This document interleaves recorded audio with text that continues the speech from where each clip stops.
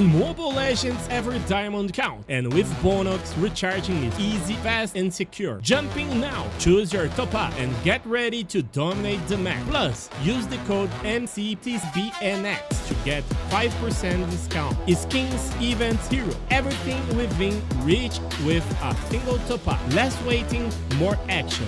Recharge with Bonus and play it at max.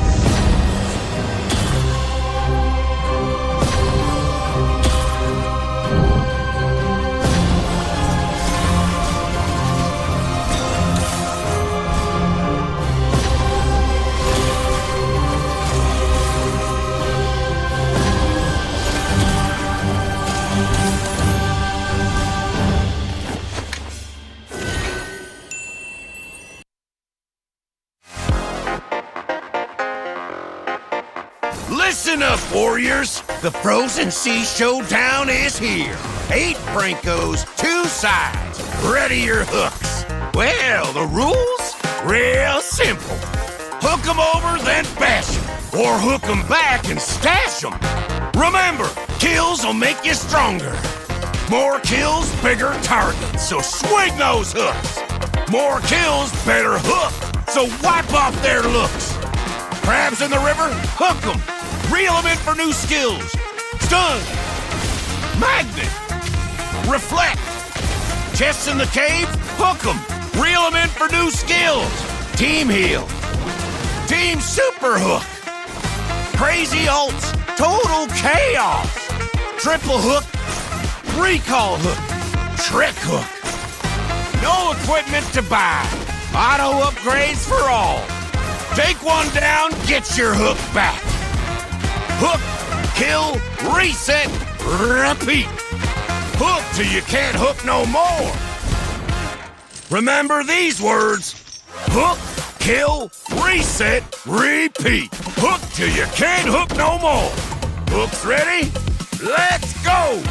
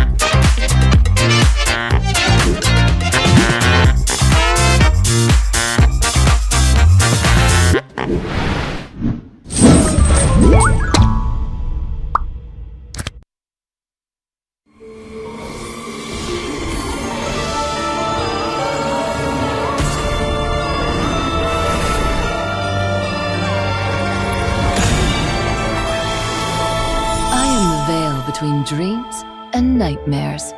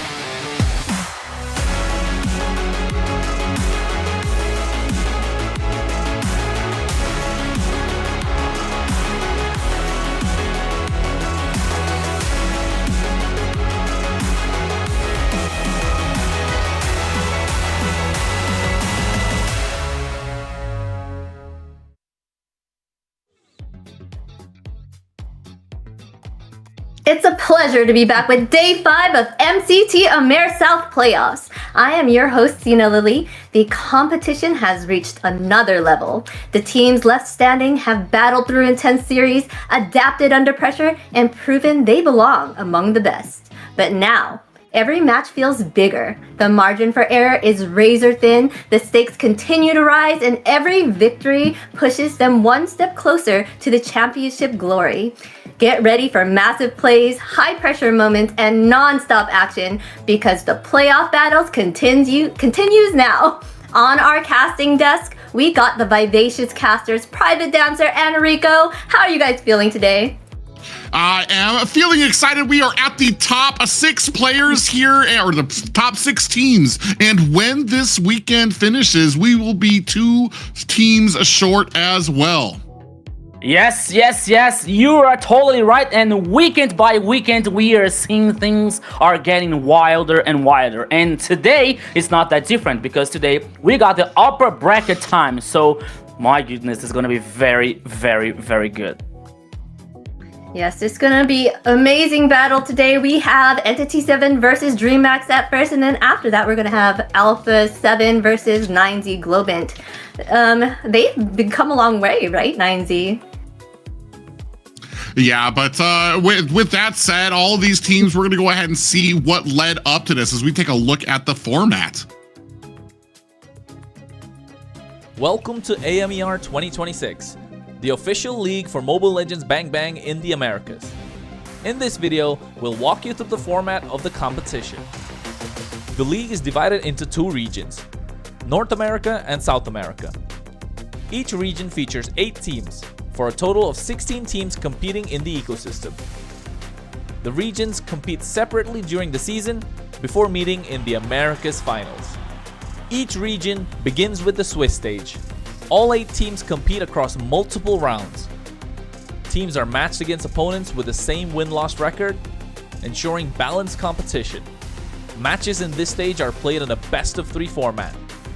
The playoffs are divided into 2 phases based on seeding. Lower seeded teams begin in Phase 1, where matches are played in a single elimination format. Higher seeded teams advance directly to Phase 2, which uses a double elimination bracket. Matches throughout the playoffs are played in a best-of-5 series. In Phase 2, teams that lose in the upper bracket move to the lower bracket for a final chance to continue. The playoffs culminate in the group's finals. The final match is played in a best-of-5 series to determine the group champion. The champions from North America and South America advance to the Americas Finals. Here, they compete to determine the best team in the Americas in a best-of-7. Everything leads here. AMER 2026 starts now. Yes, every series from here on out is a major test of skill, endurance, and adaptation. One strong performance can shift momentum completely, and every team is fighting to keep their championship hopes alive as the playoff battles continues here. Yeah, it's a very interesting one, this Swiss format here, because it gives teams the chance to not only lose or twice, for example, but at the same time, it's not that long that the time that you need to take synergy, to take experience. So it's a very interesting format, by the way. Yeah, and speaking of format, it is what has earned Entity 7 and Alpha 7, I want to say, about a 3-week break from being able to compete in the playoffs. They've had it easy. They've been able to sit back and watch all the rest of these teams compete and maybe get those little study guides out, see what makes these teams tick. And that's going to be wondering, will that be something that comes into play here? You have teams that have a lot of momentum behind here, taking on teams who've just kind of been able to relax here in the playoffs. Yeah, they did a wonderful job in the Swiss stage, but the 9Z and Dreammax have come a long way since then, and we've seen it on the last weekend, and they did an amazing job. Yeah, so that's why we call this is a very interesting one, because as we were saying, at the same time, they had this a short tournament that we, as we can say, at the same time, it gives a chance to teams not to readapt the strategies, but to take this kind of synergy, as we were seeing in 9Z's case, for example. So 9Z took this tournament so far to take the players to play together, like get those synergy, and the best of all, this communication gap that you were doing. So now it is time for 9Z Globant show their full potential versus Alpha 7. It's going to be a very hard challenge, by the way. Yes, but before we move on, we're going to check out these global bans and how they work. We'll have the global ban and MCT Americas to bring more dynamism and special strategies. Under global ban rules, each hero can only be selected once by each team. After every match, the 5 heroes used are banned for the remainder of the series. The pick ban applies only to the team that used the hero. The opponent may pick it next game. In best of 7 matches, the global ban resets for both teams if it reaches the final game. Expect new strategies, fresh picks, and much more.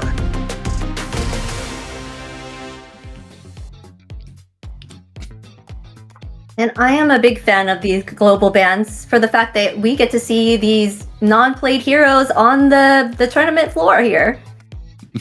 Long gone are the days of seeing the same old matchups, match in, match out, game in, game out. Here, once you use that meta pick, it is no longer available for your team. So it adds that extra dimension of complication and strategy when it comes to the draft of having something now or maybe saving it for a bit later.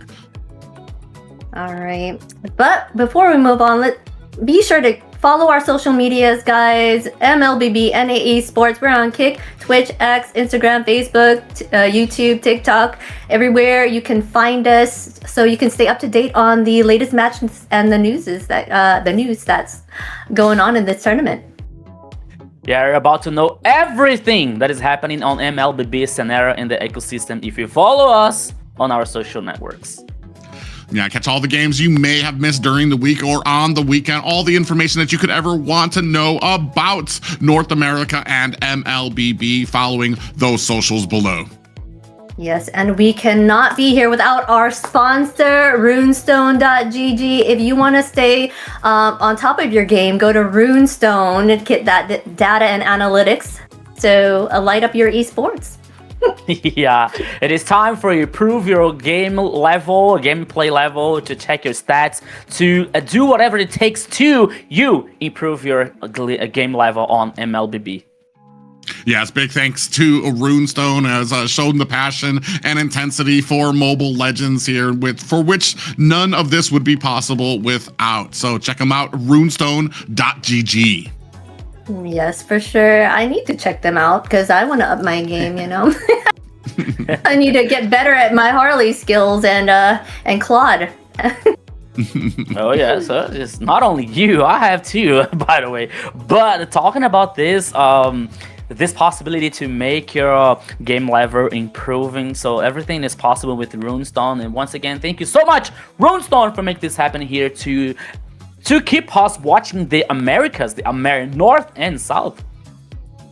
Yeah, it's been, like I said, this has been a marquee event of first, where we have the entire 2 continents all kind of coming together to form into one event that's going on here with the North and South. And it's very likely that the 4 teams that you see here today might be one of those finalists that do go up to verse somebody up in the North to see who will be getting that prime real estate when it comes to the Esports World Cup. Yes, I am looking forward to that, to seeing all these teams go up there and take the spotlight, just the North and the South going at it right there at the live stage. This is going to be an amazing championship for sure. That's gonna be amazing. So we are excited to see. I can't wait to see the matches today, like 2 insane matches. It's the upper bracket time, so everything is going to be very, very wild, because you know, like, beside the teams here like getting with their full potential, everything is possible in the Mer South. And let's take a look at the bracket so you see what's coming up next for you guys. And we can get to see a little bit of the history of how it went down. And you see there from match 1 in the round 1 there, unfortunately, we said goodbye to Black Sentence and Titan Esports Club, moving 9Z and Dreammax forward. And we've been talking about it, the growth that a lot of these teams have done, including Dreammax, to be able to take down Infinity, and 9Z Globant with a sweep over Octa Gaming to move them here at the matches we have tonight. Yeah, that was a huge surprise about 9Z here beating Octa Gaming last weekend on 3-0. We were talking about like before the broadcast. This guy, okay, this match will be very, very like interesting and tied up because the two teams were like too strong. But we didn't expect this 9Z with a 3-0 versus Octa Gaming. So today we got 2 matches, and I think that probably is going to be in the next weekend. Infinity and Octa Gaming waiting for the losing teams from today between Entity 7 and Dreammax and Alpha 7 and 9Z Globant. Yes, and for today, guys, we want to get into that action. Let's see what teams are going at it. All right, we have Entity 7 versus Dreammax. Then we have the Alpha 7 versus 9Z, and they've gone against each other twice already. So this is going to be an interesting match, as I see like 9Z has been doing an amazing job in making headway with their synergy. Yeah, speaking of which, that Alpha 7 and 9Z have already faced twice already. Entity 7 and Dreammax have managed to basically miss each other through the Swiss stage. So this is a perfect opportunity for Dreammax, which I think most are considering the underdogs going against what a lot of people say are the favorites in Entity 7. This is a perfect opportunity for Dreammax to maybe come in and bring a little bit of a surprise to Entity 7, especially since they've juggled around the roster. They have found that ingredients that works with them to kind of put King in the jungle, to have Shikiche really kind of bringing up that mid lane as well. So this could be the strike that Dreammax is looking for to possibly get an upset over Entity 7. All right, let's take a look at the lineup for Entity 7 right now. We got Akashi and Hyde on Bush, Shin, Doom, and Vagjun? Vagin. I guess they would Digger. That's okay, Zena. That's okay. We forgive you here. So this is the Entity lineup with the Trinity that was the former champion from last season. Hiron Bush, Shin, and Dune. And don't mention Vagin and Akashi, 2 formidable players on the AMER South region so far. Yeah, an exciting team here to see. And like we've talked about, all these things that Dreammax have managed to put together and push forward is something that Entity 7 have had in their back pocket through this entire thing. But let's see what Entity 7 had to say.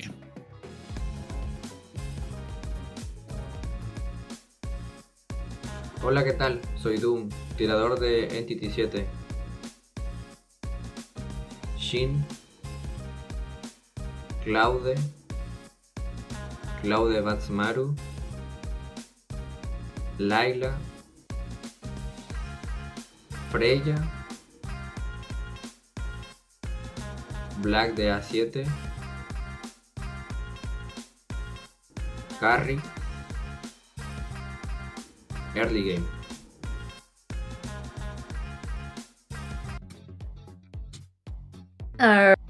And we're gonna look at the enemy team for them. It would be Dreammax with Gu, King, Shikiche, Zeus, and Blink. Yeah, a very... I'm sorry. Okay, go ahead. Go ahead. I was about to say, a very strong roster that I feel a lot of us have grown attached to because we have seen them work their way through each one of these rounds here to get to this point, Rico. Yeah, we see the little changes on some rosters here. So Dreammax, we can say that Dreammax is the team that had the biggest one because they had back the King from the jungler and Gu and XP lane. But let's talk about that later. And now let's see what Dreammax is about to show us.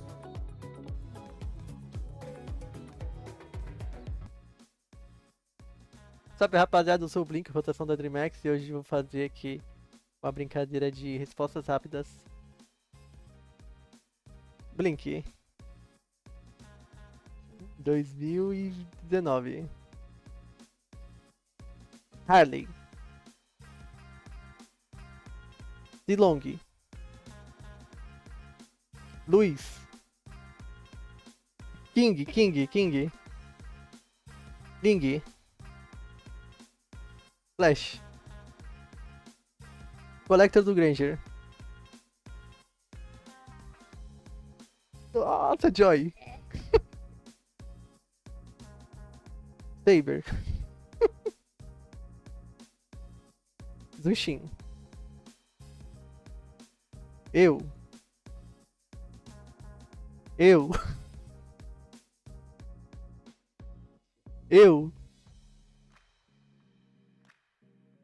Resu. Gulu. Early game.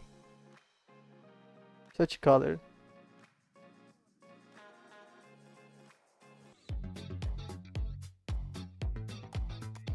That was funny. I was laughing throughout that video. He kept pointing at it, himself. Oh, guilty. It's me. For most of those questions there. Yeah, it got us some surprises here, like at least for example, Blink, that he was doing like his favorite skin. It was about the Granger's collector. He's a roamer, so I think that maybe sometimes that he plays with the Granger and a gold lane. Please, Blink, don't say that you play Granger in a roaming. Please don't say that.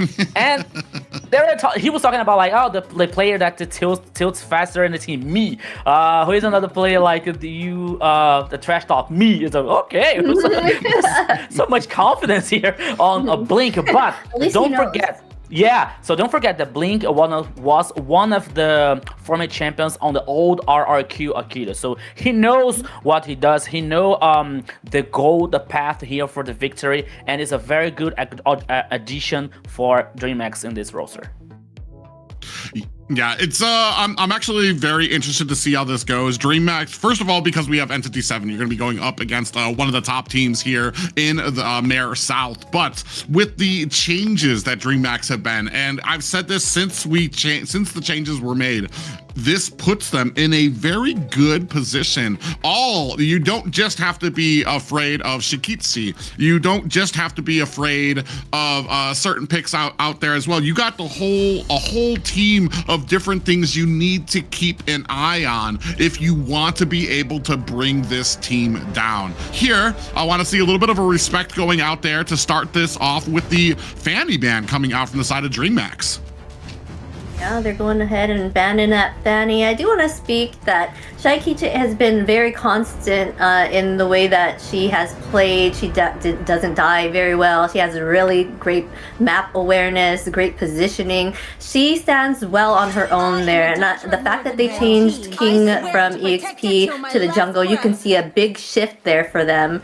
I really do like what they did here with their changes. They're going to go ahead and ban the Freya here and Phobius, because he has been a monster to deal with.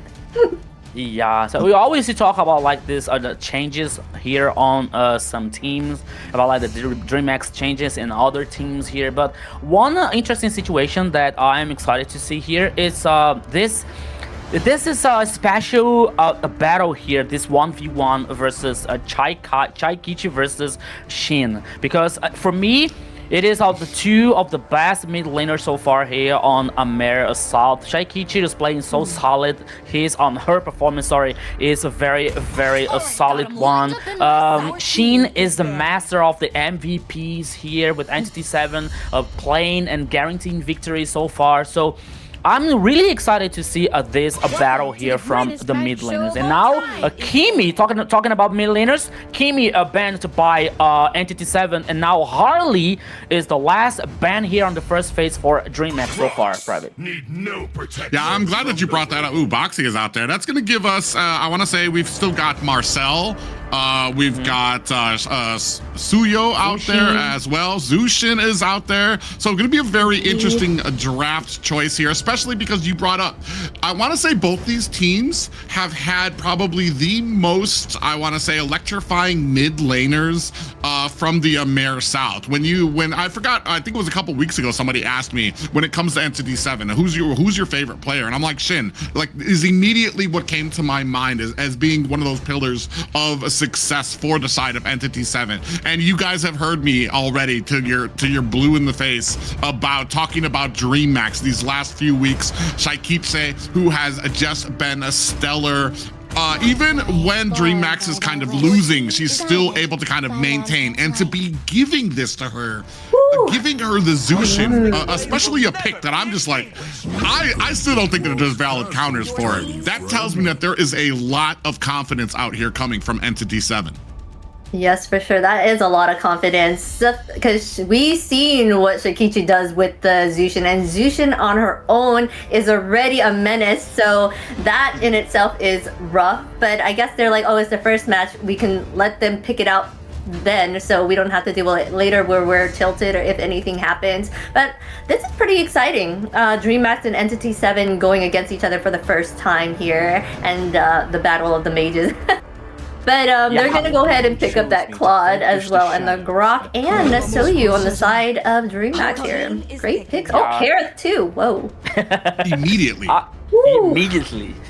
I agree with you, as in pretty exciting and pretty curious here, by the way, because by the time that we were seeing like this confidence, especially coming from Entity 7, the team like would reach the top so far here on AMER South. I think that they only lost one map in one game, so letting out here Zunshin for a Dreammax, it has to be a lot of confidence.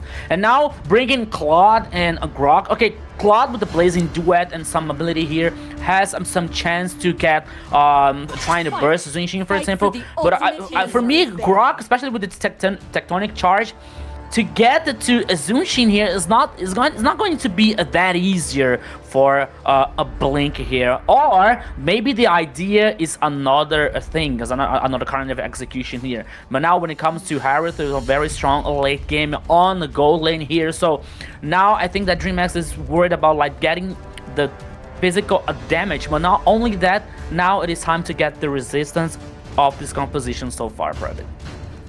Yeah, I feel like it's a very interesting strategy, trying to layer a lot of the CC that you have on the side of Entity 7 here. You're going to lay down the real world manipulation, possibly try to bait out that ultimate coming out from Zushin so that she tries to get away. Then you've got a Tectonic Charge out there to maybe get the flicker out of the way.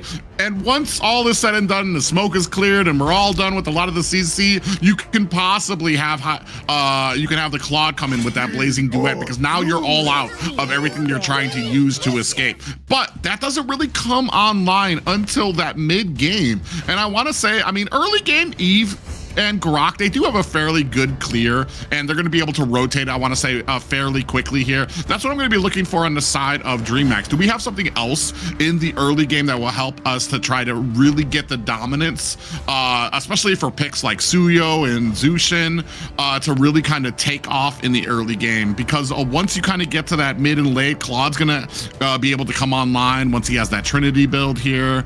Oh, and we even see a Joy pick getting taken off the board by Dreammax. So both of these teams have done the respectable amount of homework for each other. Yeah, both teams look very strong with their drafting here, so it could be anyone's game for sure. The way it all comes down to how their micro and macros are, right? They're gonna go ahead and pick up the Lapu Lapu, who's extremely tanky. It does a massive damage as well. So, yeah, this is gonna be rough. I don't know, maybe thinking about like what Prophet said, especially like something to help a Dreammax on the early game. I think that maybe Blink here could pick a Cho, for example, like to give this a presence and expression, because Entity 7 banned Hilda, for example. So okay, Chip and Yusong, more range here. So the mission here protecting especially Harith, for example, or Zunshin, it's bigger than ever. Yeah, especially you're gonna have the Black Dragon. The only thing is, I want to say the last time we saw Chip What I need to see here from Chip, if we're really, I need us to take full advantage of his kit. I know he can be pretty tanky. He's got a decent amount of CC when it comes to these objective fights, but we also need to take advantage of that map presence that he provides here. Being able to catch the junglers off guard here. And I think the jungler is going to be Yusun Shin here for Hide on Bush. So that's something that you really want to pay attention to. Are we going to be able to take advantage, catch a little bit of Entity 7 off guard, maybe single them out while they're trying to rotate? That's going to be something that's going to be big on the shoulders of Dreammax. Yeah, especially here for Entity 7 trying to guarantee this team fights before the objectives, especially when it comes to the hide on bush here with the Instant Shin with the ability of the ultimate here to spot the player, so maybe it can be some kind of advantage for them, especially when Blink comes to with a Chip. So I believe that this Trinity, jungle, mid, and roaming for Entity 7, in my opinion, is going to be just a little bit better for Entity 7 so far. Yeah, but ladies and gentlemen, welcome to the first match of the night, a best of 5 featuring Entity 7 taking on Dreammax.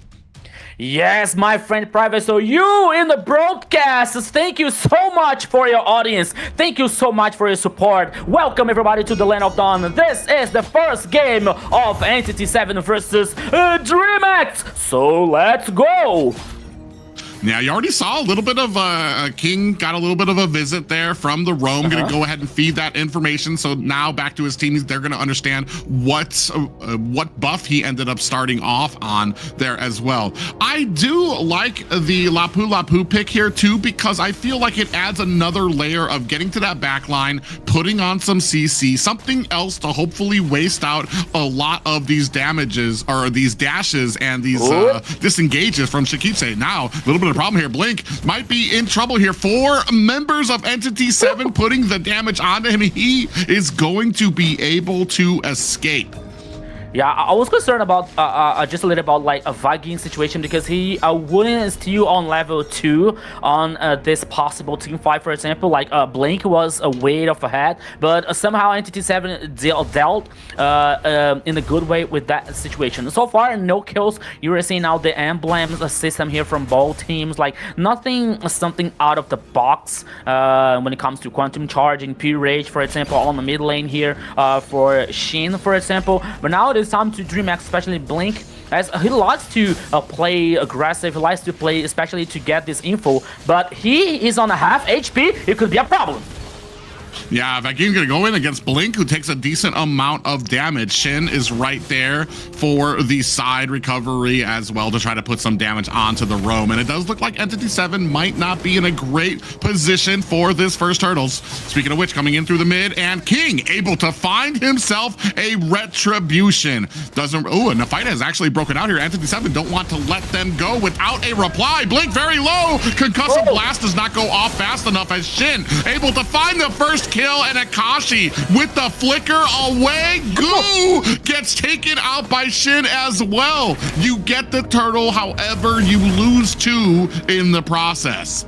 Yeah, the turtle was for Dreammax here, but a nightmare might come out for Dreammax because there was a turbo kill for Shin. This Ivy is going to grow up so much in this game. For a moment, I thought that Wakashi was the first player here to get killed, because Lapu Lapu, the ultimate, was not so good, like was in vain, and he got just a little bit lost in the team fight, but somehow Entity 7 got a bigger response coming out from this team fight here. So now on the mid lane, on the river, here we go again.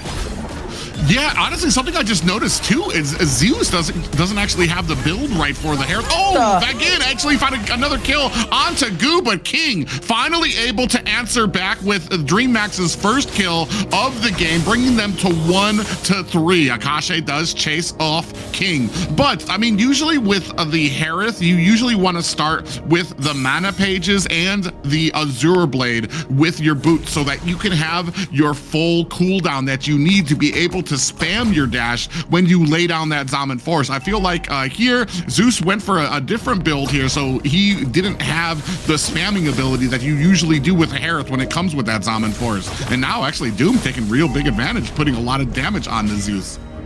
Yeah, so but at the same time here we're seeing like with this choice from coming up from Zeus, Doom has a big chance here, especially for stacking his first skill all the time. So Zeus is not like so comfortable playing a gold lane, and now here comes the second turtle on the downside of the river. Immediately is started by Entity 7.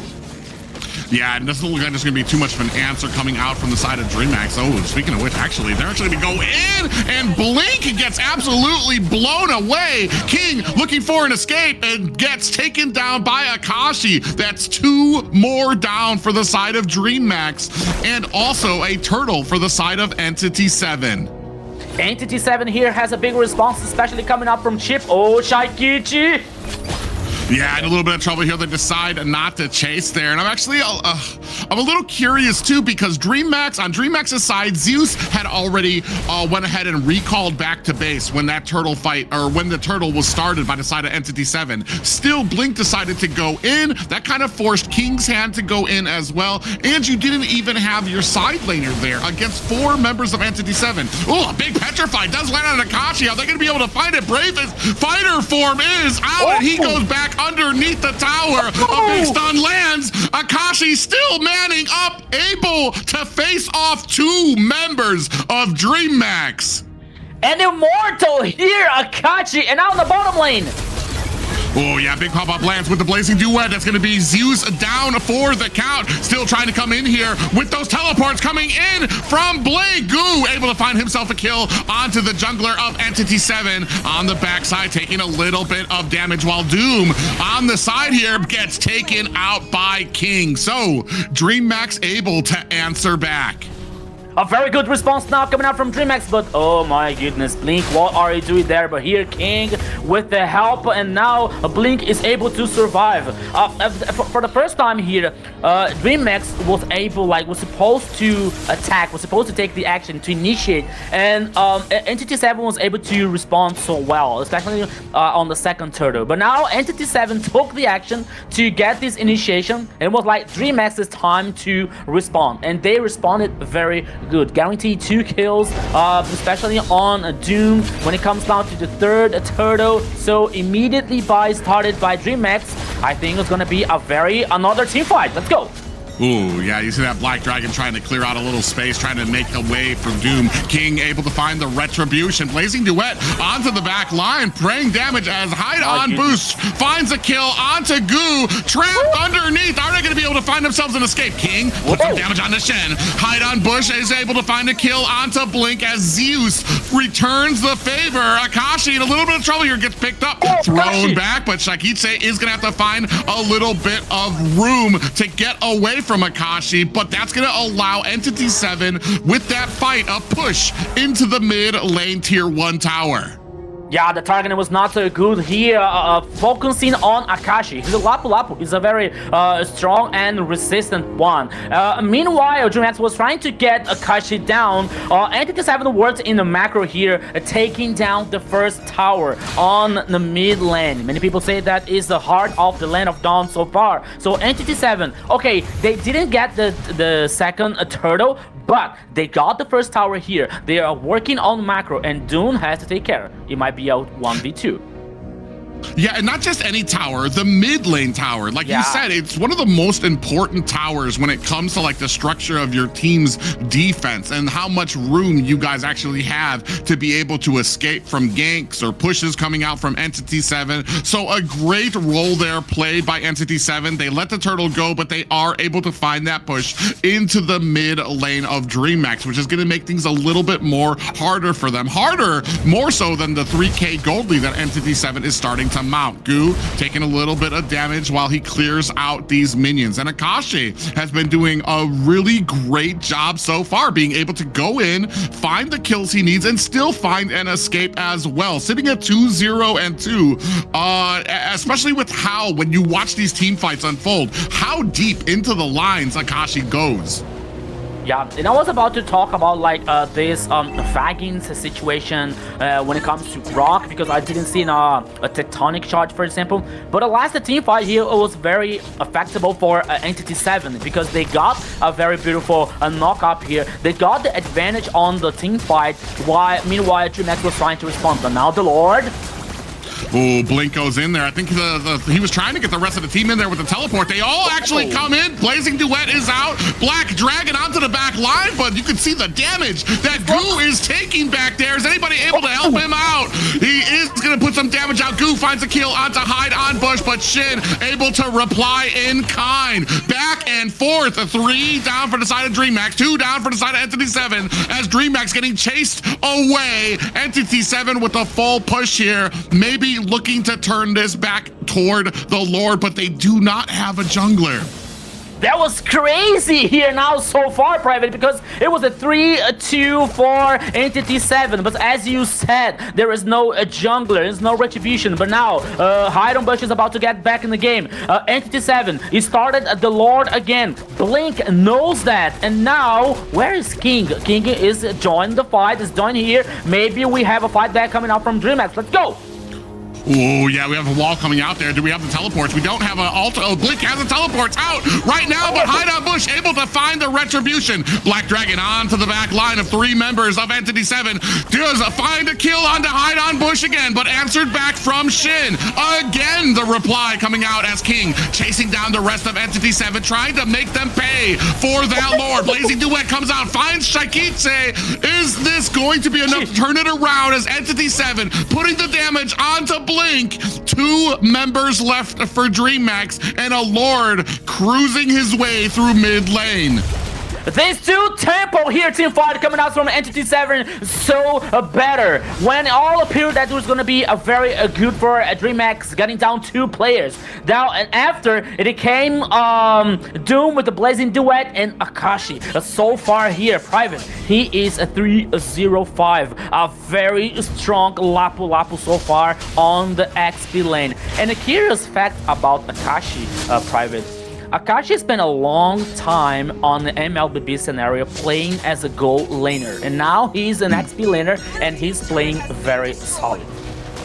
Yeah, he has a great understanding of what his hero can take, the damage, the nullifying effect that he has with a lot of his defense, with Bravest Fighter form, especially on Lapu. We saw that double team up at top where Akashi, I think he had like 5, maybe 2% health left and was still able to bully back a King and Goo up at the top there trying to take his tower. So it's just a great understanding that he has when it comes to this hero, to how much damage he can take and what he can take as far before he has to run away. Unfortunately for Goo, I feel like every single time he dives for the back line, Entity 7 do such a great job of disengaging and separating that Goo ends up taking, he is able to find a kill on the Hide on Bush, but he ends up taking so much damage that he gets taken out immediately after by Shen. Yeah, when it comes to the items here, line the Trinity Core coming out from Claude with the Corrosion Sight, Golden Staff, and Demon Hunter.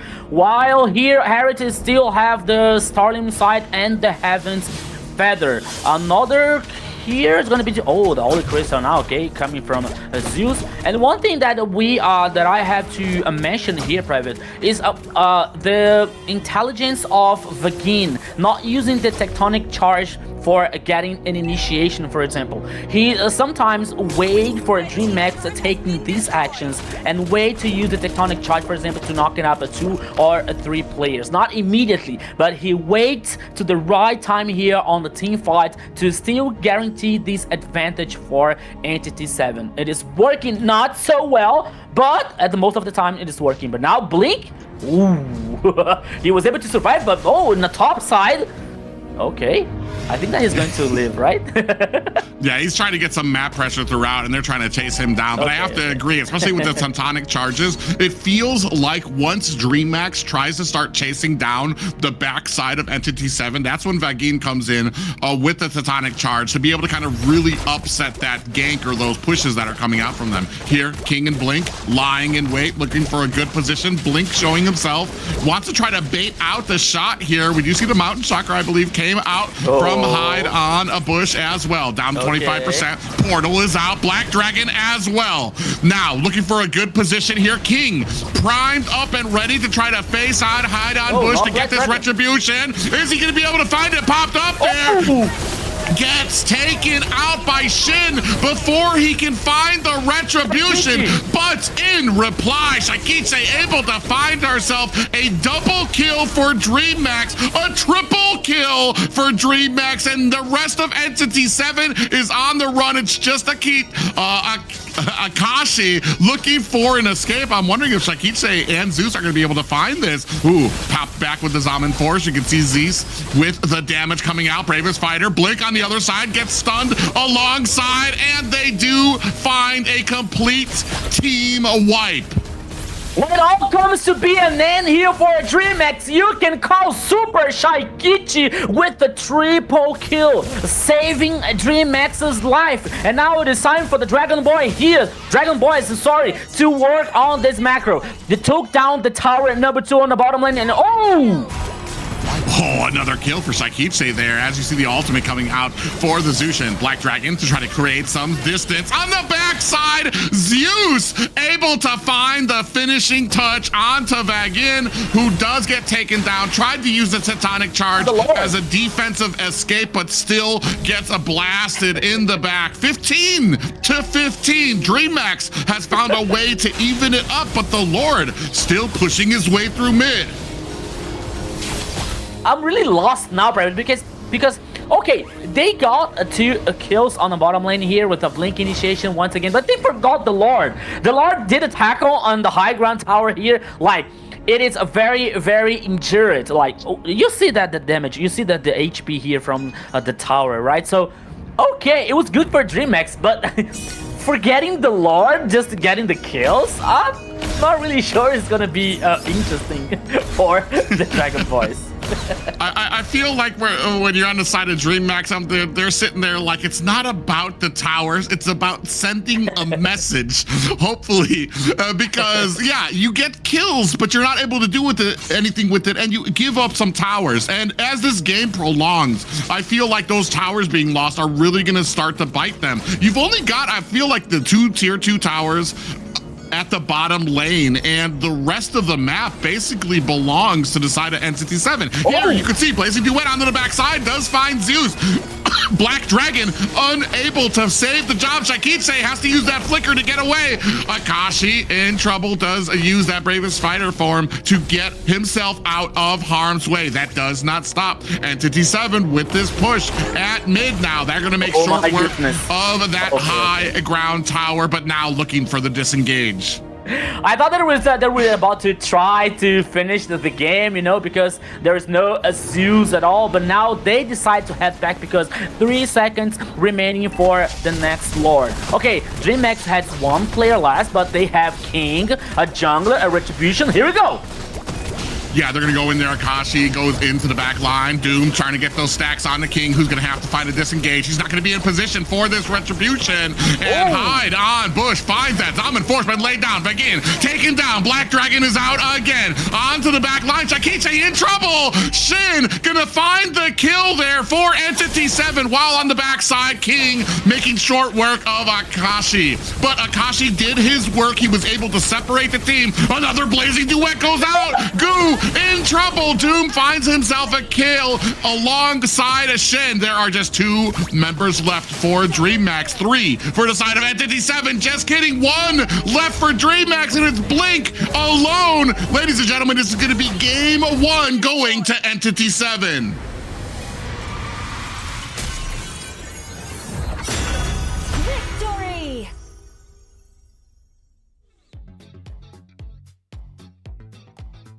Wow, what a battle there that was. Entity 7 started off strong, getting 5 kills there by the 5-minute mark. And Turtle, they kept that on, but they kept things pretty even in gold, but they had great macro. I think that's kind of was like the factor in the win here, because it didn't seem like Dreammax was covering their bases there or making sure that they can keep that map control. So at the end of the day, it was Entity 7 taking it all. Yeah, such intense energy. It blew Rico right off of our screens here with that last matchup. And I think you nailed it right in the head, Azina, is that while it looks like they were keeping it even with kills, with gold, it felt like Entity 7 was making more use of those kills, pushing towers, starting with the mid lane. And unfortunately, even the side of Dreammax was having problems. Well, when it came to some of the decision making, they decided to chase Entity 7 instead of taking care of a Lord that was rolling its way down through mid lane. Yes, for sure. Let's look at the score here. It was 17-20. They kept the kills pretty even here, for sure, and the gold as well. But like we said, that macro was a big factor here, and they that's kind of what bit them in the ankle. They kind of like stopped them from getting any farther here. Blink did not do very well here. He did die a whole bunch. You did say that he was not a very tanky front here, and Akashi was shredding on them. He had they had the team fight participation for Shin here, and Doom doing an amazing job in keeping that control and dishing that damage to Dreammax. Yeah, it's kind of amazing here to take a look at the team fight participation, 90 and 80% for Shin and Doom there. So even right from the beginning, before Doom even had all of his items, he was becoming a factor in a lot of these fights. Not just that, but Akashi constantly inside the midst of the fight and able to find an escape. Look at the focus on him, and still able to get away with that flicker from them, and even able to bait them out to find 2 kills for the side of Entity 7. And while he might not have had the flashiest, he didn't do like Shen. I think Shen had like 12 kills or something like that in that last game. Akashi definitely was the pillar that helped enable that for this team. And even here, 2v1, still able to find the fight and the stun onto them to where they both had to turn around. They didn't want any more Akashi saving his tower underneath there. Just a great balance of all of the abilities that he has, an understanding of the XP lane and what he needs to do before he has to look for an escape. So a great job by Akashi, but I feel like the MVP is probably going to go over to Shin, who did a great job. Like we said, 90% of those fights, he was completely in it, and that was enabled by this strong front line coming out from Entity 7. Yes, for sure. And to speak on Akashi, he did you like the beginning of the fight. He did not die. They tried so hard to take him down, and that was really amazing to see that he survived that. And he even almost took out one of the other teams that was trying to like take him out right there. But yes, Shin did an amazing job keeping control, and that really was a big factor in the win.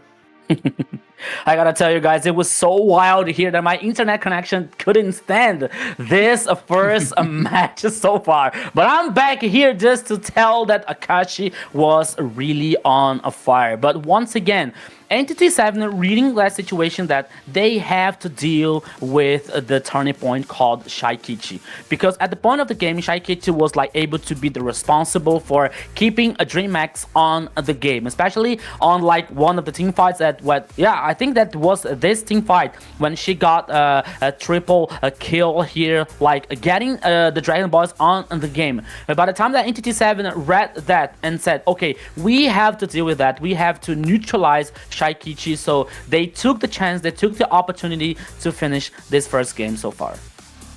Yeah, and I want to say he did a really great job, especially with the pick there. If you want something that's going to be able to stay, look at he's going to take 3 of them at the bottom here while Goo is being chased down. He's able to do such a great job of separating the team, even when it came to jumping on the Shaikichi. You're in the back line. Look at this, the Winter Crown coming out from Doom there, able to find the kill onto I believe that was Goo who got taken down there as well. So I mean, a great job for them to actually hone in on Shaikichi and nail them down to not be a factor in a lot of these matches. And of course, our MVP here is the great controller Shin. He with 8-10 KDA, 68.9k total damage, and 632 golds per minute. Did an outstanding job out there for his team and made sure that they got that win. Yeah, I wonder how many MVPs that Shin got so far here on AMER South. Like, I think that is more than 5 times here getting the MVP. He's the master of the MVP. But once again, playing so well here, especially with Ivy here with the KD 8 to 10 here, especially like getting this range and this control with the ultimate to get this advantage for Entity 7. So most of the times, like Shin playing with a very good position here and waiting for the right moment, especially when it comes to this second tempo team fight, when all the players from Dreammax is using their resources, using their ultimate, and then getting the time here for, like, you see now the real world manipulation after like the whole Dreammax getting to taking the action, getting initiation, and like after that Shin was able to respond back. Yeah, that's actually kind of amazing that you brought that up too. The real world manipulation didn't come until, I want to say, 15 seconds after the Lord had already been killed. So he was really holding on to that until his team absolutely needed it. He was kiting backwards to try to avoid the Black Dragon, which his team was trying to do a good job of. And man, just a great job overall by Entity 7 to really understand, and especially when it came to the macro of this gameplay. And this is kind of the difference. Like, this is what we were talking about. You've got teams like Dreammax who have finally found those ingredients and the placement for all of their players. But when you're talking about Entity 7, they've had that stuff ingrained in them. They understand, and they're on the other level of now when it comes down to these fights. They understand what they need to do, what they need to be pushing.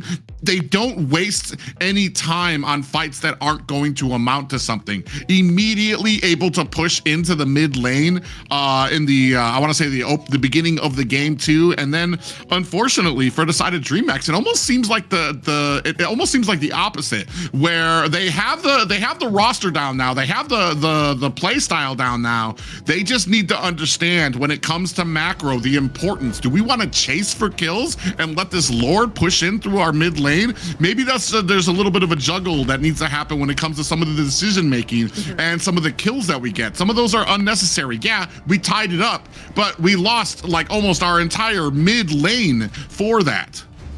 Yeah, their priorities there in that match was not on point at all. They did have the upper hand at one of the Lord fights, taking out a lot of people, and at that moment they really should have went back and kind of protected their lanes there to kind of regain that map control that they lost, right? But that was something that was a short sight for them. They go ahead and ban that Fanny out, as well as the Clot first pick. First ban, okay. It always brings me back memories when I'm playing ranked games, for example, when most of the players are like looking for kills, and I say, hey guys, the game is not only kills, and I say, oh no, kill doesn't win a game, and the people say, I've never seen a dead player defending a tower, for example. I say, no, but we have to work on macro also here, you know. So there's like a lot of discussion about that, like when you get the kills, when you prioritize kills, then like towers or lords, for example, you know. So like it's a ranked games, especially I feel like there should be a balance.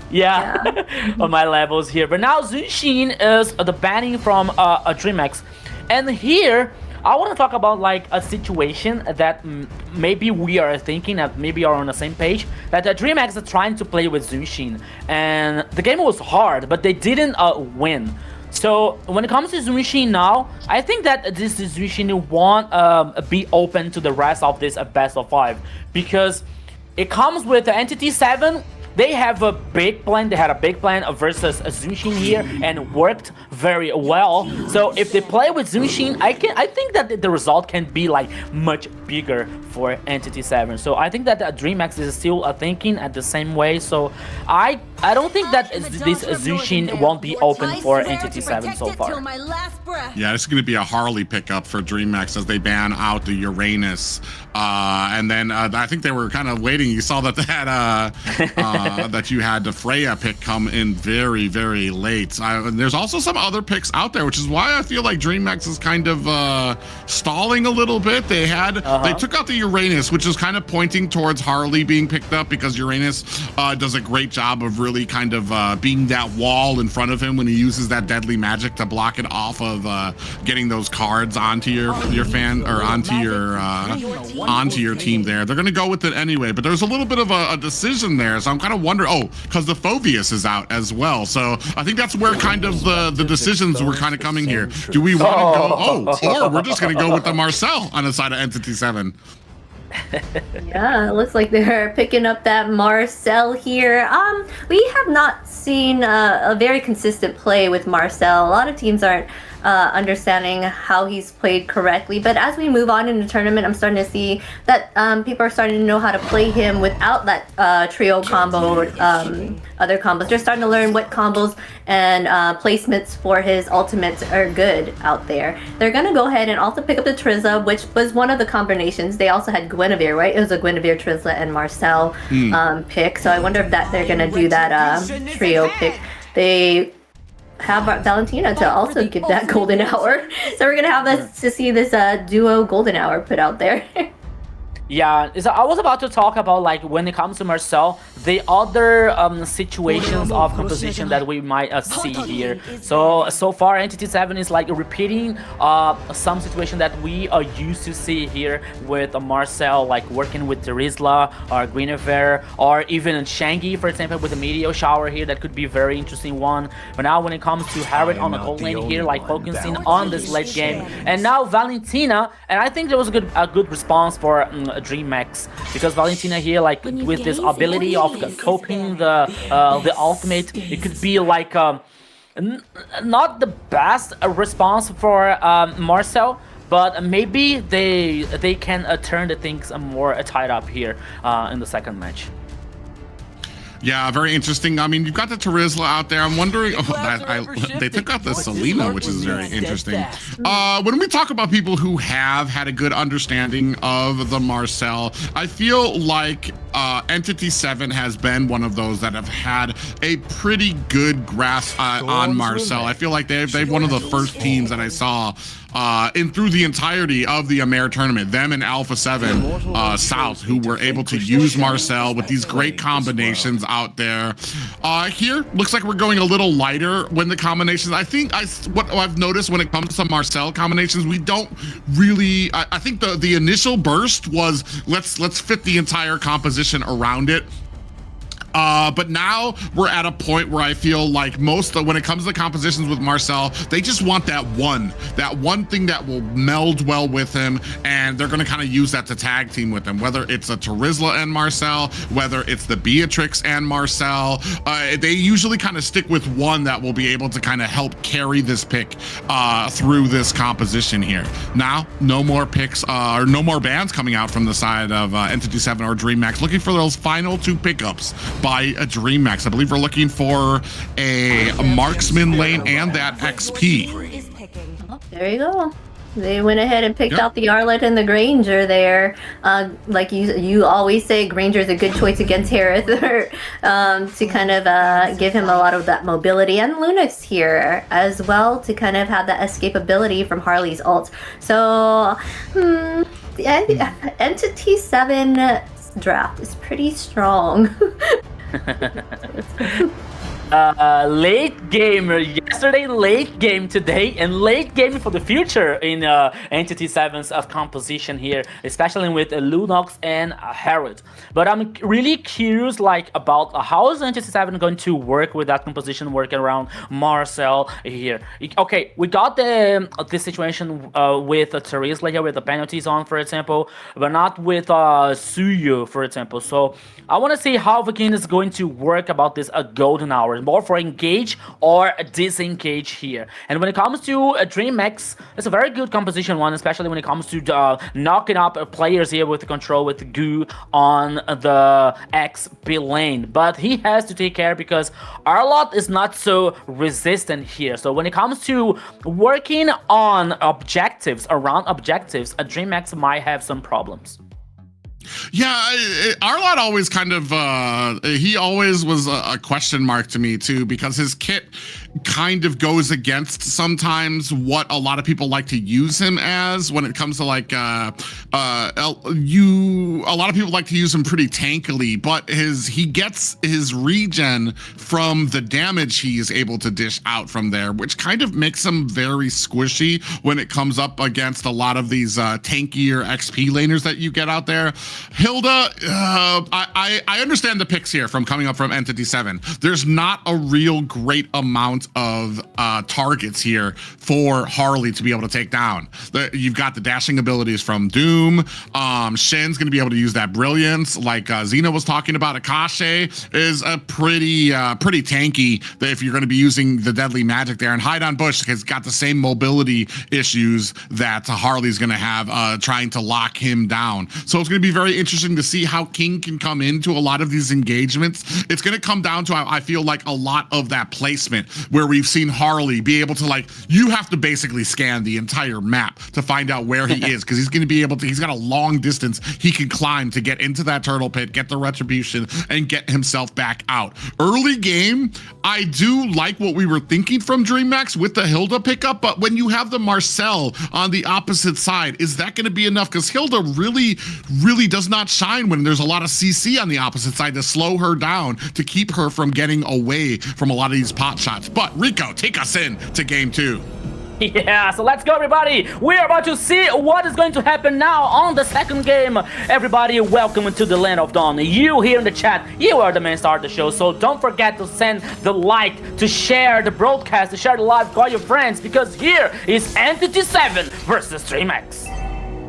Yeah, ladies and gentlemen, this is very interesting for me. I'm wondering, especially in the early game, both roams here have a great early game, especially if you play the Marcel very aggressively, constantly going in. Look at right here, immediately going in, getting that stun. Blink is going to have a lot of trouble when it comes to trying to make use of the harassment that you usually like to see on a Hilda pickup. Yeah, Vagin here still on the level 1 here, while Blink is level 2. Vagin! Oh yeah, Blink actually trying to go in, gets frozen immediately. And this is what I was talking about. You've got that great damage coming from Shakitse. Unfortunately, Vagin doing a great job of making sure that Blink is not able to follow up on that. Immediately gets the root onto him, immediately stops him from trying to be that secondary player. Yeah, not only about like getting the harassment coming from Hilda for example, but Shaikichi is a very good mid lane, so she knows what she's doing. She knows the tempo, she knows the right movement here when it comes to the mid lane players so far. So when she does this knowledge, when she does this control, it is a very good situation for Dreammax. But on the mid lane here, the part is going on. Yeah, Goo going back. King actually off screen able to find a kill on the Hide on Bush, and a little bit of a fight going on at the mid lane as well. One down for each side. I believe, was that Entity 7 who was able to get the first blood? It was King actually. Yeah, okay. Coming from Dreammax. Yeah, it was first blood from King, and then Shin could take the kill on a King so far. So the mid lane here from Lunox is very nice. From King is very good too. So it's a Harley. He needs this early game very strong. But now in the turtle. Yeah, big fight going on. 4v2 members right now. Shin in trouble here as Harley. Whoa. King tries to come in and find a kill. Blink able to find one of his own onto Shin. So a great job coming out from Dreammax, and Hide on Bush able to reply with the turtle there, but and finds himself a kill onto King as well. Oh, a big flicker penalty zone coming out from Akashi, and Shaikichi might be in a little bit of trouble. Has to use that IMU golden hour to freeze the onslaught.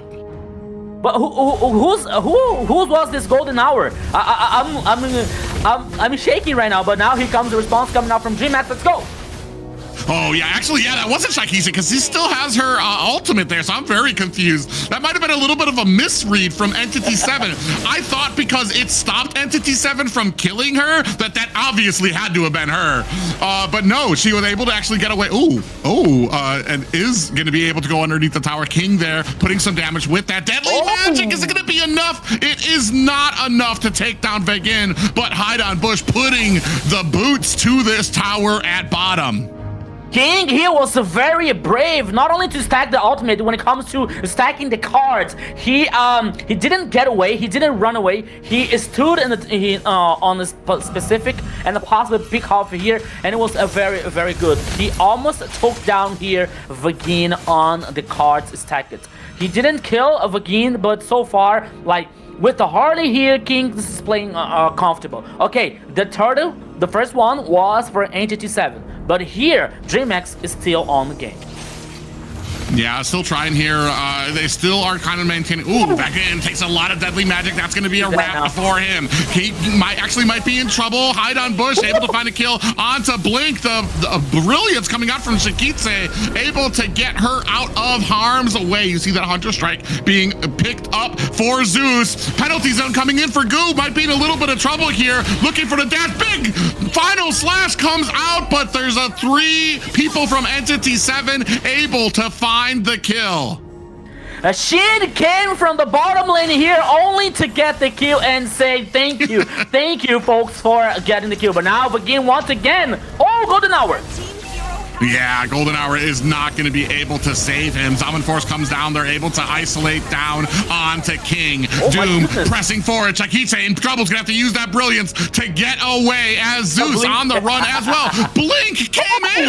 Ooh, very close to getting taken out by 3 members of Entity 7. Entered that fight a hair too late when Dreammax already had themselves a disengagement. And Goo, with the final slash, dives into Entity 7 here, getting them another kill and, unfortunately, a tower. Goo trying to defend the tower here, trying to clean the mini wave, but it wasn't enough. And now Entity 7 getting 1 more tower on the mid lane. Oh my goodness. When it comes to Mobile Legends Private, I love this game so much because when, like, 1 minute or like just a little bit from 1 minute, for example, Entity 7 was able to take the kills and get 2 more towers. Like, it's very fast. Mobile Legends is very fast. It's very dynamic. You are not allowed to blink here because if you do that, you can lose the game.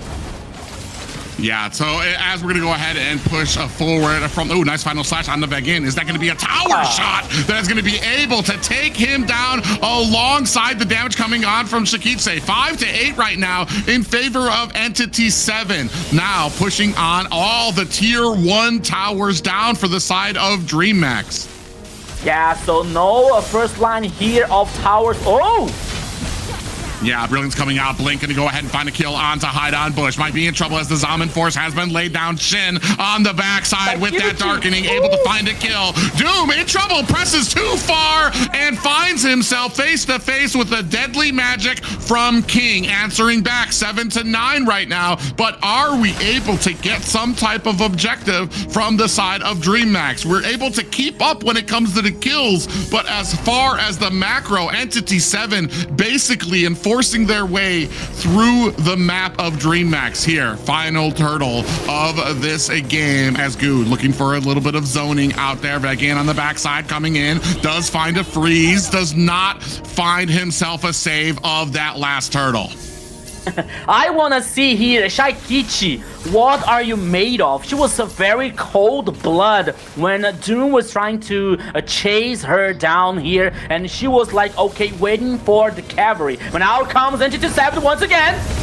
Oh, yeah, Zeus narrowly able to get himself out of harm's way. Blink able to find a kill on to Vagin as Hide on Bush able to reply in kind. Doom has to use that flicker to get away. Zeus is down as Hide on Bush finds himself another kill. 2 down for each as now looking final slash. Misses Shin using that flicker to get out of harm's way. King coming in for the recovery is able to find a disengagement for Goo. Yeah, so as you Private were saying before the game starts, the Entity 7 here, it has to be concerned about a King's position. As we see now, the damage dealt ranking with the Sheen so far with more than like it almost when he's trying to come in for these like little pickoffs. But unfortunately, when it comes to some of these towers and these fights, speaking of which, Shakichi in a little bit of trouble, has to use that flicker. So they're not going to have that flicker for this next Lord coming out on the side, on the bottom side here. Yeah, it's a very important spell here coming out from Dreammax. Shaikichi has not this available to the first Lord, but it's Dreammax here, as you were saying, like they are in the game. The game is still tied up so far because okay, the macro here comes from Entity 7, like they have the dominance, especially when it comes to towers. But now the Lord immediately started by Entity 7. We will have a fight back here.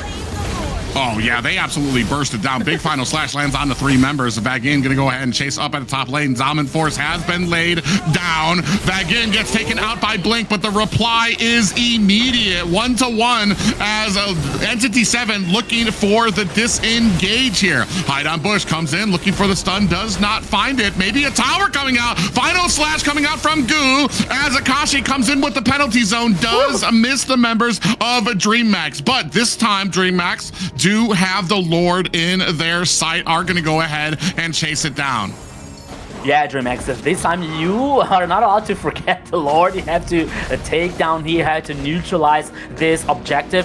Meanwhile, Entity 7 is trying to push their other sides, the minion waves. The first one here in the mid lane, so King now is about to neutralize. The second one on the bottom lane here. Will he have a party on the bottom lane? Here we go.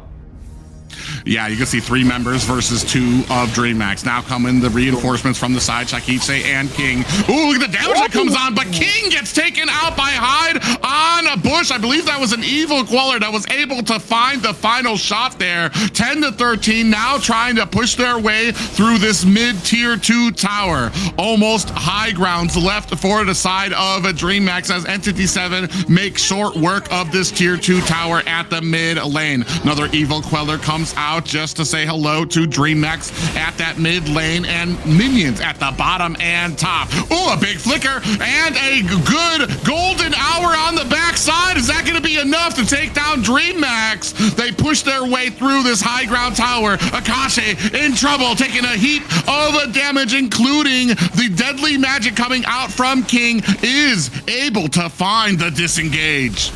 That was a close call here coming out from Entity 7. They almost lost some players in the process, but they were able to head back. They were able to handle that situation. They didn't lose a single player. They took down the high ground on the bottom lane here. Super minions for Entity 7. 12 minutes of the second game so far, and Entity 7 once again with the high advantage. Yeah, and I'm actually kind of curious as to what Akashi has on, because he didn't take any damage. Lot of that damage coming out from the side of Dreammax, and still here now gonna need to look for a way in as this next Lord on the board. Lord here getting melted down. Oh, here we go. Oh. Yeah, not even a chance for Dreammax to kind of come in there as they immediately get confronted with a golden hour. Goo is the next one on the chopping block. Blink and Zeus looking for an escape as they chase down Blink.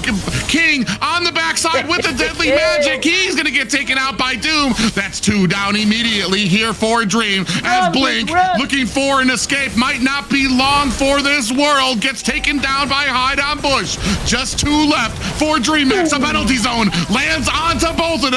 Down is a Zeus. Shaikichi alone to try to defend this core against Entity 7. Minions rushing in. Shaikichi putting on the damage, looking for the defense, trying to take out some of these minions as a Goo on the back end is not going to be enough to stop this game to win for Entity 7.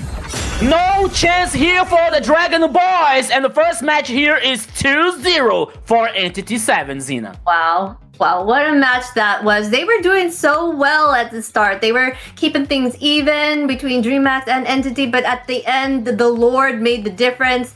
That thing tunneled down, took out everything, and the only thing Dreammax could do was try to defend, and that was not working out, but there goes 2 wins here for the side of Entity 7.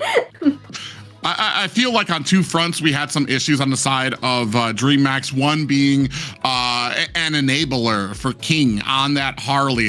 Yeah, they took out Uranus so that they were able to pick up the Harley, but the only 2 targets that you really had were Terizla and Marcel, who had both immediately built Radiant Armors. The other targets that you had for him to be able to try to chase down were very mobile, had so many dashes that they could use to get away, and of course the brilliance that you could use from Shin. So just very hard for him to lock anybody down. Shaikiche, even with this onslaught, doesn't suffer any deaths here, but still not able to fit in to find that damage, to really be able to take advantage of this pickup as well. I feel like I think I saw a lot of IMU brilliances coming out from Shaikiche to try to get away from the heavy chasing ability coming from Entity 7, and a great job by them again.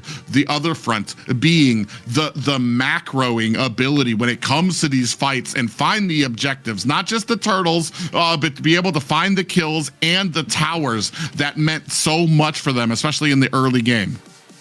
Yeah, I agree with you here, Private. And on the Dreammax side here, like I was concerned about like Goose's choice, especially when it comes to Arlott, because okay, he has this mobility and this fact that he can knock it up the players, for example, knock it up with this control, and maybe at on some point of the game he can work on the split first, for example. But he was like totally neutralized. He was not able to do much for Dreammax, especially when it comes to that communication situation on execution and team fights, because sometimes we used to see like Good trying to do something and knocking up like 3 players from Entity 7, but there was no follow-up. There is no like a sequence on the execution coming out from a Dreammax, because King was so far, Zoo was not so comfortable like with the Granger, for example, on this team fight. So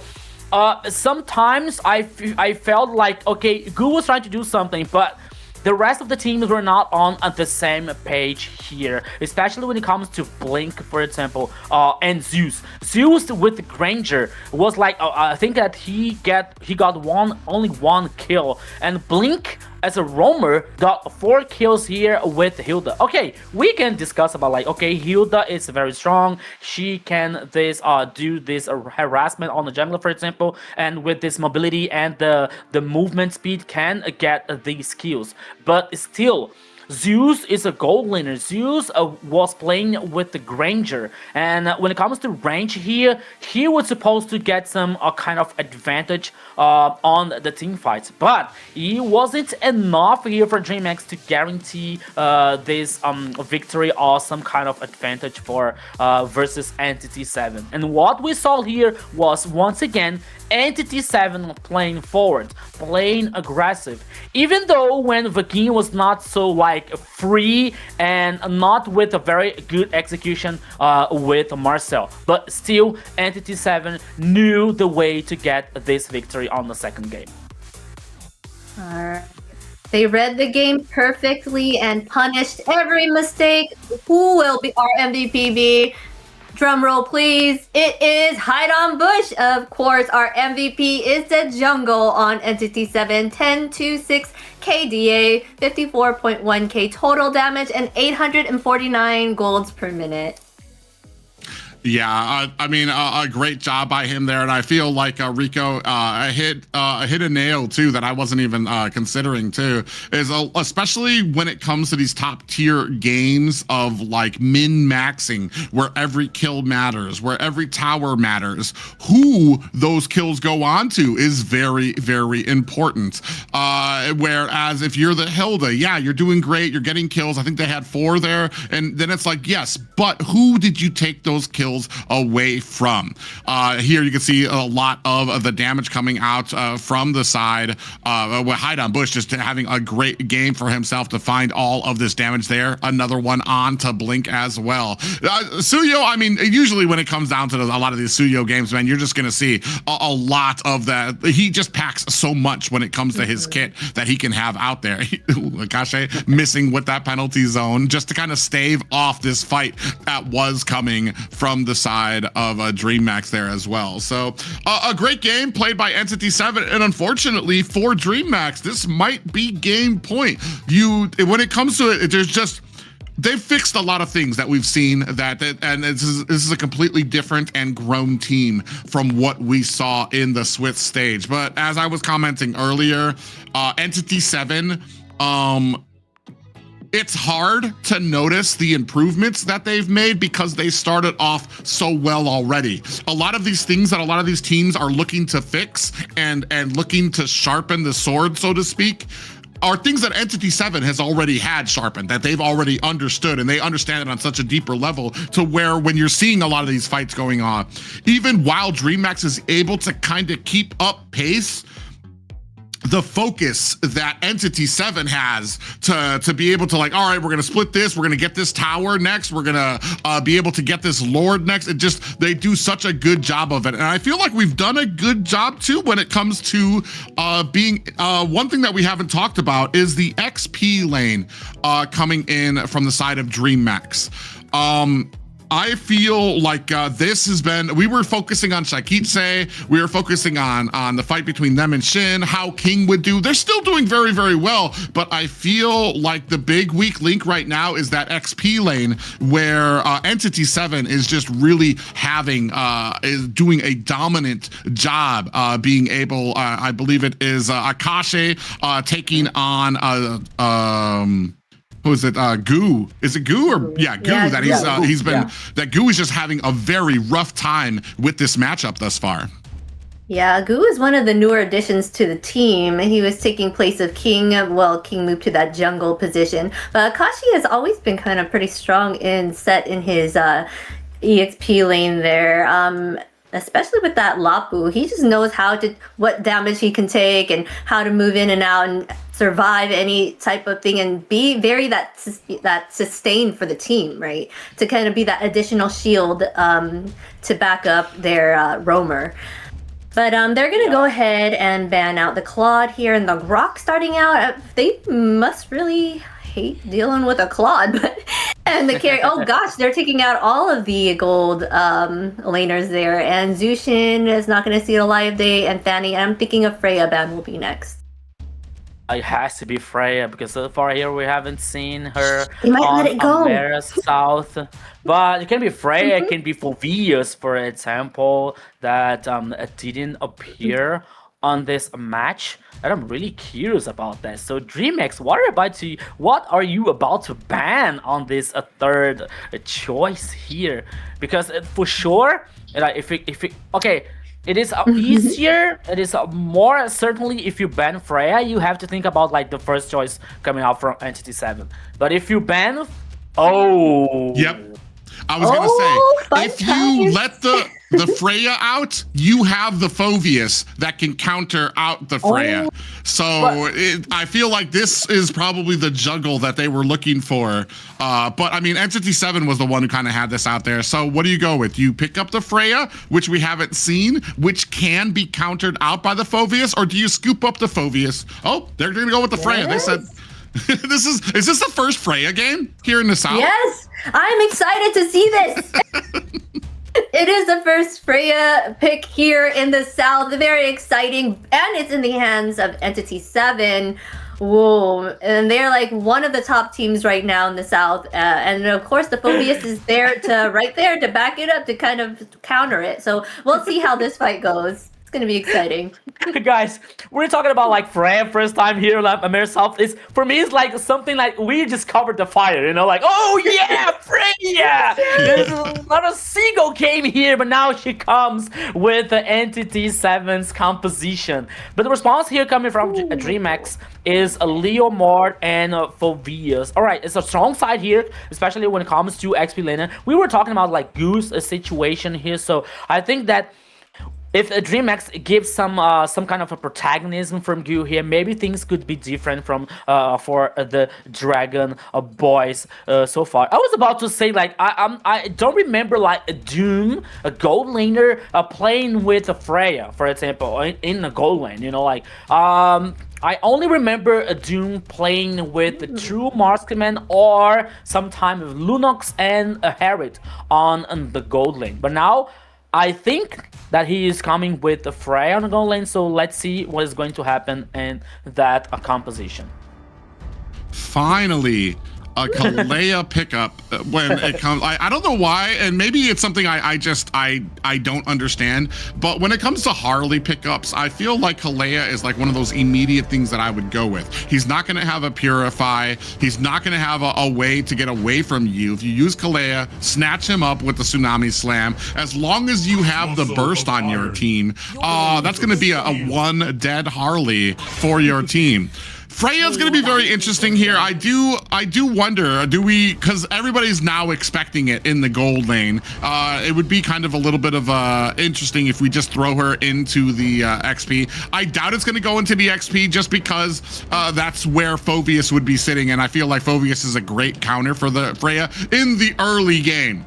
Once you start getting the mid and late, absolutely nothing stops Freya. I don't care if you're riding on a boat or a train. She is going to be able to knock that thing out. Here, moving on to the second start of the banning phase there, you can see that Gatakacha, Alice being taken off, some big tankier front lines for the side of Entity 7, no longer an option. And I feel like Entity 7 are reading the Tsunami Slam so that they're going to be taking off that bursty damage from the far. So here, they're going to take off also when it comes to the CC that you'll have from the Zeshion.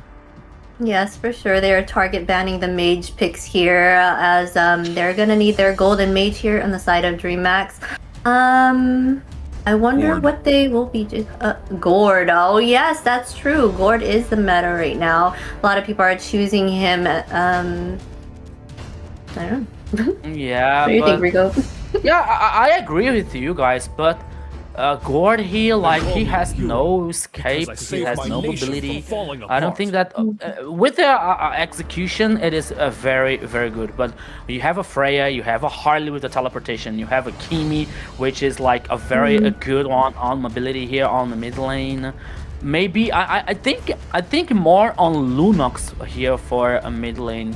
For a Dreammax, oh yes, for that's example. still open. Yeah, when it comes to especially when it comes to Harley, so you can counter the ultimate from Harley using the brilliance. But analyzing now this two last picks from Entity 7, Glue and Sora. Oh my goodness. They just know how to draft, man. I do like the Linux pickup too, especially against the Glue. We've seen this combination before when it came. Yep, there it is. The Kalea and the Linux pickup was able to burst down Glue so quickly. As soon as he went with the split, you immediately use the Tsunami Slam, and there's no more Glue out on there. And I feel like that works with a lot of these tankier pickups as well, not just when it comes to like some of the squishier ones. So yeah, definitely a great read by you, Rico. There, having the mage pick up there for Shakitse. But ladies and gentlemen, we might be on the last game here for Dreammax, who need to find an answer for the overwhelming offense that they faced in Entity 7. Yes, my friends. So now here we are going to the third game, but you on the chat, yes, you are the main star of the show. So now taking this a time to say hello to Rice, hello to Pinoy, Deadpool, GM Kilua, everyone that is on the chat. Yoji, thank you so much for your support. Thank you so much for your audience. So here, welcome to the Land of Dawn on the third game and possible the last one here, Entity 7 versus Dreammax. Dreammax, when it comes to the decisive game here, Entity 7 is going to rock, or no? Yeah, Entity 7, I mean, they have been full force, pedal to the metal when it comes to immediately putting the pressure onto Dreammax. And then when it comes to a lot of these fights that end up, even when they end up losing the objective, they do end up somehow being able to find like 2-3 kills chasing down Dreammax on the back end. So it's something that Dreammax need to be concerned about. As you see already, the rush coming in onto the side of Dreammax's jungle. Damage for Idon Bush, who's gonna have to find himself a teleport away. Chakiche on the back end with the flicker and an auto attack. Finds the kill there. Idon Bush on the back end gets taken down by Goo. Just as we were talking about the offense from Entity 7, Dreammax from out of nowhere find 3 early game kills. Worst case scenario for Entity 7 ever. Oh, Akashi here now can be trouble versus Goo. Oh, Goo is gonna take on him, gonna stack in, but now Akashi is on, it's free. But now, once again, worst case scenario here, because you got 2 kills for Shaikichi, 1 kill for Goo, both carries. We're not talking about Zeus, okay, but, no gold lane here. Doom, okay, playing aggressive. All right. Yeah, I'm actually very curious. It's so rare that we get to even see the Freya that it's almost unheard of. I'm trying to figure out how this matchup actually goes back and forth. Just because Zeus, especially on the Yusun Shin, is going to have a little bit of CC, is going to have a disengage on his side, so he doesn't just have to sit inside the immediate damage that comes out of Freya. Speaking of which, we do have a little, look at immediately dash and a flicker, but the deadly magic is going to be more than enough to take him down. Doom actually coming in there to help secure that kill as well. Yeah, so guaranteeing now the first kill here for Idon Bush. Meanwhile, Dreammax is guaranteeing the first turtle. Akashi can be the next victim. Ooh, big pop up there, especially the triple team there coming from the side of Dreammax. They're going to bring us to a 1-5 game. This is something that we have seen before, though. We want on the side of Dreammax, we need to make sure that when it comes to a lot of these engagements, speaking of which, Tsunami Slam comes out, back in trouble. On the side, Shin coming in with the suppressive fire. The deadly magic onto Blink is, he actually survives and is able to walk himself away. On the back end, the demonic force and the combination of King able to find another kill. 8 kills on the side of Dreammax. Dude, I don't want to be early here. I don't want to be the first, I don't know, the first nonsense here, but this game for Dreammax is very, very good. I could say here that almost this game is done. Oh, 1 more kill for Shaikichi on the mid lane. Yeah, just as you say that, I know that when it comes to the cast of curse, you don't want to get behind your favorite team too quickly. Well, not your favorite team, but the team that's actually doing well. You don't want to curse them here. But I mean, this looks fantastic for Dreammax. They have a great early game. The only thing is, like I say, when it comes to these kills, once we hit the mid game, are we getting objectives for it? Are we getting towers? Are we pushing with minions at our backside so that we can enable a lot of those pushes into the towers? We'll have to see as this game continues. Yeah, so far here 4 minutes on this third game, 9 kills for Dreammax, so 4 on Shaikichi's hand so far.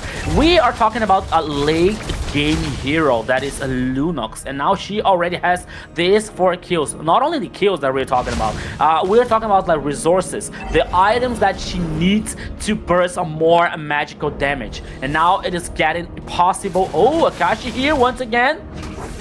Yeah, he takes a lot of damage from the combination of Goo and King. Now they're going to go ahead, start off this turtle, looking for a way in. And you hit the nail on the head too, Shaikichi.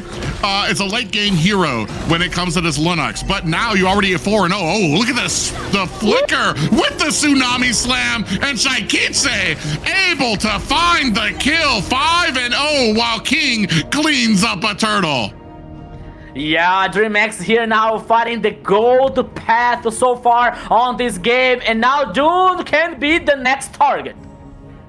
Oh, yeah, he's going to go in with that Valkyrie's Descent. Going to actually use it a little bit defensively to kind of get out of harm's way. Again, on the back end, too, as well. So we really haven't seen the value, but, like, I mean, when it comes to late scaling, Freya's going to be a monster. Shin getting chased down again. Definitely, maybe, and that's the thing, too, when it comes to a pick like that, with the Kimmy there, maybe it was more or less to try to take that away from Shaikiche, and maybe don't really have that super great skill like Shaikiche has on the Kimmy there, as he's been getting caught a lot. Another Tsunami Slam followed up by the Phantom Steed being chased down. Akashi underneath the tower gets taken down by King. Blink there with the final blows on that mid lane tower. Now continuing on this fight, the split comes out with the slam. Goo in trouble as Doom comes in for the kill, finding one onto Blink now, trying to find it. Another one onto Zeus underneath the tower. And this is why Freya is banned out through most of our series. I can't believe that. No. I don't want to believe that, because when I talked about like this game could be done for Dreammax, I was wondering about like, okay, we have to wait a Doom here with Freya because we haven't seen this hero so far on the tournament on AMER South, and now he gets a triple kill on the last team fight. Once again, I still want to buy here that Dreammax is with a very high advantage in this game. But when I see Doom with the triple kill, I get just a little bit worried about that. Yeah, we're going to see here, you do have Doom on the opposite side of the map now as we're starting off this objective. King trying to get prime positioning as they're chasing off the rest of Akashi up at the top. In Dreammax, there's really just no contention for this next turtle as you see them kind of going in a great defensive stance there as Akashi getting jumped out by 4 members of Dreammax is still going to be able to find himself an escape. Doom able to find a tower at the bottom, but up at the top, Dreammax found a tower of their own. Yeah, once again here, the third turtle comes for Dreammax, and meanwhile, Entity 7 is trying to compensate on the bottom lane here, taking the second tower, but King came here to defend, and okay, I think now, Private, I think that Entity 7 is going to like wait just a little bit, trying to work on the macro here to like neutralize the Dreammax's actions, Dreammax's initiation, especially when it comes to Blink with the Tsunami Slam and the following up with Shaikiche. But as you see, that's the third tower that Entity 7 takes down. Dreammax has to do something about it.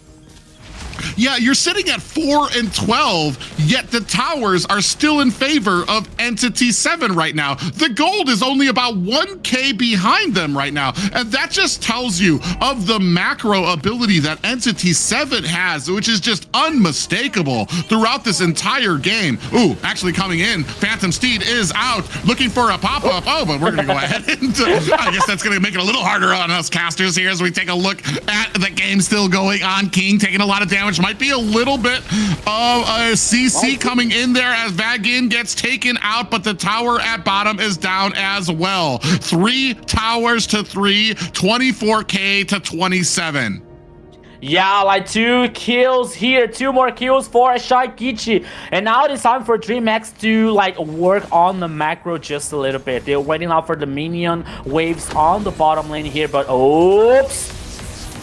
Yeah, we have the Brilliance coming out to try to latch on the Shaikiche. Blink on the back end is going to go ahead and use that jump to get out of harm's way. 3 members of Entity 7 not able to find the lockdown. But Dreammax now turning their attention to this Lord pickup now. Can they find the first one? You can see Entity 7 looking to try to come in, find an escape, a way in, but are not able to even contest this first Lord coming out from Dreammax.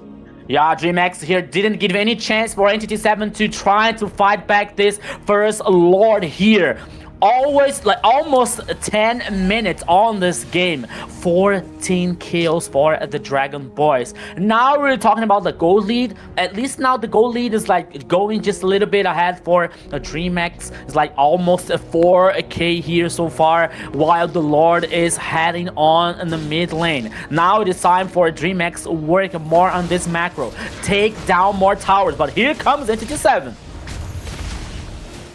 Yeah, you see the push coming in up at the top lane as minions are starting to sprawl out. At the mid-line tower, you see the Lord pushing for the side of Dreammax. Entity 7 trying their best to push it away. Still have the tier 2 towers at the bottom and the top side as Dreammax getting a little bit of a push there, courtesy of the Lord at mid lane. Blink now trying to turn their attention to the buffs on the side lanes of Entity 7. They are looking for the disengage, but hopefully now looking to clear out the jungle from the side of Entity 7 as well. Again, going forward, trying to press their advantage, if any, are looking to maybe be able to get this purple buff. No, it's going to be scooped up by Dreammax, and they're actually going to go in. Tsunami Slam on the backside. Akashi gets taken out as well as Shin. King forcing forward as Shakichi finds another kill. Onto them. That's a complete team wipe. 21 seconds on the board for these layaways here.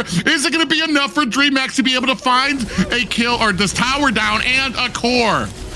Yeah, here comes Dreammax here for the first victory. The game is not over yet. Here, Private. Here comes the Dragon Boys. Victory for Dreammax. And now is 2-on-1 here, Xena. Oh my god. It seems that Dreammax found the recipe there. They knew how to counter almost everything. They countered the Lunax with, they countered the Harley with the Lunax. They countered the Freya with the Phobius. They countered the Harley with the Blink, who was what's the word? What was her name? That roamer, Kalea, right? So they did a really good job there. And they I guess it was like they got cornered and they were fighting and clawing their way out, and that's what they did here in this match. I feel like maybe a little bit of a confidence overplay by Entity 7. I feel like they had some picks in mind and they kind of almost ignored what they were seeing on the opposite side. Every pick that they got countered out immediately, and they still, honestly, for a game where Dreammax had basically all of the counters, it was still pretty close until that final push, especially when it comes to macro. When it came to really getting a lot of those towers in the early game, it wasn't as dominant as it could have been with that big of a lead. I think it was like 4-19 at the end, 4-12 at one point during mid lane. But here, this kind of shows you can't sleep on Dreammax with when it comes to a lot of these drafts and stuff. You can't just allow a lot of these counters to come out. Yeah, I wonder who's gonna be the MVP. Yeah, who will be? but honestly, here like King plays very well, Shaikichi, and also Blink here with Kalia with a very good initiation. So I agree totally with Private when he said about like Entity 7 situation. Like maybe this like just a little bit of overconfidence on this third game, especially when it comes to like you have to chance to choose the Freya on the gold lane here. Like it was like the boogeyman so far on AMER South, but now she came to the game and she lost. Maybe like in my opinion, maybe it's a good point here, like because now the rest of the teams, they say, yeah, okay, Freya is not that so invincible as we were taught, like as we were thinking about, like so maybe now Freya can appear more times here. But once again, Dreammax, even for the first minute here, guaranteeing the kills with a very important ones. Shaikichi, Gu with the Phobius, which has this stacks here, like working on this ultimate and getting this backline to burst the damage. It was really good for Dreammax. And this execution that was really, really good. When it comes to Kalia with the Tsunami Slam and Lunox here with the second skill causing a damage, and the Phantom Steam coming out from King, for example, it was like a very good execution for a Dreammax so far. So they got the wiped out on the last team fight here, guarantee the victory, and now the game is not over yet. So maybe now Dreammax can rebirth from the ashes. Yes, and our MVP here, a stout performance from it's King. I thought it would be Shaikite, but here we go. King's taking the MVP here. 605 KDA, 38K total damage, and 854 golds per minute. An amazing job by our jungler. I don't remember what the stats were, but I imagine that King probably had more team fight participation when it came to a lot of these objectives, being able to hold them, and then coming in with the Phantom Steed there as well. You can see here finding himself, I believe it was 2 kills here, just the damage he is able to dish out, especially when you're ahead on a Leomord. Oh, look at here, just from the side, boop, able to find Shin just on the right from the bush out there. Another Phantom Steed coming out as he flanks the 3 members there. So I mean, it wasn't as I feel like Shaikitse, it was interesting because I feel like it could have gone either way. Shaikitse right from the beginning had 3 early kills and put her ahead in a combination that is supposed to take off in the mid game with the Lunux and the Kalea pickup. You're kind of looking for the burst to come in at the mid game, but when you're talking about a 4-0 and in the first 4 minutes, you're already going to have a ton of damage, and there's very little that's going to be able to stop you when you're using that combination to bring people back with the Tsunami Slam, and then you just have Shaikitse there able to blow them up. But I feel like Leomord probably the more steadier when it comes to a lot of these fights, fight participation and holding off a lot of these objectives and being the spear of the offense coming out, like the very tip of the spear. Yeah, it could be the fact that he was initiating and being that tanky, front for Lunix to be able to dish that damage and keep them away from her. So that could be that big factor for sure. Yeah, so that brings us for the first game. I think that the Blink choose Hilda. I'm not sure in the first game. And I was expecting a show because Blink is it's a player with this mentality to play forward, to get those initiations, especially when he plays with the show, with Kalea, for example. He has this this pattern, you know. So I was expecting that him playing with the show, but now we're seeing with the Kalea. So Kalea here was crucial for that composition since from the first minute here, like when Entity 7 trying to get in the jungler, trying to invade them, trying to get these kills, but Dreammax was able to respond so well. So it is a very interesting situation, because now I expect that Blink working again with some hero for like trying these executions, trying these isolations here versus Entity 7. It's interesting that you bring up the Cho, because I feel like we've seen a lot more Chos this season than we've seen of Kaleas, and I almost feel like with the kit, Cho's almost turned into like the poor man's Cho when it when it comes against Kalea and what she can do. Like Cho, you need to get in there, you need to find the angle perfectly to be able to kick them back into your team. Whereas Kalea, you basically jump on them and then you press Alt and you just kind of steer it backwards. And there's very little that you can mess up with that to try to bring them back here. But we see more Chos out there more often than not, and and that's always kind of confused me when it comes to, maybe it's just a comfort thing for a lot of these roams where they've been playing with Cho for so long that it's just something that they like to pull out there. But it would be interesting to see if this is something that Dreammax want to continue on with that kind of that isolation like you were talking about. Cho's a good one. Atlas has been another one that I don't feel like has paid off as well. But it's another. When you're talking about isolations, those are the kind of picks that you're kind of looking for. Those heroes that can get in, snatch somebody or the team up, and then your team's able to do a ton of damage and output to them. Yeah, Glue would also kind of be falling into that, right? He kind of goes back there and kind of be that annoying force and kind of take someone away from the fight. And so I think that is a choice here, but they're leaving Freya open. But then, like you said, Freya's open now. They don't care because it seems like they always have the counter, the Phobias here. So if they do snatch up this Freya, that it's not gonna work out in their favor. So.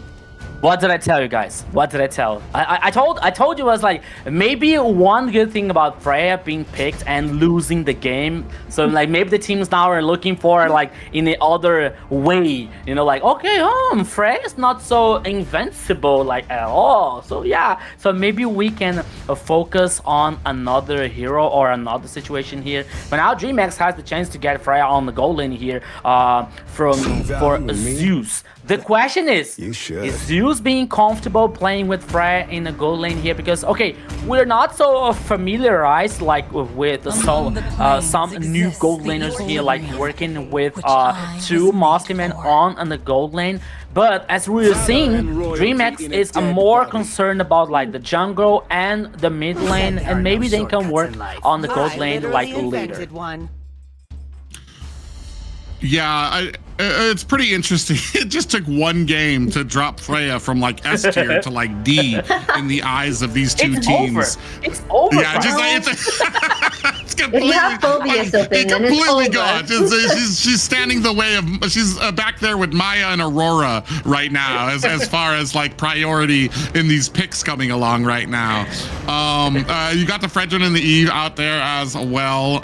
You don't have the scariness of the Lapu for Entity 7 because I believe they used that earlier in the first match here. And I'm actually very curious as to where we're going to go with Shaikiche here. Definitely not allowing her to pick up the Kimmy. That's been one of her favorite pickups. And even after that, using it in the last game, they're going to take it off the board again here on the side of Entity 7. And I'm wondering where we go from here. We've got to, I think as far as tankiness on the side of Dreammax, we've got that pretty much out there. So now we're kind of looking for possibly a CC and damage. I'd probably veer more towards the side of damage for the side of what we can use to try to fill out the rest of our composition from the side of Dreammax.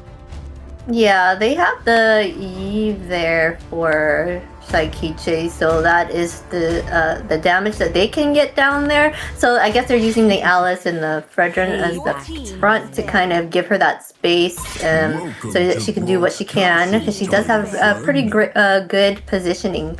But they're trying to probably on the side of Entity 7 get that chip so they can give that surprise factor somehow, so it could pop up anywhere with the group here. So yeah, so now like here, like analyzing Dreammax is focusing on the mid lane here, like banning Forza. That's okay, we're respecting that, but Kadita here now, like with that could be one of Shin's potential here for Entity 7. But now, the last ban here was Marcel to avoid Dreammax to have this kind of a problem here to Blink. I honestly don't see Blink playing with Marcel here, especially in what with his playing about his playing style. But everything is possible. But now let's see what Dreammax is about to choose. It's going to be like the roaming now.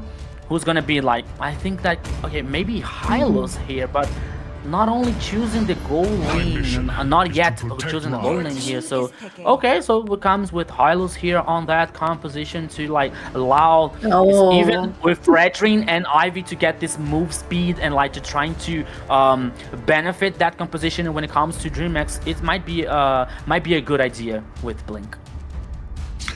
I mean, this is kind of a toxic composition coming out from Dreammax too, because you've got the real world manipulation to trap them, the slow coming out from Hylos. Fredrin can come up there, get some aggro from them, all the while Alice getting behind them to get the Throne of Ruin. And I'm looking for like, where's that bursty damage? What's the burst going to come out from Zeus here?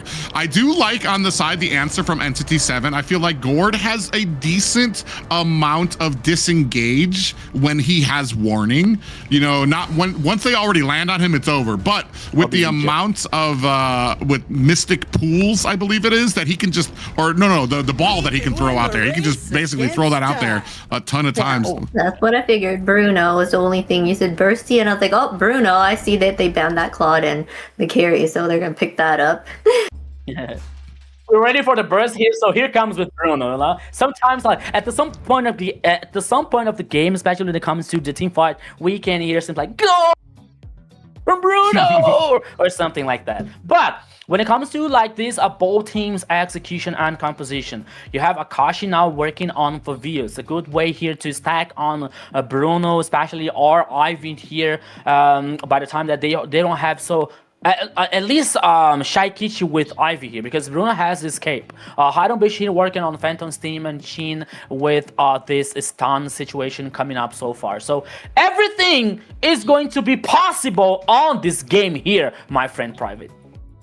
Yeah, and it's going to be very interesting, especially because I feel like one of his shining points has been a Bruno. So if anybody is going to know how to counter him, I feel like it's going to be Doom. So they're going to have to be very careful about that. As we move into, I believe this is game 4 of our series here of Entity 7 taking on Dreammax. Still game point for Entity 7, but signs of life from Dreammax beginning to show.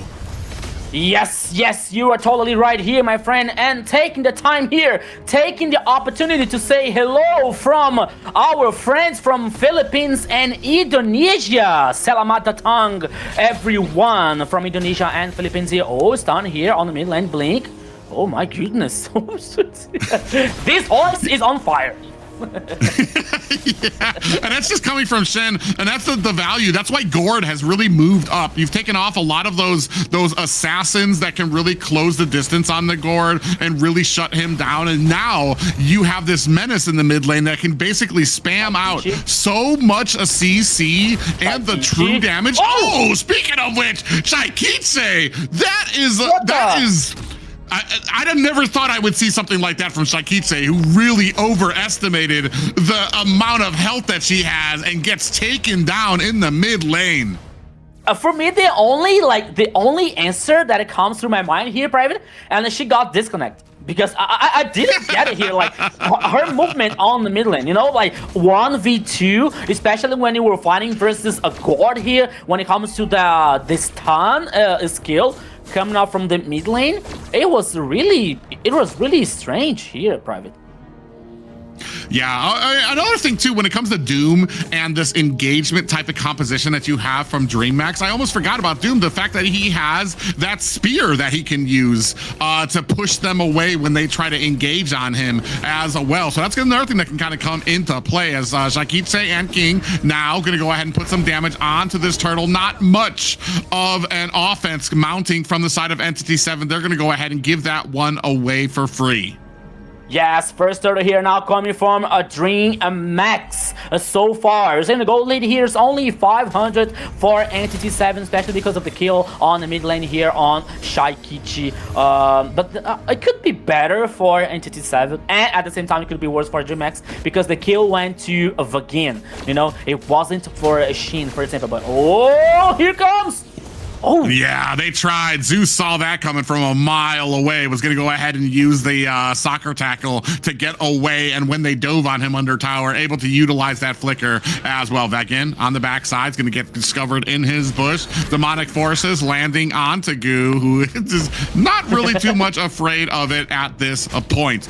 Both teams kind of being very respectful, slow playing it so far. Just the initial kill there by Entity 7. Oh, actually, we have a Phantom Steed coming out from the side of Dreammax there. No, it's not. It's coming out from Entity 7. Now, Glorious Pathway laid down, followed up by the damage. Shaikichi almost gets bursted down, is not going to be able to continue the real world manipulation. What a great read coming out, and Doom with the SOD able to find the kill onto Shaikichi.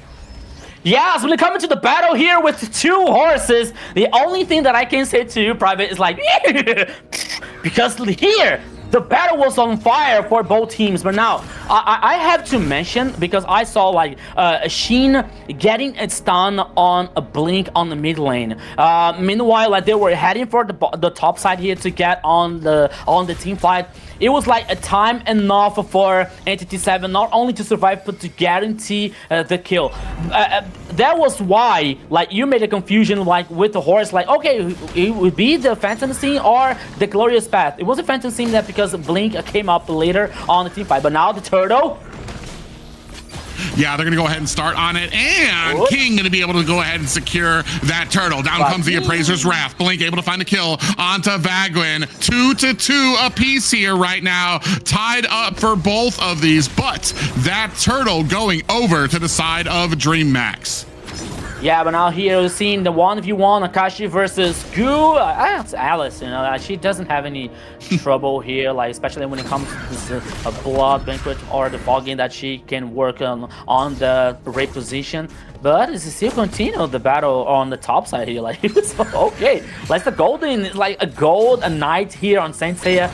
There are two, like this battle here, 1v1. But the focus now is on the next objective. Maybe, yeah, the third turtle heading up on the downside of the river. So both teams are heading up. But here, now we're seeing Hide on Bush and Akashi. But Goon knows that because he used the first skill here to get this info. And now you're seeing glowing wand on Shin's hand at this point of the game. Yeah, Shakishe needs to be very careful about the positioning. I feel like Shin has like a radar and tunnel vision right now. He's waiting for Shakishe to lay down that real world manipulation so that he can immediately get the stun and the Mystic Gush. Doom with a little bit of a push away. Oh, on the back end. You have a glorious pathway that's out, followed by the real world manipulation on the backside. King able to find a kill onto Vagwin as Hide and Bush returns the favor to King. Zeus on the back end is gonna have to flicker away as a kill onto Hide on Bush. 2 down for the side of Entity 7. Blink and Doom scrapping it out as Doom finds a kill of his own, and down goes Akashi. 2-3. Entity 7 takes 3 deaths in that fight. That could be worse here for Entity 7 because their team fight was so split up here, and Akashi was like buying so much time for that composition. He was attacking here, causing damage on 2 players on Dreammax. Meanwhile, Doom was neutralizing Blink near the orange buff here. But now this turtle is going to be on Dreammax. The third one here, no fight back coming up from Entity 7. But the game, it is still tied up for both teams. The macro, okay, first tower coming out for Dreammax on the bottom lane here, but it's still Entity 7 is on the game. Because if you check out the gold lead here, there's no gold lead, only like 600 or 700 to Dreammax. It's not a big deal so far. Yeah, and when you look at the kind of split up of the kills that are coming out here, I want to say you've got 2 on Doom, you've got 4 assists on Shin. Hide on Bush has a kill of his own. I think there were a decent amount on the Dreammax side that were on the roam when it came to the kills. Hylos, I think, had 2 or 3 kills on his side, so starting to take kills away from his side, which is something that we were talking about before, especially when it comes to like min-maxing the games that are this close. Those kills and who they go to. Ooh, Glorious Pathway comes out, and you can see the portals coming out for this fight down at the mid. Down goes the Bruno. Are we gonna be able to find the damage that we need? Dreammax looking for a disengagement. Blink goes down as Akashi finds the kill onto his side. Goo fighting off 4 members makes it, and it is not long before he gets taken down himself as well. A double kill for Akashi. That was a high ground here coming out from Entity 7 and Chip, calling the rest of the teammates here. I think that the focus could be neutralizing Shaikichi, but once again, she was like very good positioned. But it wasn't enough for like Dreammax guarantees some kind of advantage in the last team fight. It was the 3 kills here for Entity 7. Now the goal lead, 1K and a half, and now the first Lord on the topper side of the river. Okay, 2 teams here that like the all players are alive. So the first one here to start this objective, I think that is going to be a very interesting point. Yeah, it's funny too because I think we discussed before Shin and the way he uses that real world manipulation. He wasn't using it at the beginning of fights. It was almost like 15 seconds after the fight had been decided is when he was using it. Here, Shaikichi keeps making a target of herself every single time that real world manipulation comes down, and there's another SOD lands right onto Shaikichi. Now coming in with the damage back in, able to find a kill onto King on the backside. Hide on Bush, finding a kill on the Zeus. taking out Shaikitse, and Goo gets taken down as well by Akashi. That is 4 down for the side of Dreammax. Not a single death taken by Entity 7, who are now looking to push their advantage. What a disaster here for Dreammax, now losing 4 players. The Lord, okay, they got the Lord, but the price was too high here, Private. Once again, now immediately like neutralized by Entity 7. Working on the macro once again. No like only the high ground towers now on the mid and the top side here for Dreammax. One more good team fight for Entity 7, and they won more. Yeah, you can see the towers beginning to be pushed here. I feel like Shaikitse, they just have all focus is on her. Every single time that real world manipulation comes down, you see the huge focus come down. Even the SOD, the Spear of Destruction from out of nowhere, from across the map, Doom coming in to try to find the kill onto Shaikitse. They are definitely have a big focus on the mid laner of Dreammax here. Not just that, but I mean, a great pushing power here now as you take a look at the macro. I believe 6 towers down for the side of Dreammax. Only the high grounds remain. Entity 7 having a beautiful game here thus far. Sheen stole the purple buff. Analyze that's out this battle here for its guaranteed buff. Sheen with the guard stole that one line here for Entity 7. That means like the things that Dreammax are struggling right now here, especially on the macro, especially on the map information. They have no information here because they don't have the towers. Only the high ground towers here left for the Dragon Boys. The situation is not so good for Dreammax, but of course, once again here they have Shaikichi, they have Goo with Alice with a very good late game. But they have to trust, especially like on Blink with the Glorious Path here, to get a very good initiation. But Entity 7 is aware of that like possibly situation, so they like are playing together. Only Doom like is splitting up on the gold lane here on the bottom line, so everything here can happen, especially for Dreammax. When it comes to these fights too, I was expecting more of a backline engagement coming in from Dreammax. However, what I'm seeing is I feel like the fights are being confined to basically the front line of Dreammax. So close to Shaikitse as well. We're not really engaging or doing or being able to get to that back line to be able to find Shin, to be able to find Doom, who's usually doing a great job of the split pushing here as well. Now, King gonna go ahead, start onto this turtle, while the rest of Dreammax going ahead, getting positioned around, looking for the rest of the members. Vagin up at the top, down to about 50% is this Allure. Pop-up goes out there. King continuing to manage here, 50%. Ooh, Mystic Gus is out. Laying on the King, and Shin bursts him down. Real world manipulation comes out. Is that going to be enough damage onto the backside? Shaikitse says no. Is going to have to look for the disengagement. Goo on the backside as well. Hide on bush, putting out the damage. The 4 members of Dreammax do have to look for that disengage, but the damage coming out from Entity 7 is huge. Yeah, so here once again Entity 7, that is that we can call trust, we can call confidence here, because Doom like was split up on the gold lane, on the bottom lane here. Okay, he tried to hit with the ultimate, but it was in vain. But once again, with a 1 player less, Entity 7 was able to burst damage. It was able to getting kills, getting the Lord. And now the Lord heading up on the top side. Here comes the Rocky from Entity 7. Yeah, and that's kind of a disappointment too, because as soon as that Mystic Gush comes out, like, here's another Mystic Gush. And a perfect answer there from Shaikitse. And that's exactly what I was going to say, is we need to be able, as soon as that Mystic Gush comes out, immediately find the answer, be able to push Shin away from laying down all of that damage. Now, Goo, in a little bit of trouble, does use the Throne of Ruin. The Lord now swinging away at the core. Blink and Zeus on the backside, looking for a way in here, are going to find a way to burst down down this Lord at their gates. Dreammax down 12-5 and about a 6K gold lead by Entity 7. Yeah, so Super Minions on the mid lane and the top lane here now for Entity 7, and they decide to head back. They decide to the safest way. They decide to not to take any kind of risks here, to give any chance for a Dreammax so far. But now possibly they were waiting for another Lord or someone for a Dreammax getting lost in the jungle to finish this game.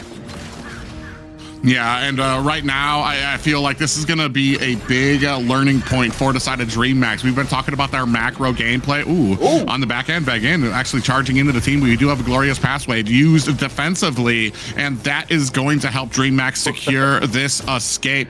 38 seconds left on the Lord, and you can see on the back end, Doom going ahead with the split pushing ability out there. But one of the big things that's coming out is that a lot of these Mystic Gushes, they don't have an answer for Shen right now. He's sitting at 11 assists right now, 1, 0, and 11 right now. You could see up there, when it comes to the damage, he's been a huge part of it, just narrowly ahead of Akasha, who's being able to slam onto the back lines there. But every single time he lays out that stun and bursts down King, there needs to be an immediate response coming out from Dreammax. Instead, what's happening is they get caught off guard. Here comes the glorious pathway, and they have to lay down the RWM without knowing where Shen is, and then Shen immediately comes in with the stun and is able to kind of burst them down and make little use of that RWM. They push Shaikiche away immediately. Ooh, coming in. Is he going to come in with that SOD as well? Mystic Gush onto the back end does catch a little bit of damage onto Shaikiche, who is going to lay down that real world manipulation, trying to lay the damage on the back end, who gets taken out. High down bush, looking for the escape, and a bouncing soccer ball just narrowly takes off his head. He is able to find himself an escape. Glorious pathway on the back end. They're looking for Shin. They cannot nail him down. Look at the stuns coming out from that gourd, still putting out the damage, and now Dreammax have to find themselves a disengage. Gourd is so annoying. Once again here, like, the most of the players are trying to chase down Sheen, but once again with the stun, with the burst of damage here coming out from Gourd, they weren't able to chase. They weren't able to get these kills here. That could be a good chance for a Dreammax, but once again, the Lord heading on the mid lane for Entity 7. At least Dreammax is able to defend, not losing the last high ground tower here, so no more pressure coming out from Entity 7. But still, the situation doesn't change at all for Dreammax. They have to find a spot. They have to find a pick off here, especially on Sheen. Sheen doesn't have a flicker, so maybe it's a good chance here to Dreammax trying to do something, but still it's not so easy because they don't have the high ground towers from mid lane and top side. They don't have the information on their own jungle, so they have to be careful, and they only can respond the minion waves coming from every side. Yeah, we've got 3 Radiant Armors built on the side of Dreammax. Unfortunately, at this late of a game, I feel like those Radiant Armors don't really protect you from the value you get out of a Gourd, because I think after 4 ticks, he's going to be able to do true damage onto most of your team there. And that's been the biggest problem with King trying to hold these objectives in the Turtle or in the Lord pits here. As he gets stunned, he gets immediately set upon by Shin and the damage that he outputs there, and there's a very little of a response coming out from the side of Dreammax. Now you're still behind, you're still kind of looking for some of those angles. I feel like it was a little bit more of a comfortable fight as we're starting to get later and later. They're starting to understand what they need to do in some of these fights, but it's just so hard, especially when you're this far behind. You're starting to get to a point though where the items are going to start evening out. You can only get 6 items. So, I mean, there comes a wall eventually where you're going to be able to catch up, and that's no longer going to be an excuse for losing a lot of these fights. Lord has now been involved. We got 2 seconds left on to that, and now you can see getting into position. Entity 7 on the front line is vying and trying to get some vision onto this Lord. You see it being set upon already by Entity 7, who are going to go ahead and start it. Dreammax possibly looking to kind of come in here, but they have a threat when it comes. Doom going throughout all of these lanes, making sure to clear it out. I don't think they're going to be able to counter this Lord. Yeah, look at Sheen here. Sheen is like, it's so brave. He doesn't care about like any dangerous, possible dangerous situation at all on the jungler. He's playing like forward. He's playing like to get this info, to trying to stun someone in front of him. And not only that, it was enough to guarantee the Lord for Entity 7 once again. So this evolved Lord. We are like with 20 minutes on this game so far. When the Lord comes up, I think that Entity 7 is going to cause more pressure. Yeah, they're looking to kind of close up this push, possibly be able to line up this. You can see the bottom and the top lanes being cleared up. They want to line up these lanes so that all 3 are crashing at the same time. Make it so that Dreammax is not going to be able to funnel in all of this offense. Immediate big stun comes out from Shin on the back end. Now looking for that Mystic. Gosh, then it comes out there. Shaikitse almost gets blown apart. We do have an SOD onto the backside. I don't think that the Moskov actually wants to find that teleport just yet. Lord is swinging up onto the core. They have minions on their side, but still looking for the kills, looking for the opportunity that they can find to be able to push down Dreammax. Real manipulation comes out. Down goes Shin. A Throne of Ruin lands onto 2 members of Entity 7, and Dreammax do find themselves a bit of breathing room. It is not over yet. It's not the end for Dreammax. They still survive. They got down here Shin, the guard, the annoying guard here. So now Entity 7 decided to fight back, but oh, Dreammax one more. Yeah, you see the damage coming out. King's got a decent amount that he's going to be able to withstand. The gourd has been the real issue through a lot of this game. I would be pushing my luck here. If I'm Dreammax with the gourd down, with Shin down, I would be pushing into all of these towers as much as I could. That's been the biggest problem. The biggest threat for King is all of that true damage that has been coming out of here. So we got the 21-minute mark. Shin still got 6 seconds before he comes up on the map. Yeah, so now here Shin is going to back online again. 20 seconds for the next Lord Vagin. Okay, now he's able to survive. The Lord once again is going to be probably is going to be free for Entity 7, because Dreammax, they are not allowed to like step too forward from their base, you know, from that jungle here, because it might be too dangerous. Once again, Shin, look at him. Gu like was spotting him, but now oh, Shin on Gu, bursting a lot of damage. But now Blink here. Let's go. Yeah, I mean, you don't have the Mystic Gush anymore. I almost feel like once that Gush comes out, I feel like the rest of the team should be finding an angle to try to get in there and find it, especially because Shin showed himself there. We need to be more responsive as a team from Dreammax if we want to be able to kind of get this game away from Entity 7. Now down to about 50%. I don't think we're going to find too much. Another Mystic Gush comes out there on the King. Still no answer coming out from Dreammax, and they all get pushed back here as another Lord goes to the side of Entity 7.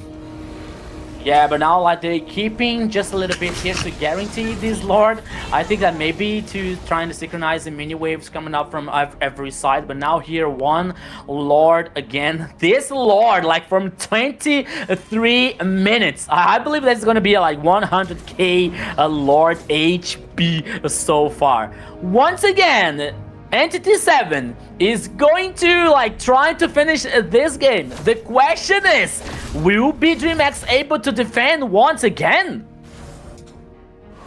I mean, you've got no towers to protect you. The most you can hope is that they mess up when it comes to syncing up all of these waves, but you can see them already lining up on the side lanes, trying to make short work of all of these minions out there. So you're going to have the full pressure of all 3 lanes crashing down on Dreammax's core all at once. So Lord now crashing in as the side lanes begin their descent on in.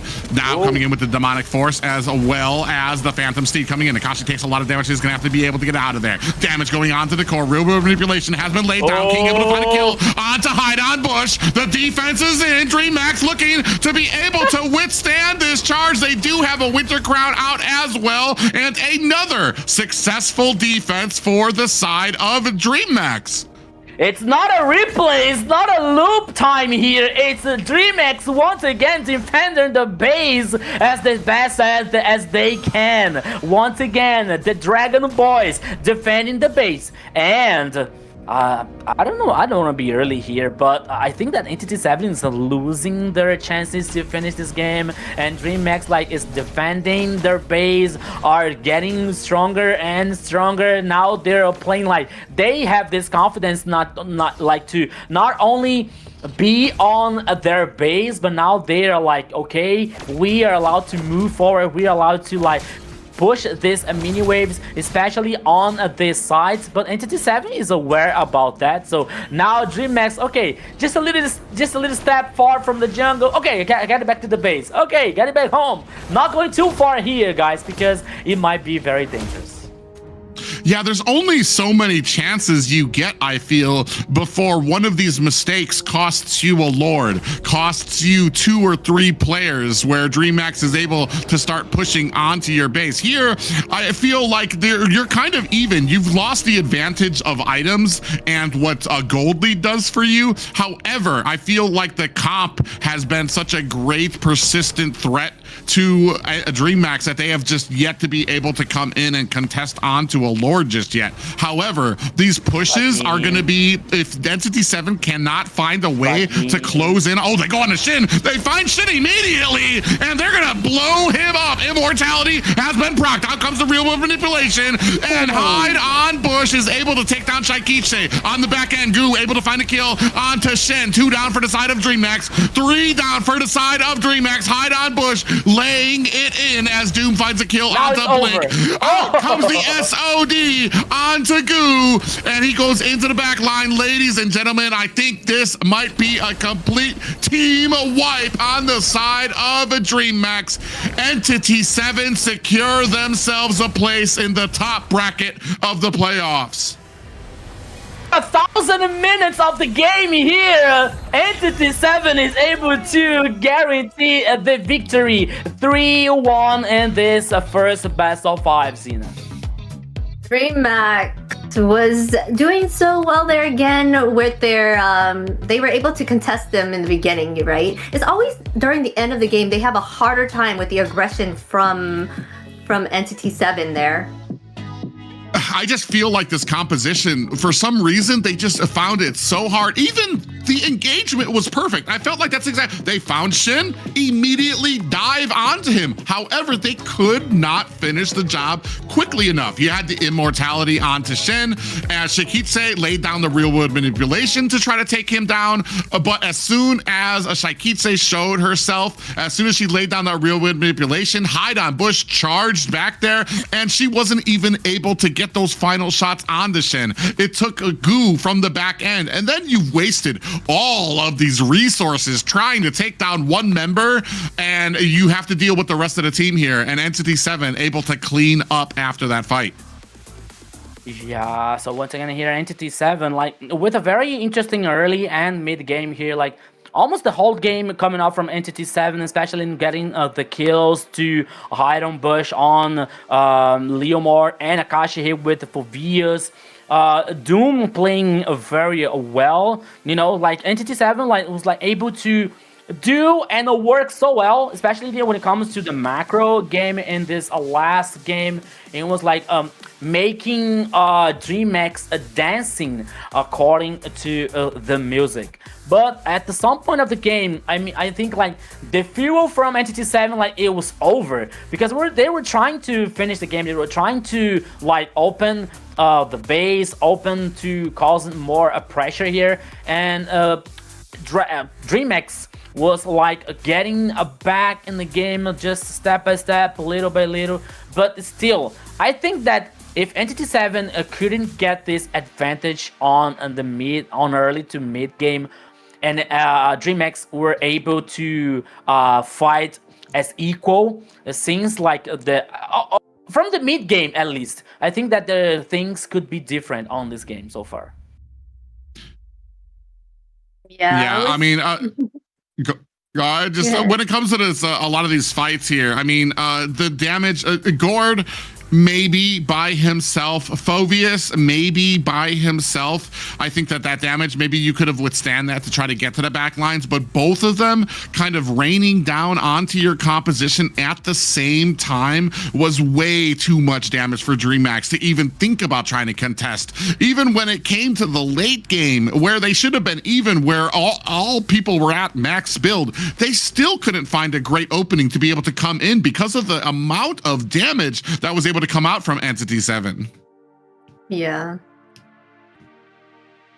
I was thinking that you were right on the mark there, where they only had the damage from Bruno, really, because you're like, they need that damage in the draft. You were saying they got to get something bursty, something to kind of help them with this damage, because all of them are control or something to kind of help the damage or do something about there. But, all right, well, this player was the engine behind their team's success today. We got Doom there with all his right on the mark SODs, except for one of them. But you know what? 3011 KDA, 81.6k total damage, 101 gold per minute. He did an outstanding job out there on the field. Yeah, it was well deserved to hear for the MVP from Doom. Like many players of Entity 7 played so well, but here, especially with this global presence coming out from this ultimate, the Spear of Destruction, every time like Dreammax was concerning about like a Doom joining the fight, joining this situation, and at the same time he was able to like do this split push to working on this macro here with Moskov. After 4 items, Moskov is like a machine gun here of like damage and auto attacks. So it was really good for Entity 7 to guarantee that Doom could be stronger on this game. Yeah, I mean, especially with the fact, I think you pointed it out, there was a lot of great fights that Entity 7 was winning without Doom even being a part of it. Add that to the fact that he was able to join the fights whenever he needed to. There too, immediately able to catch. There is no escape from him. Whether it was Chaikitse trying to get away from underneath the tower or Goo there at the end, immediately caught himself a spear that pushed him back into the team. And that's just the kind of value when it comes to Moskov. You have the value of the split push, of being able to get in there, and even without him in the fights, able to really head off with so much damage that it was pushing back the side of Dreammax. Yes, for sure. Having a Moskov on the team did give them that map advantage for the fact that he was able to be everywhere. I did say that they were targeting, you were saying that they were targeting Shaikiche a lot. So they're taking one of the major damages and the major constant backing for the team of Dreammax. So that was a great strategy there by them. Yeah, it was one of the things that Entity 7 is able to read so well here, especially when it comes to like trying to neutralize the best points and the best parts of one team. For example, in the Dreammax case is a Shaikichi or even a King on the jungle, for example, just to not only neutralizing but only to avoid like King coming to cause some trouble, to cause some a bad situation for Entity 7 here, especially around objectives, especially when around like a specific points of the game. But when it comes to Shaikichi, it's a way even like stronger and bigger. This fact that Entity 7 is able to read that situation, to read the strong points from the teams and neutralize them. And today it wasn't different here, because we used to see Shaikichi playing so well with a very solid performance, with like almost a perfect KDA, not dying at any time. But today, like, Shaikichi is struggled with a very like so many things from Entity 7 here. Not only that composition, not only execution here, but especially into trying to guarantee some advantage or some like maybe an early game or mid game here for Dreammax. So the rest of the teams, like, they would be able not only to be on the same page as Shaikichi, for example, but to avoid these situations and guarantee this advantage. So Dreammax, they were not able to do that this day. I feel like even maybe a little bit of frustration coming out from Shaikichi. We saw right at the beginning, like, I mean, unusual getting ganked from Shaikichi, who didn't really measure the distance that we're used to seeing, immediately dies to Chip and Gord. I feel like underestimating the amount of stacked CC that they can put onto you and then immediately gets taken down. And I feel like, unfortunately for Shaikichi, Eve into this type of composition, all targets were going to be on her. Phoveus is going to be able to come into with a demonic force. There's very little. You're going to be taking a decent amount of damage because you can't stop it. Especially for those first few seconds, you're just going to have a way to deal with the damage coming out from the demonic force. Not just that, but I feel like Shen did an excellent job of absolutely knowing where Shaikichi was at every single point of the game. The first objective, I believe, the real world manipulation, came down, immediately got stunned out, and a Mystic Gush coming out from Sen that forced Shaikichi to flicker away from that. Wasn't even able to put any damage on. So I mean, it's a great job of Entity 7 understanding where they needed to attack to make Dreammax the weakest that they were. Great games coming out from all of them. Unfortunately, this will drop Dreammax down to the lower bracket, but I mean, we've been talking about Entity 7 since the beginning of the Swiss stage with how strong that they've seemed here, and here they're showing that when it comes to understanding the targets they need to focus on, whether it comes to macro gameplay of making sure that kills count. Like, there was points where you're still able to keep up the kills, still able to keep up the gold, but on the side of Dreammax, you're missing 6 towers, and that just goes to show how many more steps ahead that Entity 7 thinks when it comes to a lot of these fights. Yes, they really do think 10 steps ahead, and they're very strategic. And for you guys who are hanging out here in the chat, we have some diamond drops. Make sure you get in and engage and be here, so you can get a higher chance at getting these diamonds.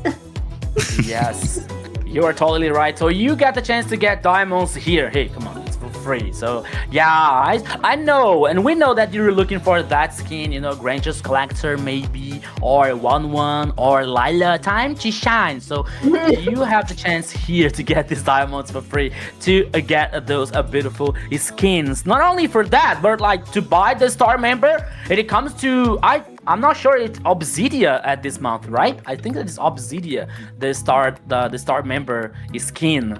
And yeah, my memory is not that good. And you have the chance to get this diamond to buy the star member also. So here on MLBB, on our channel, you have more chances.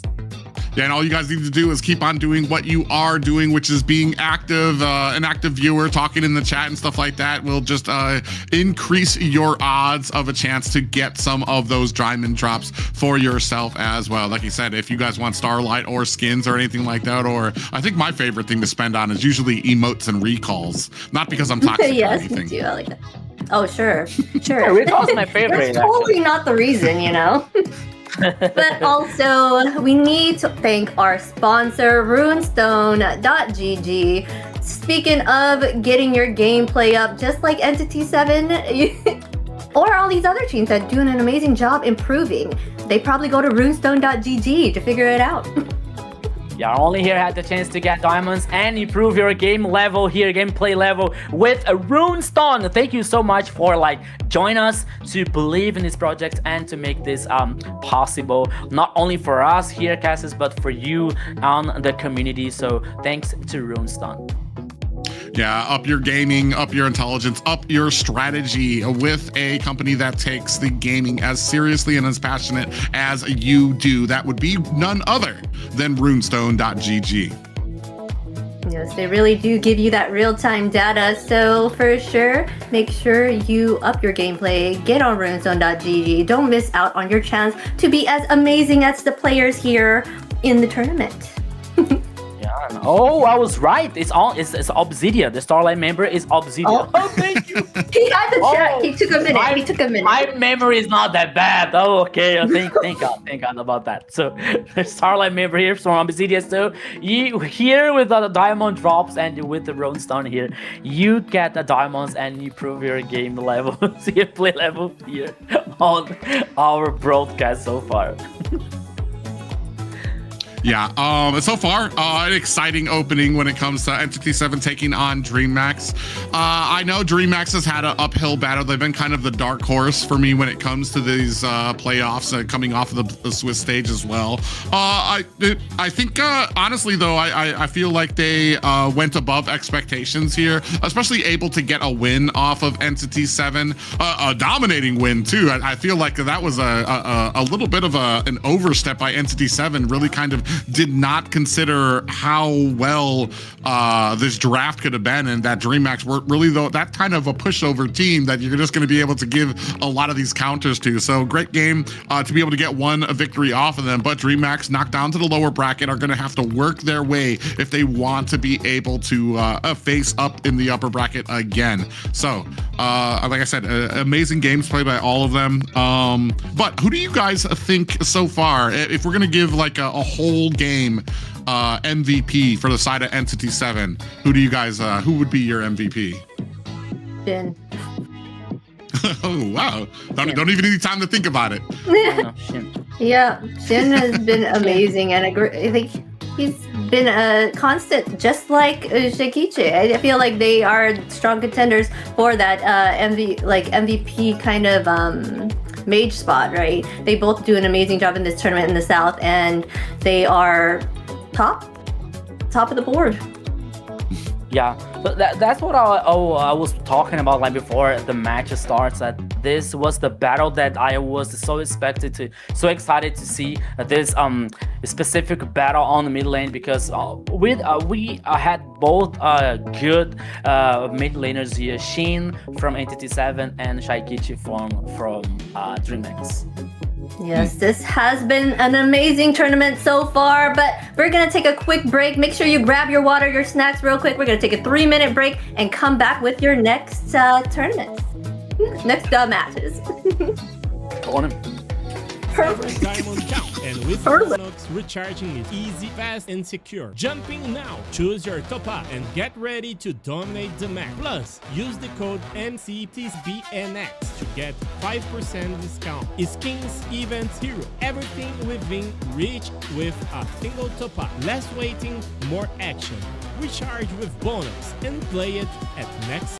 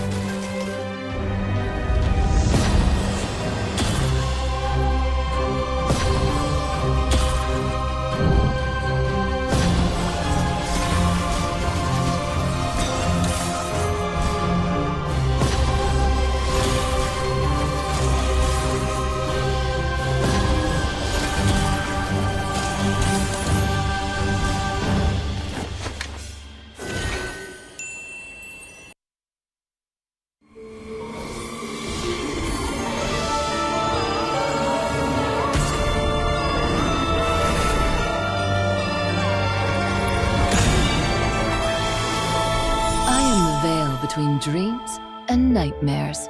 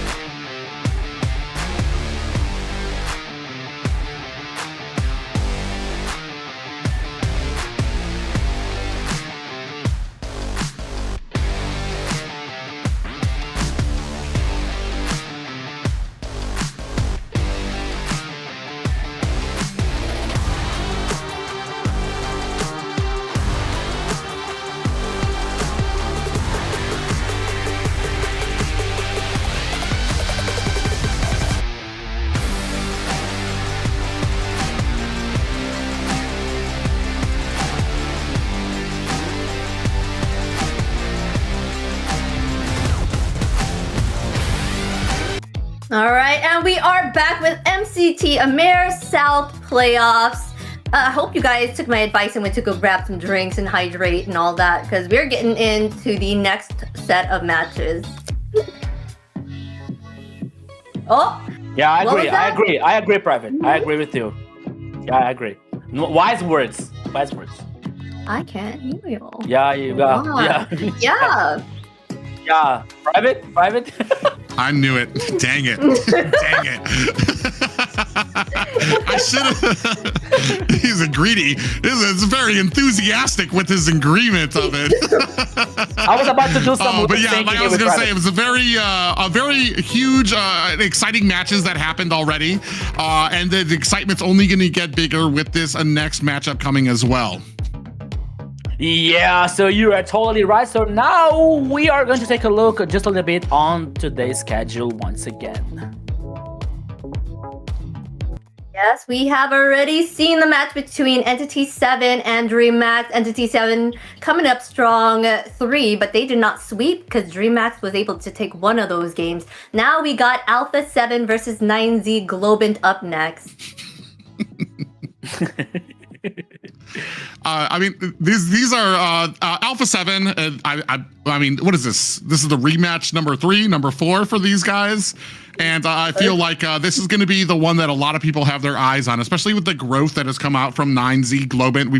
Rico, you brought it up the moment you saw this roster, the moment you saw that these players on there, they just needed time to get that synergy up on them. However, on the opposite side, they're taking on a team that has had synergy. When it comes to synergy, they've had that in bags since the opening of the Swiss stage. Yeah, you're totally right. So that is two. This is the third time that they are going to face on this AMER South. The first one here was victory for Alpha 7 2-0. The second one 2-1 for Alpha 7. So things are like getting like just a little bit different. Now 2-0, 2-1, maybe now 2-2. Who knows? Let's see who's playing on Alpha 7 side today. We have on the EXP lane Hesu, on the jungle Flick, mid lane Frost lane Eve, the gold lane up Tizzy, and Pocket 2 for the roam. Yeah, so this is Alpha 7 lineup up so far here with a very keep an eye on Flake and Hasu, the two wing parts here coming out from this team, and that's gonna be very interesting, especially talking about their performances so far. So getting the top, but now we are going to see what Alpha 7 is about to say.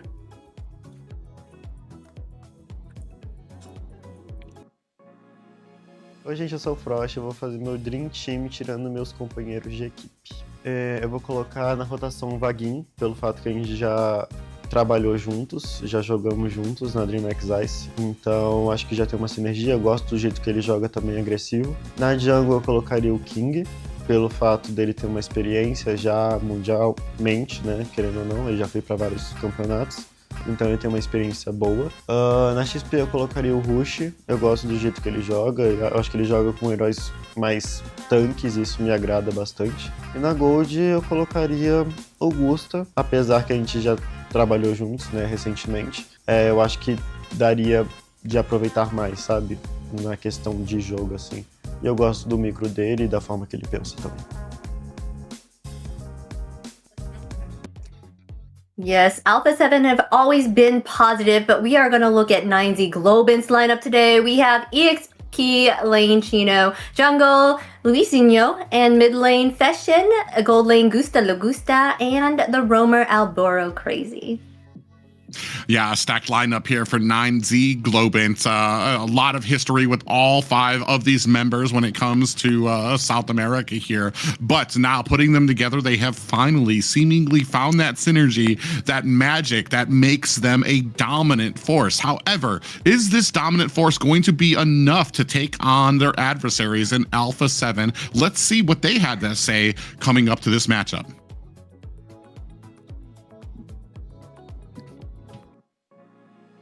Vou começar pelo do mid, vou colocar aí rotação Paquito, que foi um jogador incrível no ano passado. Eu já tinha comentado também várias vezes na live que eu achava ele muito bom. E que foi o MVP, inclusive, de 2025. Ele não pode estar fora, com certeza. Em segundo, eu vou colocar o Shin no mid. No caso, seria Paquito e Shin. Porque o Shin também foi o Finals MVP da última MPL, jogou muito. E pra mim foi a revelação do ano de 2025. Na Gold, Upa. Upa jogou a primeira metade, jogou muito, foi campeão. Pra mim foi, de Gold Lane, individualmente, foi a melhor atuação comparado aos outros. Na XP, baseado na performance, passado eu acho que...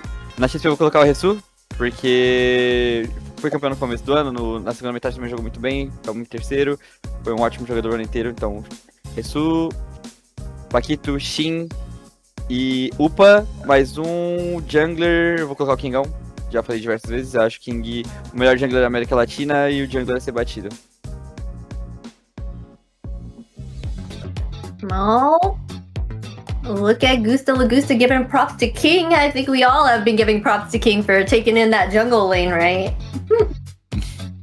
Everybody wants King here. Both teams are like, we prefer King on the jungler. And yeah, I think that they're not wrong, you know, because when it comes to King, it comes to like him be with a very high performance since the MPL season 1 here. So after that, he was like with the RIQ Akira, and he won the 4 times in a row, the split, and he was in an international event when it comes to like experience, you know. So King here is like one of the best junglers. Of course, now these days we have other good junglers. Hiron Bush, for example, Luisinho is another one that it is growing in an interesting way here. But when it comes to the experience, when it comes to the solid performance, King is one of the best. Yeah, it's really interesting, especially when we get to a lot of these questionnaires from both of these teams when they ask about top players or their dream compositions. A lot of them are listing players that are in the top 4 currently right now that we see. So it's kind of giving you a little bit of a history draft and how well and how often, I want to say, a lot of these players have either played against each other, understand each other, and that kind of shows you kind of like how tightly knit the community is down here, which is something amazing, something I love to see, especially coming from North America, where I want to say most of the top players in North America know each other as well. It's great to see that here in South America too, where a lot of those props are being handed out to each other when it comes to people on the different teams here, and especially when it comes to being able to like list off a lot of those props for the team that you're about to face, or the players that you're about to face.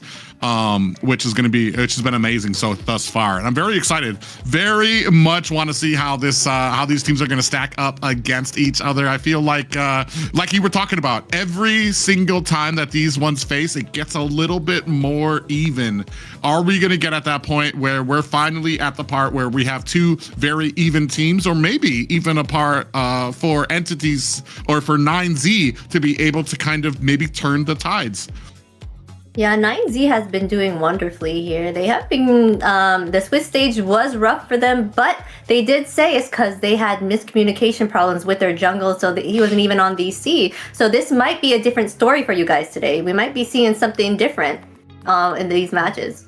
Yeah, so it is very interesting because on one side we have a very solid team like playing in the top side every time that is Alpha 7. Like, okay, maybe losing once a game or another, but they're also like a very strong team. Another side, we had a team that started like okay, not so well because too many new players, different personalities, but they were getting like the synergy, that communication, and now like they're growing up as a team, they're growing up as a group. So it's going to be a very interesting, especially when it comes to two coaches on coaching staff from 9Z Globant, BL and Cabral. Cabral, which is one of the former champions with the old RRQ Akira. He worked with King, with Gusta Lagusta, with Sagan, with Blink, you know, so he has a lot of experience here when it comes to coaching staff.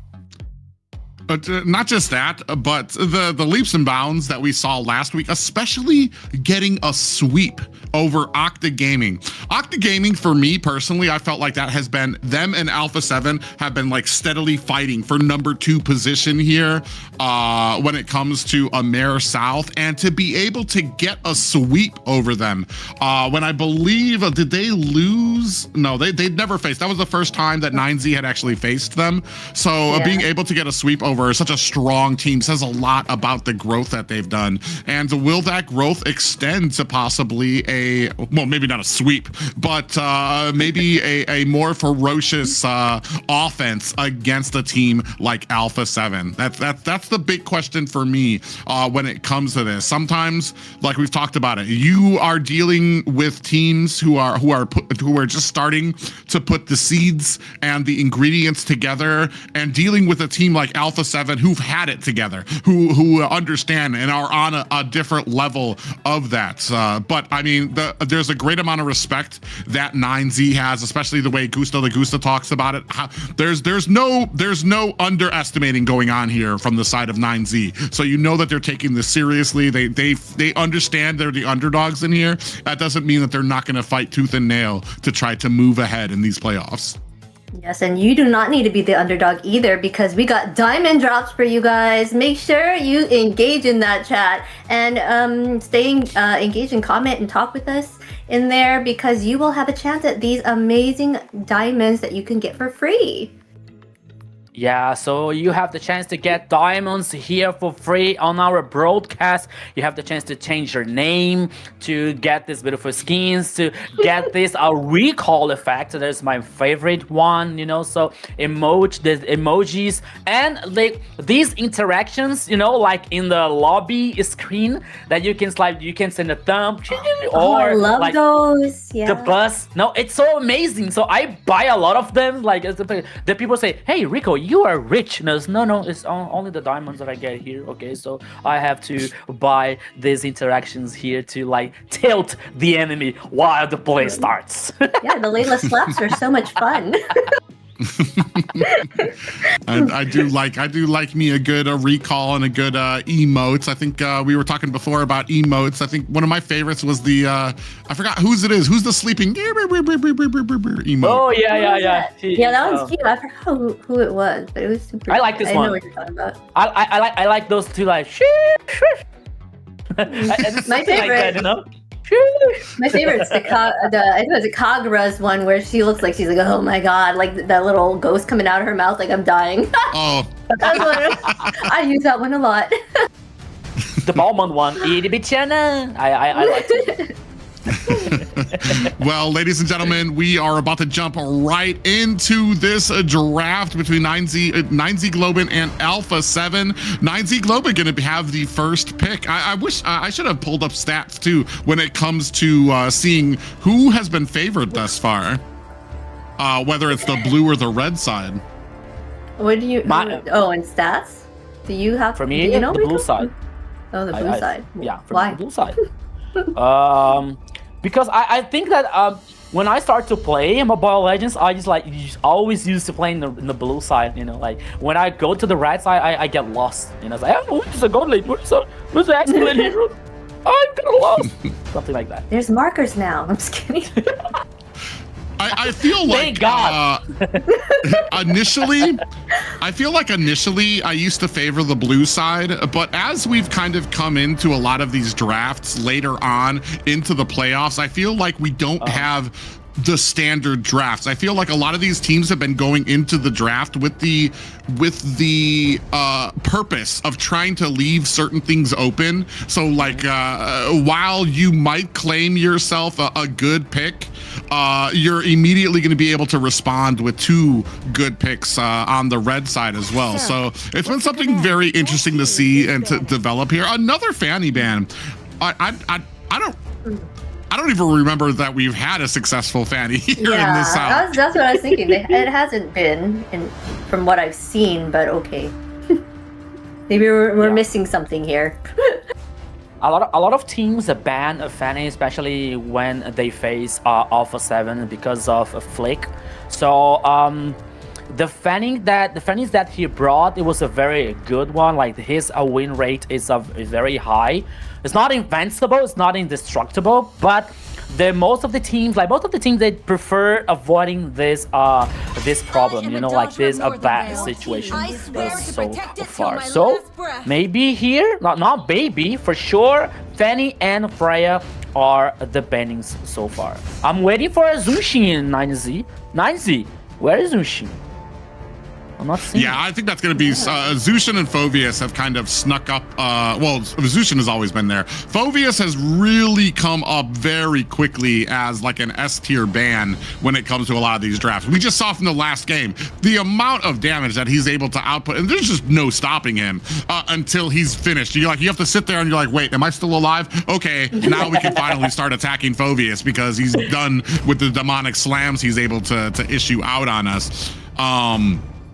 Zushin has been one of those. We did see, I think, last series that there was a decent being able to kind of I'm not even sure really counter her. It wasn't the countering Zushin herself. It was basically the priority of the team fights being far away from Zushin while a Lapu was back there basically harassing her the entirety of the game. Yeah, they're gonna go ahead and ban the Yves instead of Zushin here. I guess they find that more of a threat than she is. They are taking their time here to figuring out what they want to ban. That goes to show that they kind of respect each other, right? And making sure that they don't give out any freebies here. Yeah, so for me, like the surprise here, like both teams are cooking. Okay, now Alpha 7 comes with the Zushin here on the second ban. All right, so now they have to work like on Fovio's banning or Baxia's banning, for example, or maybe like their early game ones like Harley or Suyo. You know, there's so much. There's so many broken heroes for so less. Bans here, at least on the first phase. So both teams have to think like very, very much before these bannings.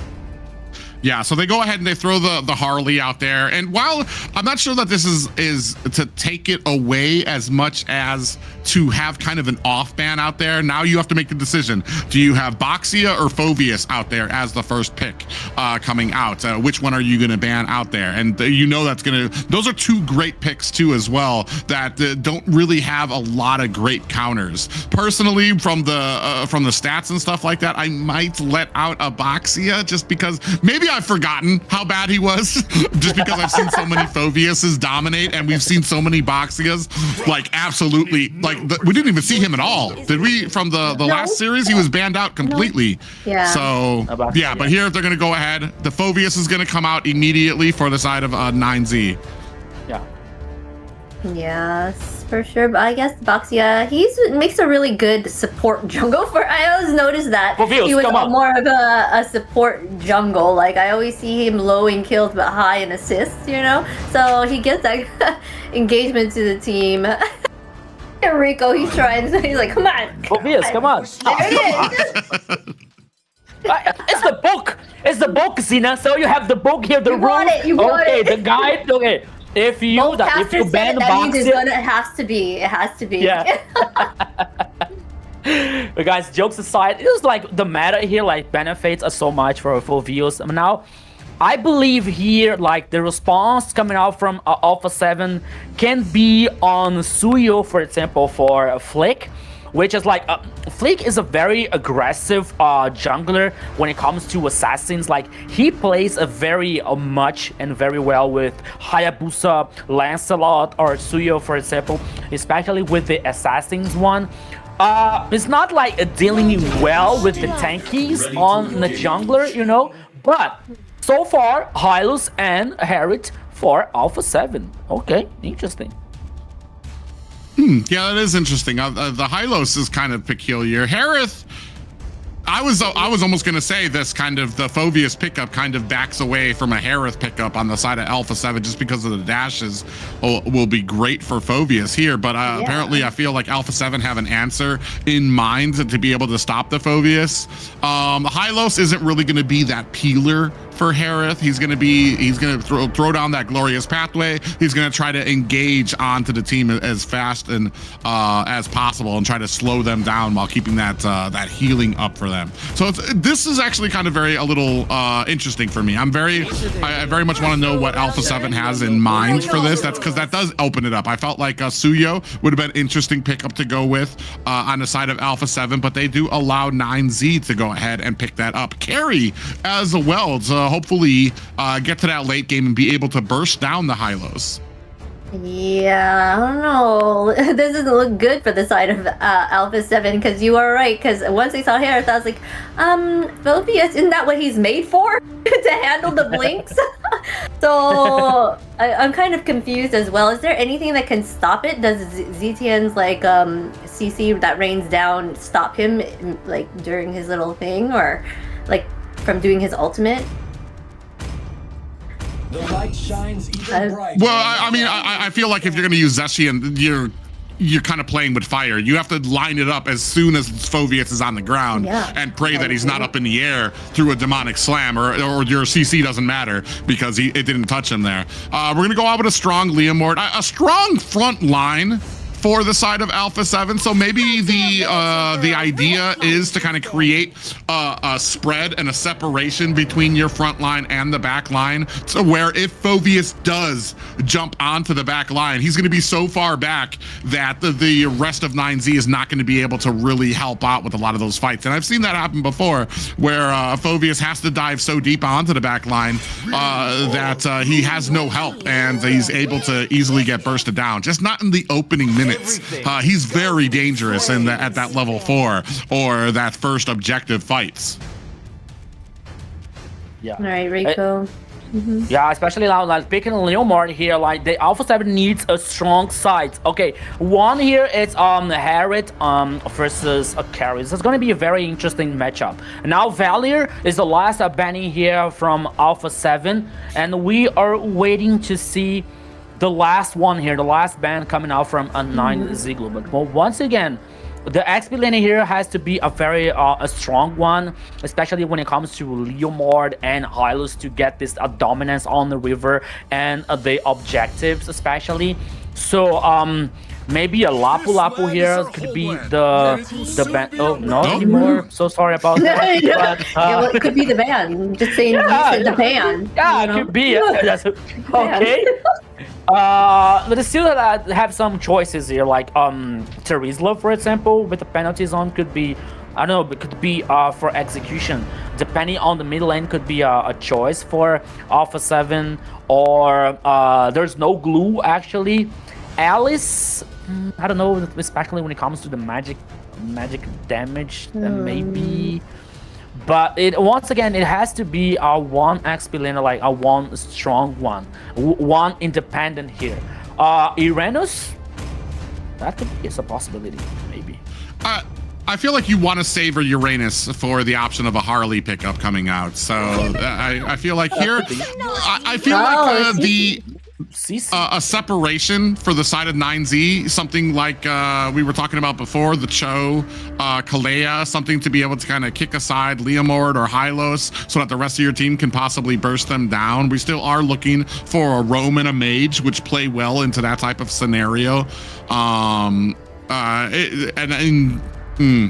It's just a very strong front line here by the side of Alpha 7, and I'm wondering. And then you've got the engagement into the back line by CC as well, who's going to be able to kind of really nail into the backside with a decent amount of regeneration when it comes to her health. Kind of looking for those last 2 picks, like we said, looking for the mage. Ooh, Kaja. Okay, so they're going with that isolation that we were talking about. It's not the Kalea, it's not the Cho, it's another version of it, the Kaja. I only wince, and I'm sorry. I nothing against the combination. I don't feel like Kaja has been as successful in a lot of the picks. And I feel like when it comes to options, Kalea was taken off the board. Okay, Cho is still out there. Who else were we talking about before? I think you talked about Glue, which was taken off the board. So, I mean, there really weren't many options for it unless we're not as confident on the Cho on 9Z Globant, possibly. Yeah, that could possibly be it here. They picked up the gourd. I wonder what they will be choosing here for Alpha 7 there. They're missing their mage as well. Right. Oh, Zetian! I was right. But, well, like you said, it does probably need that timing. Timing to make sure it gets correctly. Yeah, but it's still here. I don't think that Kaja is going to sing, as a bird, or something like that, because the target on the other side. Harriet has a dash. Leomord has the Phantom Steam. Paquito has the Glorious Path. The CC has the mobility. The only thing left is Zetian that can work so well on the ultimate to spot the enemies and trying to avoid this kind of a pick-off coming out from Kaja. So I'm not seeing like a very good situation so far for 9Z Globant here, Private. Yeah, that was kind of my concern, is like, who is your target? Anybody else but Harith, I think, is going to have a problem if you grab them. Harith is going to have some disengage tools to be able to get away as well. If you bring, God forbid, you bring a Leomord back into your team and you're going to be fighting off a Phantom Steed powerful in the back on your backside too as well. Maybe it does work the same way. I feel like the Cho was a great counter for the Hylos out there, but Rico, go ahead and take us into the beginning of this second series. Let's go, everybody! Welcome to the Land of Dawn. This is the first game here. 9Z Globant versus Alpha 7. The upper bracket on fire so far. Taking the chance and opportunity to say hello once again to the people on the chat. Thank you so much for your support. Thank you so much for your audience. Thank you, Rice, Dress Ray, Pinoy, Eagle, MLBB, Miyazaki, everyone, Deadpool. Thank you so much, and let's go, my friend Private. Yeah, I feel like there's a possibility here. 9Z Globant, especially with Feshin on the gourd here, you bring out the gourd, you bring out the Mystic Gush, you bait out Flick to try to come in with the Phantom Steed, which I feel like I feel like Feshin is going to be a huge target, but when Flick comes in, maybe you can go ahead, latch him up with a Divine Judgment and pour him deeper into your team, I guess. It's interesting. I want to see what 9Z Globant. We've doubted them in the past. They've come up so well, and they've got such a great base for excellence right now that I don't want to doubt what this composition can bring, especially with a Phoveus on their side. That's going to be able to do a great job of just pouring on the damage, especially in the first objective. Yeah, we gotta agree here that the idea from 9Z working with this Kaja is good. It's not a bad idea. But I think that we are concerned about like the targets on this situation. Because you have a Leomord. Okay, Flick here is taking a lot of damage, so she has to take care. But he's done it. Yeah, Chino actually takes a lot of damage. Gonna have to come back with that Demonic Force. It does open it up for 9Z Globant to go ahead and pick up that objective, though. So I feel like that death wasn't in vain for 9Z Globant. They do pick up the first turtle. Yeah, they got the turtle here, but the first kill was for Alpha 7. It could be worse, though, because the kill was to Paquito on Hylos. But they got the first turtle here. So the goal lead here, there's no different so far after like 3 minutes on the first game. But a little crazy. Ooh, Yeah, Burrow Crazy taking a decent amount of damage. 4 members from Alpha 7 trying to chase him down. Fashion. Luisinho is going to go ahead and launch off a little bit of an evil queller there. Connects with 2 members, but no worse for wear. Both these teams being very respectful, not trying to get into fights that they can't handle just yet. Yeah, so far here, like after 3 minutes, we're seeing like both teams are focusing on getting the farm, focusing on like controlling this mini waves and reaching the highest levels as faster as they can. And of course, for Burrow Crazy to find someone lost, to find like a specific peak off here, especially right before the objective, right before the turtle. But once again, as we were talking about here, Private, it's not going to be very easy for this Kaja.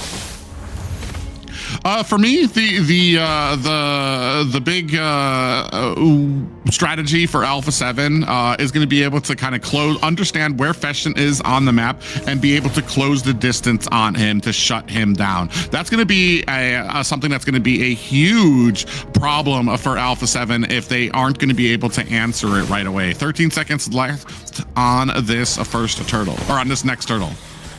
Yeah, the second one here, 7 seconds. 7 seconds. Oh my goodness. It doesn't come out. From this next turtle here, both teams are aware, and now I think that Alpha 7 is going to start this turtle. Yes, so here it comes, Private. Yeah, gonna go be Hasu there, going ahead and beginning at Paquito on the backside, looking for an angle to get in there, gets caught. Oh, they catch Chino immediately, who's gonna go ahead and start locking down with some demonic forces. Out comes the stun immediately from a lot of the members there. 3 members back there. Chino on the backside. Luisino coming in for the damage. Are they gonna be able to find Paquito? Is down. The big damage coming out of the Mystic Gush from Fashion there, but the turtle does still up. Both sides do ignore it, looking for those kills, and unfortunately for Alpha 7, does look like they are on the back end, the back foot there, backs against the wall as Paquito gets taken out, because that's going to be a big tank for a lot of this damage. Yeah, so the knock-up here coming out from Chino was huge, and it was very crucial for 9Z Globant. Not guarantee the kill on Fashian's hand, but to get the second turtle. Private, 5 minutes after on the first game here, 2 turtles for 9Z Globant. And okay, the goal lead is not a big deal for 9Z Globant, but hey, we are talking about Alpha 7, so this game here is going to be very interesting for 9Z Globant.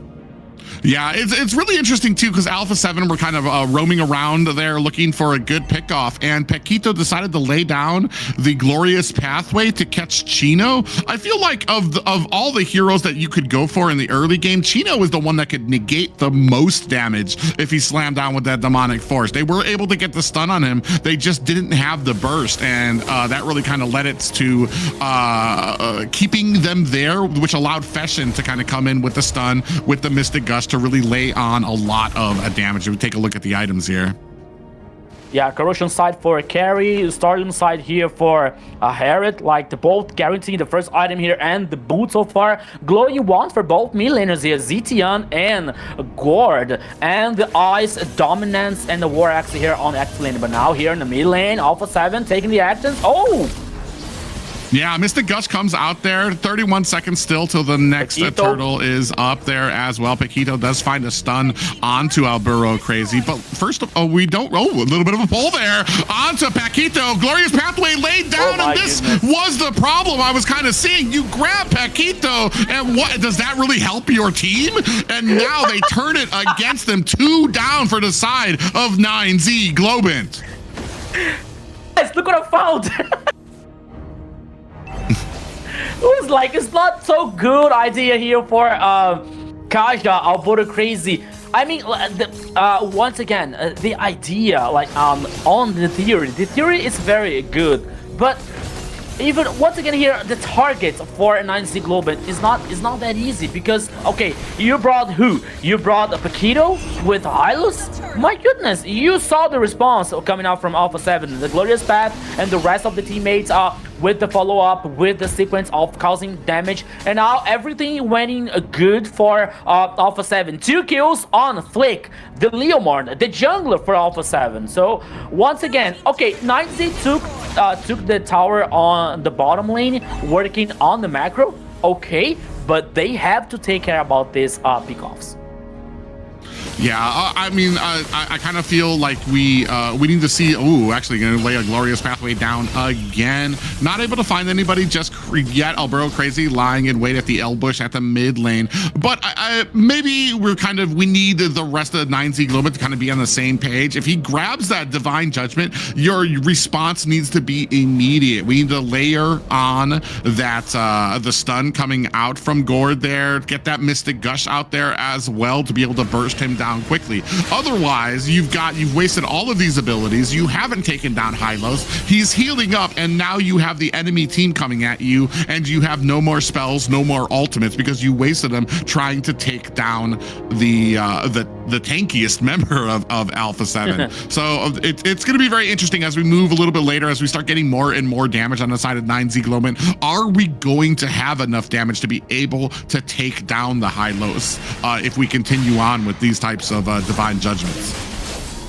Yeah, so both teams now working on the macro here, working on like this pushing the minion waves, especially on the mid lane. 23 seconds, not only like not for Turtle, but now for the Lord. But Alburo Crazy once again.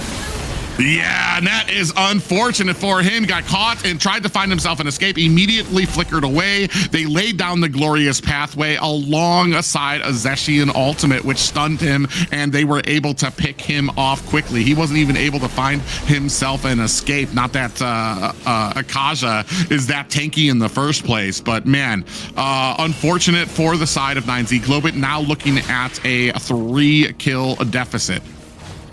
Yeah, now the Lord here is started by the Alpha 7. Oh, Shino, what are you doing? Yeah, he goes in, takes a heap of damage coming out from the CC. Nobody even able to close ranks onto this Lord right now. Upatizi comes in, able to find a kill onto Alburo Crazy. The rest of Alpha 7 disengage after they... Oh, I don't know if they were able to get that, or now they're going to go ahead and start on the Lord. It's down to 25%. Not much from the side of 9Z Globant that they're going to be able to do to even come in to contest this. Yeah, first Lord now guaranteed by Alpha 7 in one good moment on the game so far. So once again, 9Z trying to fight back, trying to find a solution here with that situation, but it's not that easy, you know. At least the goal lead is not getting larger for Alpha 7 so far. It's only like almost 2k or 1k and a half for Alpha 7. 1 tower, no, 2 towers now for Alpha 7, and the Lord heading on the top side. And I think that things are getting complicated for 9Z Globant Private, because by the time that the minutes were passing, the time like where it was like growing, you know, the more the composition from Alpha 7 it's getting more tanky, it's getting more resistant, and it's getting more difficult to this Kaja trying to do something. Yeah, I mean, unfortunately, I understand the game plan that was kind of coming out. It's just right now the execution, there's just too much tankiness on the side of Alpha 7. Not many targets that Alburo Crazy is going to be able to close the distance on. Lord up at top just took care of a tier 2 tower. Another one at mid goes down as well. Or actually the tier 1 tower at mid goes down. Yeah, so now here almost at 12 minutes. He's still Alpha 7 causing this pressure, getting a domination here, especially on the map. Oh, here comes! Yeah, Glorious Pathway is laid down, but now already you can start seeing where the minutia of this plan starts coming into play. You don't even need to engage them. You can just use the Glorious Pathway to separate 9Z Globant from the tower, and there's nothing to stop you from sieging on it. I was about to say that, you know, okay, here comes the Glorious Path. Okay, just to zone the players, to zone the enemies, and guarantee one more tower here. So there's a very good use for the ultimate from Hylos here also. So once again, Alpha 7 getting this advantage, you know, like step by step, minute by minute. They are not like they're not in a hurry. Okay, they have a carry on the other side here with the Trinity core items here, Golden Staff, Demon Hunter. It might be a problem for Alpha 7, but the way they're playing like together on these blocks here, especially to guarantee this macro. So I think that 9Z has to do more than they are doing so far on this game. So even for carry, the things are not getting easier to guarantee the victory for 9Z Globant. Yeah, and while I'm trying to think of like what the difference is if we would have had a Cho here to try to execute this plan. I guess the Way of the Dragon has more time of CC to be able to get somebody down instead of like just a nice little disengage there trying to come out from Chino, and a beautiful ultimate coming out from the Zeshian as well. Hesu's gonna be able to find a kill, a double for Hesu being able to find onto 9Z Globant, who have to disengage from this fight again. Meanwhile, you can see already 9Z Globant starting to get desperate, is going to have to go ahead. Luisinho going to go up to the top to try to get himself some split push, but it's immediately going to be answered by Hesu. Yeah, losing 2 players here in the last team fight was it was not so good for 9Z Globant, so they didn't want to fight back this Lord. Luisinho, as you said, Luisinho headed up for the top side here to push that minion waves. Once again here, Alpha 7 getting this advantage, you know, like turning large in one. Oh, it was the Phantom Steed. I thought it was the Glorious Path. It was like, okay, what for this Glorious Path? But no, it was like the Leo Mord here calling the horse to get in the orange buff as faster as he can. But now the Lord heading on the top side once again, and maybe now this Lord, I think that Alpha 7 could take more useful on him.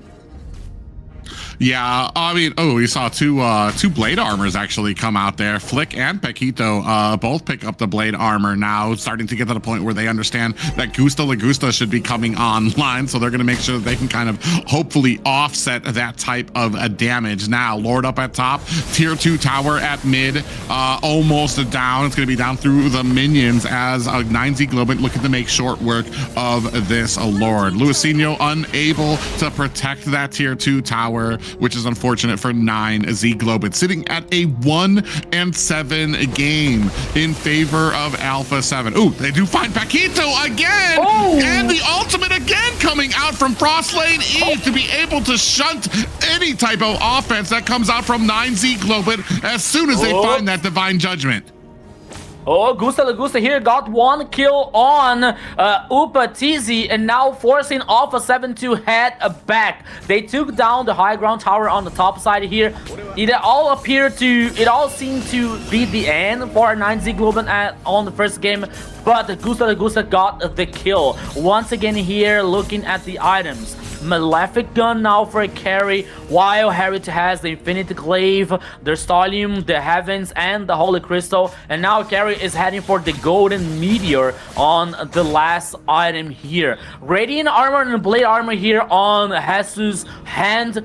But one thing here that I see, Private, is at this point of the game, I think that the only thing that 9Z can do is like to observe, not to watch, and wait for a specific time to wait for Alpha 7 to make some mistake, especially on this position thing, because this is the only thing that I can see 9Z Globant doing here to reverse that situation.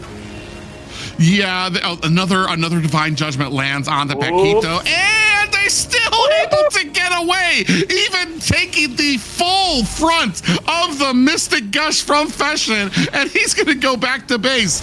Oh, and this has to be unfortunate for 9Z Globant, as they have to be realizing now, it's like, oh, okay, well, because that went perfectly for them. They were able to get the Divine Judgment, they got the stun, full Mystic Gush on him, and it still wasn't enough to take him down. Chino now trying to come in with that Demonic Force, gets stunned and bursted down by the likes of Hesu. Now continuing their way, Alberto crazy from the side, Upatizi with the kill there as well. Gusta Lagusta looking for an escape, might not be long for this world as they're chasing him down. Flick does find the kill there, 12-2 in favor of Alpha 7, and they don't even continue on the Lord. 3 players down. Alpha 7 here ignores the Lord, but they still have Fashion here with the guard that can clean wave these minions. But here they come to the end, Private. Yeah, 2 waves are starting to sync up here. Glorious Pathway is out as well. Mystic Gush immediately gets taken down as Hesu finds the kill there, and a team wipe for Alpha 7, followed by the core. Domination here from Alpha 7 on the first game. Here comes the victory. 1-0 to Alpha 7, Xena. Wow. What a game, but both teams, they were doing so good in the beginning, but I think it's more they were trying to feel each other out and kind of get to see what strategy they can use. At first, 9Z was doing well, but after that, they kind of snowballed because it seemed like Alpha 7 was able to get the majority of the kills, and from there, it was like a snowball, and they took everyone out, and there was no room for 9Z to breathe. It was... I mean, we kind of saw it right from the draft when it came to having the Kaja out there. I mean, it's kind of known a good strategy against a Hylos would be the Cho to be able to single out the Hylos, kick him away from his glorious pathway, and then the team to be able to kind of burst him down. Unfortunately, I feel like you need to really take advantage of that in the super early game to really kind of hold the Kaja down, to keep him like under farmed and stuff like that while you continue to do that. And that just wasn't the case here. And I feel like the selectiveness of our targets, there just wasn't another avenue for 9Z Globant here when it comes to who do we go for, because you weren't getting that far back to get to Frostlane Eve on the Zeshian. Hesu's going to be able to find themselves an escape as well. Just unfortunate for the side of 9Z Globant, even with the perfect execution of that type of composition, you saw that Paquito was still able to withstand the damage that was coming out. Yeah, not only seeing from 9Z's point of view here when it comes to Bodo Crazy with Kaja, but when it comes to the execution coming out from Alpha 7, it is a very interesting one because you have the ultimate from Zetian with the Glorious Path with the Phantom City here. So the follow-up from this kind of execution is a very, very interesting. And to end it up with the golden key here, it comes to the Upatizi damage from Harriet and the CC here from Hassel. They were playing a very solid. So this execution was not so really far. So at this point of the game, we were seeing like a Bodo Crazy getting a surprise sometimes with this execution. So it wasn't good for 9Z Globant at all. And by the time that Bodo Crazy was trying to do something, it was like trying to use the Divine Judgment to isolate a player, for example, from Alpha 7. The response from Alpha 7 was immediately. So they were chasing down a Bodo Crazy to get the kill and get the advantage. So far and on this first game, Alpha 7 dominated. All right. Every game, every team fight seemed to start with this player. It is, not start with the Hesu. What? Okay, I got confused. I thought it was going to be the jungler, but wow, Hesu made it and took it. 507 KDA, 36.1k total damage, and 661 golds per minute. Hesu with the CC. Okay, I see you. Yeah, It was beautifully enabled by the front line of his team and these stuns, the Fury of the Phoenixes that were coming out from the Zeshian as well, that allowed him to just continue smacking them back with the yo-yo hits as well. So great enablement from his team there. Yeah, to be honest, I thought that it would be to Paquito here with Hylos, with 11 assistants. But Hesu here playing so well, especially with a CC here, with a very solid XP lane when it comes to CC to with this continuous damage here with this heavy yo-yos coming from this lady. So Hesu once again showing his potential, showing his strength when it comes to working as a teammate, working as a team, a group here on Alpha 7. So it is very important, especially for Alpha 7, when the players are together, when you have this team play to guarantee the victory for Alpha 7.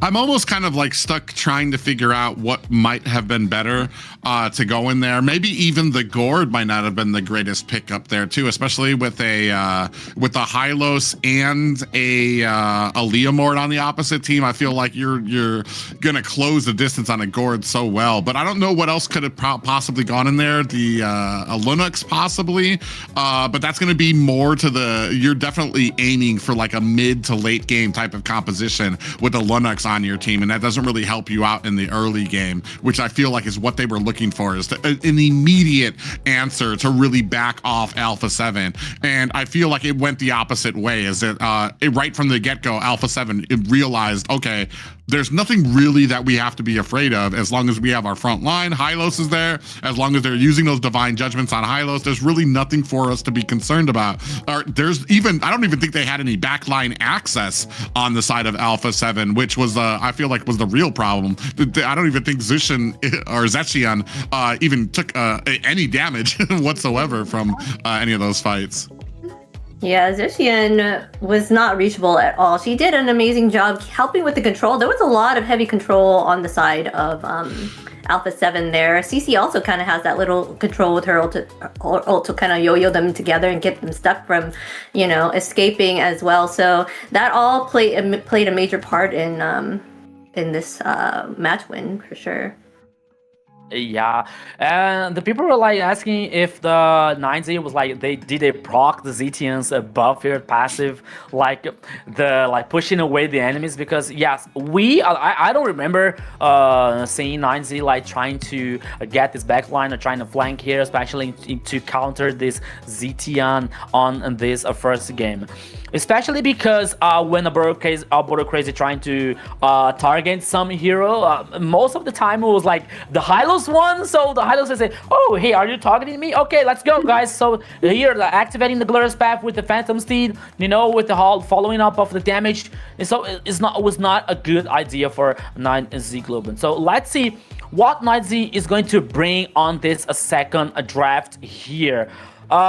Kaja, at least on the global ban, we are not allowed to see Kaja anymore here for 9Z. So let's see if Oboro Crazy is trying to pick Marcel, for example, if he brought sometimes and it was like good, or maybe a Kalia, for example. So there's many options to 9Z Globant to still get back in this game. Yeah, I just feel like I feel like their plan kind of got read immediately from the side of Alpha 7, because the Kalea pickup came out immediately, which I feel like probably would have worked out a little bit better. And Glue, I feel like 9Z ban Glue themselves there as well, so that was another initiating factor that kind of was turned off from them. It happens too when it comes to some of these picks. I feel like it depends on hero pool or if everybody was on the same pages when it came to a lot of those divine judgment. Was the entire team immediately understanding, all right, now we got to burst him down, or were some of them maybe kind of holding out some of that damage for other pickups as well? We'll see. It's only first a game there, but we're talking about, like we said, a massive team like Alpha 7, who have been, I want to say they're actually one of the favorites too as well when it comes to these playoffs here in the South. A lot of great history behind these guys, and I mean, they've earned themselves about a 3-week break so far, just kind of chilling and showing thus far that they have not just been sitting on their hands. We've talked, and this is something too, we've talked about the growth and the things that 9Z has been able to do, and all of these other teams who were in the Swiss stage who had a few hurdles and shortcomings. We've talked about them being able to grow, but what we haven't talked about is, I don't think Alpha 7 and Entity 7 have just been sitting there stalwart. They haven't just been sitting there not doing anything. They've been making their own waves, growing themselves as well when it comes to developing strategies, understanding the play style of these guys. So sometimes it kind of comes down to the fact that, yes, you are making these giant waves. Yes, you are being able to jump over these hurdles, but Alpha's doing the same thing on their side. So the more you try to catch up, the more they're trying to distance themselves from you when it comes to these strategies and skills. Yeah, they are for sure keeping an eye on everyone, even though they do have the break. And it's showing here. They're going to keep up their growth and not let up for sure. They banned out the Fanny and the Harley here, as well as the Zushin and Freya, taking out some really heavy hitters here to kind of give them a smaller hero pool to pick from. Yeah, so no Harley on the second game here, at least from 9Z Globant. That could be a possibility here as the first pick. They still have Boxia open, for example. Still have another options here as Kalia, or maybe focusing on the mid lane, for example, on this first phase here of banning. But yeah, Suyo here now for a 9Z Globant. So if Alpha 7 doesn't ban Boxia, I believe that there's going to be the first pick here for 9Z Globant. But if they ban a Boxia, maybe I don't know, maybe Kalia could be they can ban Boxia without the fear of Phoveus coming out from 9Z Globant because they just picked it. Yeah, but okay, but 9Z is not allowed to beat Phoveus, right? No, yeah, they can't, 9Z can't pick them. That's why they're okay. Yeah, that's why I said ban you ban Boxia. Sorry, you don't have the fear of Phoveus coming out from 9Z because they just picked it. Okay. Yeah. Okay. Okay, first pick here for 9Z Globant. Maybe they're gonna get a Claude first hit on the goal lane. So we're not used to see Claude so many times. At least on this weekend, but it could be a possibility here. There he is. So it seems like they are not allowed to use a carry on this game. So Claude here is the first pick for 9Z Globant. Yeah, and I feel like you go here, you pick up the Phoveus as well. On the side of Alpha 7 here. Marcel is still open as well, but I don't think you take Marcel with the option of Valentina being picked up by 9Z Globant. Or actually, you don't even need to pick up the Phoveus early here. You could go with the Marcel and Valentina quickly here on the side of Alpha 7, so you take off the option of them getting a golden hour themselves and still have Phoveus as a possible third pick because it can't be picked up by the side of 9Z. But then couldn't they ban that out? Oh well, they went ahead and picked up Valentina and Sora here, but doesn't that give it a chance to be banned out by the side of a 9Z, so they couldn't choose it? Yeah, right? Not as a third pick. Yeah, Okay. not only ban, but to pick the counter, so you get Sora and you get the counter for Sora on a possibly counter on XP lane here. So mid lane here and XP lane guaranteed by Alpha 7. With the Sora here and Valentina, the response coming out from 9Z Globant, maybe they can work like with, but the problem is here, Private. But is with Valentina on the game, 9Z has to take care about the choosing here. Okay, Fredrin and Ivy, because Valentina can copy the ultimate, so that's gonna be a problem for 9Z. Yeah, I mean, as you said that, and they pick an Eve, I feel like that's exactly what you meant. And now they're going to have a real world, not just a real world manipulation, but sometimes the ultimates that she can take don't really fit or do well from her.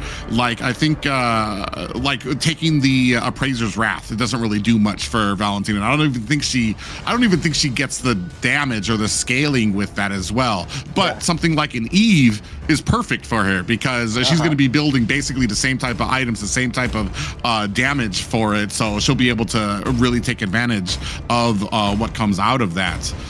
So yeah, very interesting here now, may possibly setting up for a Hylos pickup on the side of 9Z Globant, so you have that combination of the Eve and the Hylos. Ooh, Guinevere. I do like Guinevere when it comes to taking on something like the Fredrin. Ooh, because he's not as mobile. He's going to be hanging around that the Turtle Pit, hanging around the Lord Pit, and that's I feel like Guinevere is going to have a great time being able to go in there, find the jump before the Violet Requiem. I will choose my Yeah, Yes, for sure. They're gonna go ahead and ban out the Arla next. They want to take out the XP lanes here. I feel like we only saw Claude once in the last game. They started banning him out a lot, right? So I guess in this game they don't find it as much as a threat. Maybe. On the side when it comes to, I mean, correct me if I'm wrong, but I mean Claude, he's going to be going onto the back line. He's going to be trying to get onto Valentina, onto Gwen, or to Sora. They're going to have abilities that can kind of create distance from Claude going in with the Blazing Duet. No. Yeah. And especially now with like Alpha 7 working on this Guinevere here, so maybe a banning, maybe like forcing all 9Z banning heroes with control, like Rock for example. Maybe the next one could be Glue on the roaming here. Alice was the last ban here for Alpha 7. So especially with like this heroes with control. I don't think that Kalia is gonna be a banned here because with its Tsunami Slam it doesn't make sense with the Guinevere jumps for example. But maybe a Glue for example, maybe Gato Chacha could be another one with a Avatar of the Guardian here, could be another interesting situation for Alpha 7. So I believe that NiceZ is gonna focus especially on this roaming heroes with control. So waiting for this last ban here.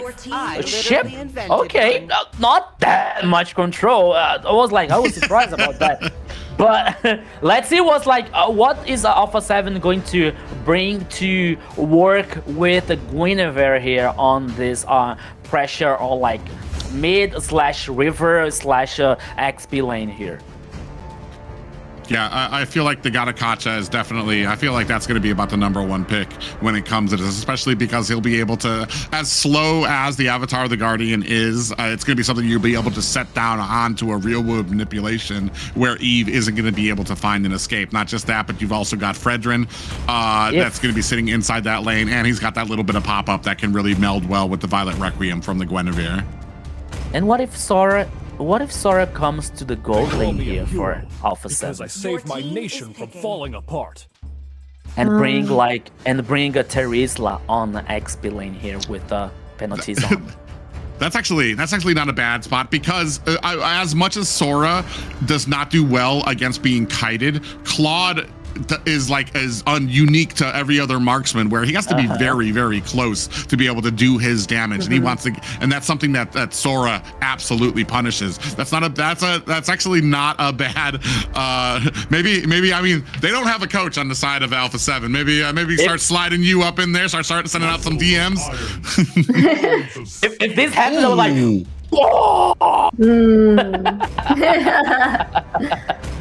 oh, got a Chacha here for 9Z Globant.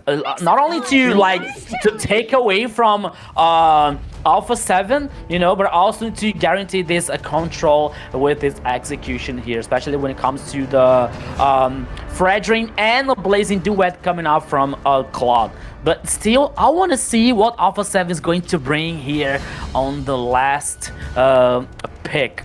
Still assuming because the Guinevere here can be on jungler, but now Winston Shin could head on the goal lane, for example, or Guinevere heading for the roaming. Oh my goodness, so many possibilities here on Alpha 7. Yeah, I don't even know what to say. It's like, what are they? Oh, what? It's blowing our mind or something. But no.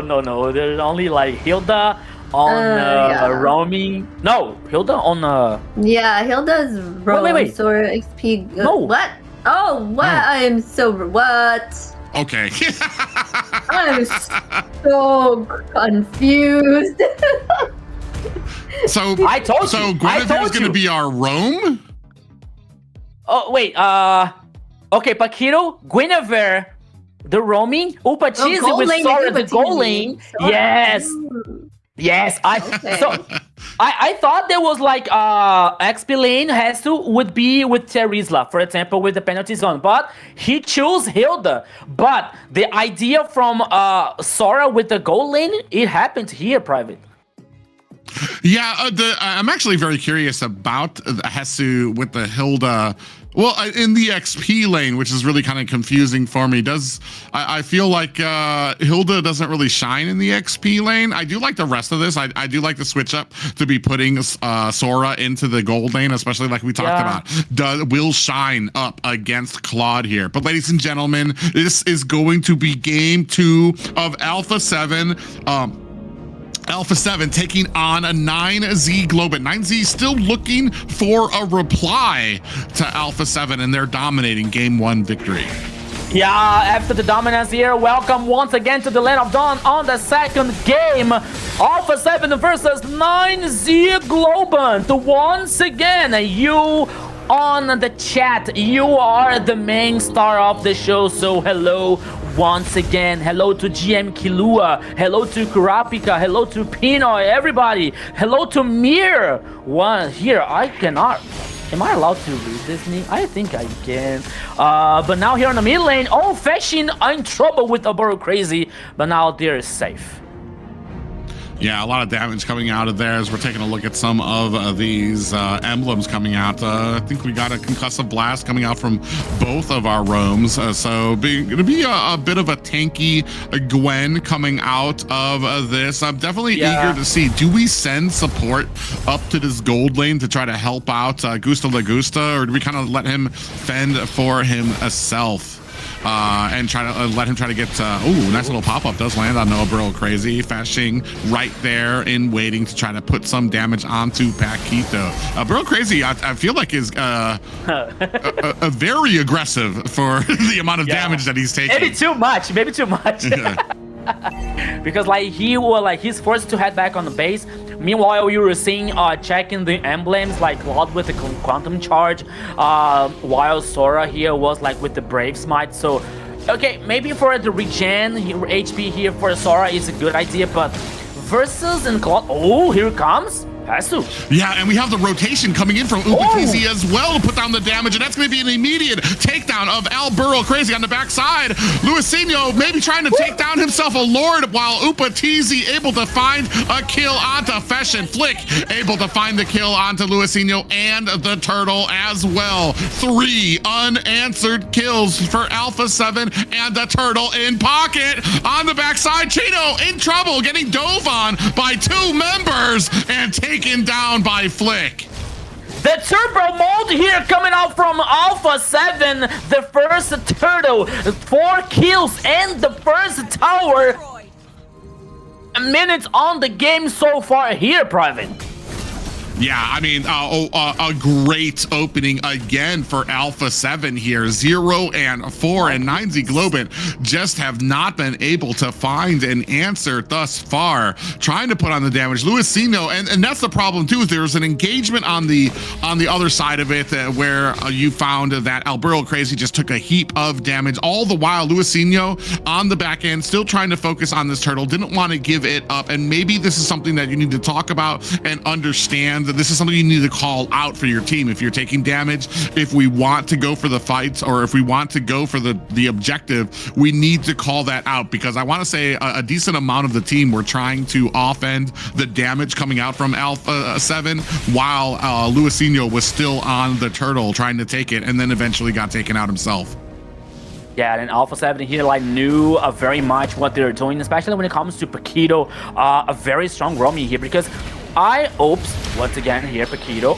But in the gold lane, in the bottom lane, sorry. Yeah, even, I mean, Chino just having a heck of a time dealing up at the bottom. He's already lost his tower there. Finally, it does look like Gusta Lagusta has a lone lane where he's going to be able to kind of get a little bit of a push. But what's happening here is the dominance of Upatizi on this Sora pick is allowing these super early rotations. He's able to clear out the lane super quickly and join the fight for Alpha 7 during a lot of these objective fights immediately. So, I mean, you're dealing with a 4v5 as a best case scenario if you're 9Z Globant. I'm laughing because on the bottom line, you're like 3 players from 9Z Globant was trying to chase Hesu Hamilton, but Hilda, it's a very it's very difficult to catch this hero here on the movement speed so far. Meanwhile, Alpha 7 was guaranteed another turtle. The second one here, the gold lead heading on almost 3k for Alpha 7. And one thing that I was about to say, that I was really focusing on XP lane here, like working Hasu taking Terizla, for example, working with the penalties on, because it could be easier to Guinevere execute the jump and the Requiem Violet. But it isn't necessary, because even though like Hasu playing with the Hilda, Paquito is like hitting the jump, you know, like it's hitting the oops. Okay, please don't make me cause La Mufa here, because I'm making compliments for you, Paquito. Please. But once again, Paquito like playing aggressive, playing forward, and yeah, Alpha 7 like is working with the composition with here comes. Yeah, Violet Requiem actually comes out of here as well. Is that going to be enough? Down goes Albero Crazy. 2 real-world manipulations have been laid on the board, and down goes Luisinho. 0-7 right now for Alpha 7, trying to chase them down, but decide to disengage. They do have the spread. They're going to be able to take down another Tier 1 tower at the top lane. 6 minutes in, and it is 0-7. 2 turtles and 2 towers for the side of Alpha 7. Yeah, and they want more. The focus now could be on the mid lane here, but there is no minion wave so far. Private, 6 minutes and 24 seconds. The gold lead heading for a 6k to Alpha 7. It's like, it's a very full domination here. Yeah, that is, I mean, 1,000 gold lead every minute.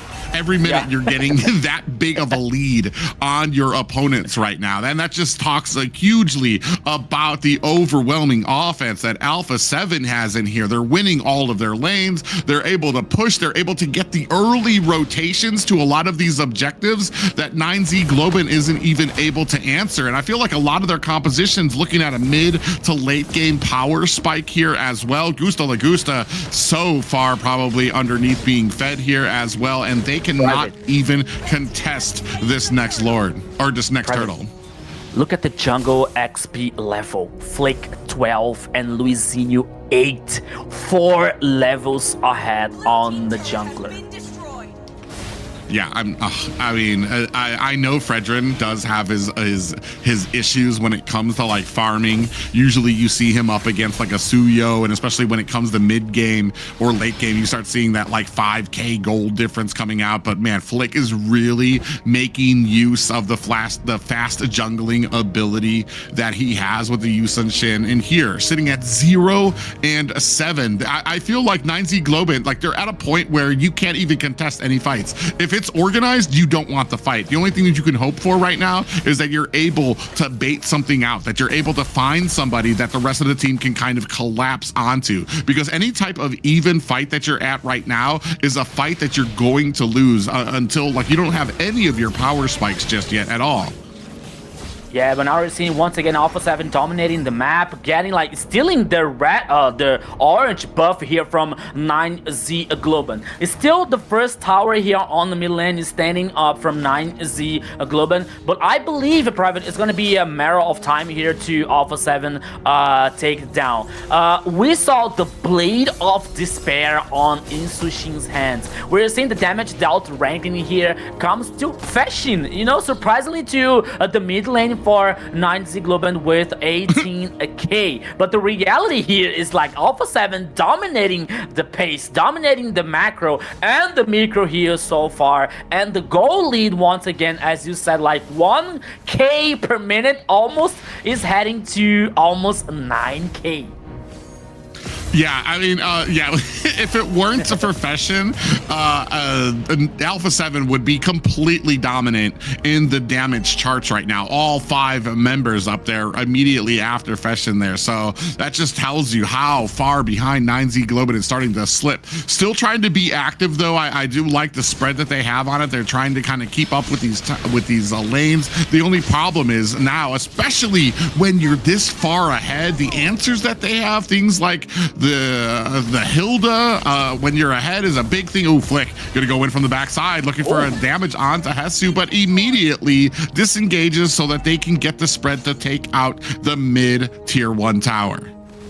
Yeah, so far here now, one more tower for Alpha 7. The first one on the mid lane here, 7 kills for 0 from a 9Z Globant. The Lord heading on the top side here, 10 minutes on the second game. I have to be honest here, Private. I think that to 9Z reverse that situation, I mean, like, we have to believe in the miracles here.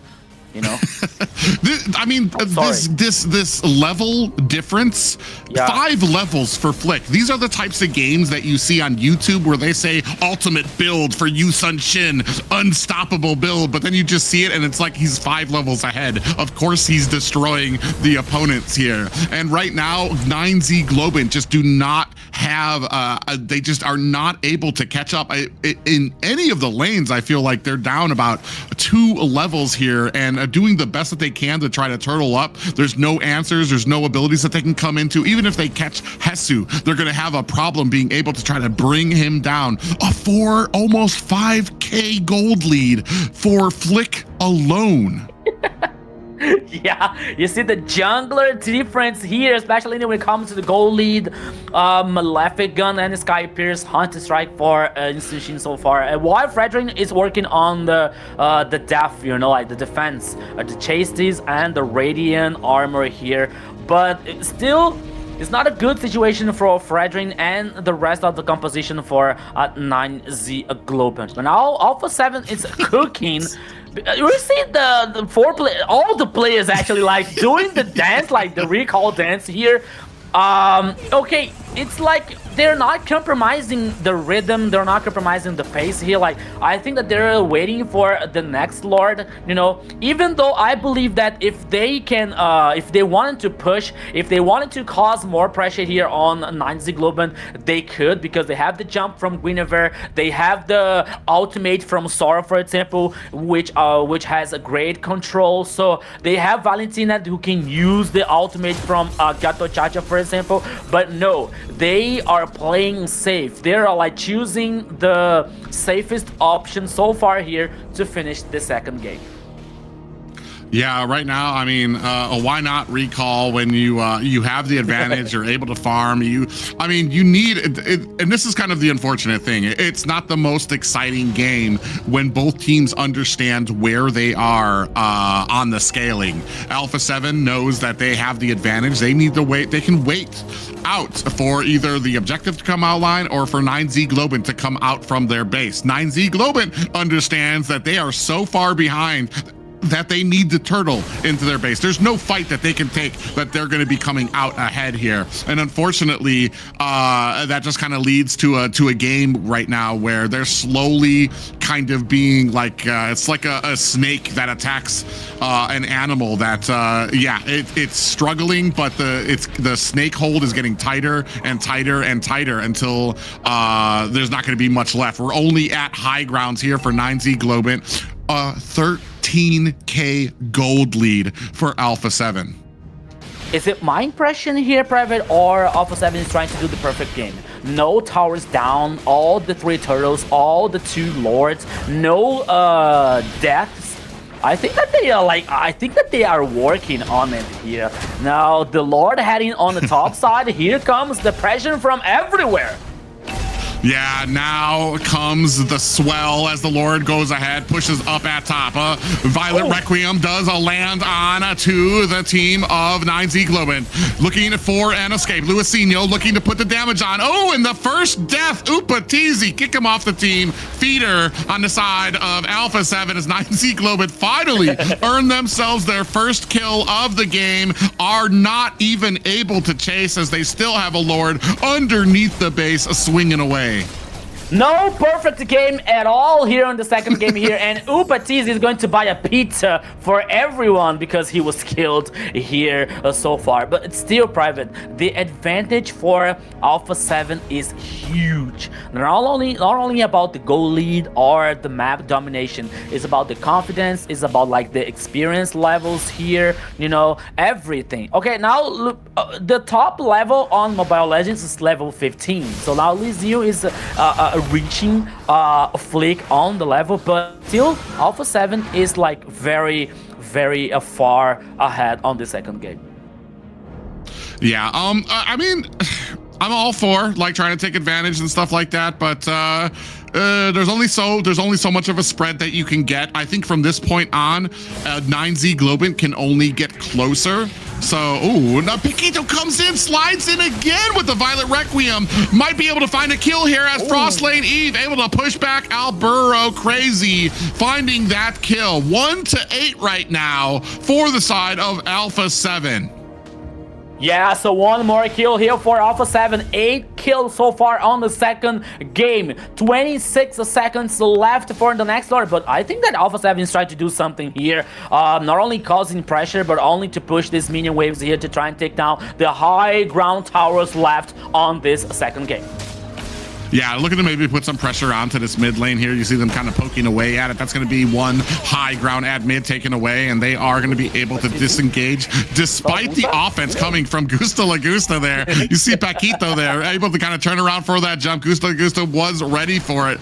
Tries to put on the offense as much as he can, but it's just not enough yet. Now, kind of dancing around this turtle. Still don't think that 9Z Globant is in a position, still 13K behind as they try to clean up these lanes. And a flank on the backside when it comes to Hesu there. Maybe looking for an open target if he's going to be able to find it there. I think they find it. They do find Hesu on the back end there. You see Gusta Lagusta trying to put some pressure onto him. Lord picked up by the side of Alpha 7. Paquito in trouble. Oh, and a Winter Crown actually blocks the Appraiser's Wrath coming out from Luisino. Down goes Chino. The rest of the team scrambling to try to find themselves and escape as in comes the flank on the back end. Gusta Lagusta being chased, able to get back to the core, thankfully, to be able to get his health up. They only lose Chino in that exchange. Gusta Lagusta saved by Border Crazy's ultimate here coming up from Gato Chacha, but still the advantage is in on Alpha's hands. Alpha 7's hands. Now the Lord headings on the mid lane could be the final push here, Private. Yeah, they're probably looking to kind of close this up. You do have Chino down for about 4 more seconds. Lord coming in. Damage coming out from the side of 9Z Globant, trying to put that onto them. They are able to take down the Lord. Alpha 7 do disengage. There's not even a jungle for Alpha 7 to clear out, as they've already cleared that out on the side of for 9Z Globant side. Still have minions beginning the push here, possibly looking for a door inside of this base. Just one more high ground tower on the side of 9Z Globant. Still a 3K gold lead for Alpha 7. Yeah, so still here now, Chino closing up the halberd here. I think that is the last item from CC, but now here comes like Alpha 7, always like with this information, with that visibility here coming out from 9Z Globant. 2 more minion waves, especially from the sides, on the top side and the bottom side here. Only the high ground on the bottom lane here is still standing for 9Z Globant, but still Alpha 7 doesn't fall back, doesn't get safe. They still want to cause this pressure. They still want to push this minion waves to get this information. Holy Crystal now for Fashin and Malefic Gun for Gusta Lagusta. Gusta Lagusta is one of the hopes for 9Z Global. But so far, Private, check it out Gusta Lagusta's KDA. 0-0-0. He was not able to do anything on this game so far. Yeah, he's not able to do anything, but he's also not getting caught either. So he's still kind of, we've talked about these types of players who despite their team, like maybe even getting mollywopped in here and taking some impressive losses, there's still some of those players who can play their own game independently of how badly their team is going. And Gusta Lagusta is one of those players. Maybe not in a position just yet to be able to kind of turn the tides here, but if there is going to be a tide turned here for the side of 9Z Globant, I feel like it's going to be with Gusta Lagusta at the front of the helm here, being able to possibly get in, possibly a surprise Supplies Blazing duet or get some damage out there. Alberto Crazy checks the bush there. Paquito's lying in wait there. You see Gusto Lagusta keeping those stacks up on this Claude as well. Ooh, actually takes a lot of damage coming out from Flick there as well. That does push back the rest of 9Z Globant, and a nice little viral Requiem does land on to the backside. Luisinho takes a lot of damage there. Might not be long. Oh, and you do see a Winter Crown coming up from Upatizi on the backside. Fashion able to find a kill onto Flick. Maybe able to turn this one around. Upatizi down. Gusto Lagusta with the kill there. Hesu being chased out. Still has the immortality proc out as well. Gusto Lagusta finds himself a kill. Now looking to possibly turn this game around. 9Z Globant with 3 unanswered kills against Alpha 7. 3 players down for 9Z Globant here. Flake is dead. No retribution coming out from Alpha 7. Now they're heading for the Lord. No fighting back from Alpha 7. And man, from now on, I believe in miracles privately because 9Z Globant is back in the game. Yeah, suddenly back in the game, they've lowered this to a 4K gold lead. From a 13K gold deficit, have lowered it down to a 4K gold lead.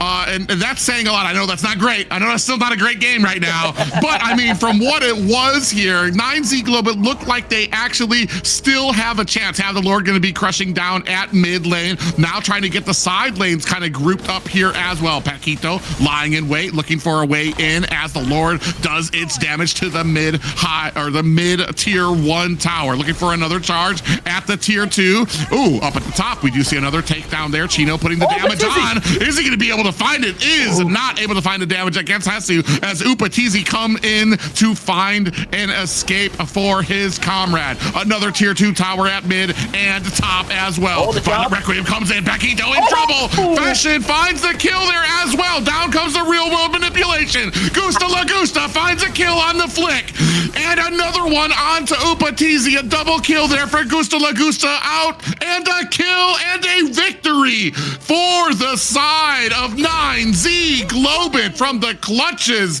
of peril.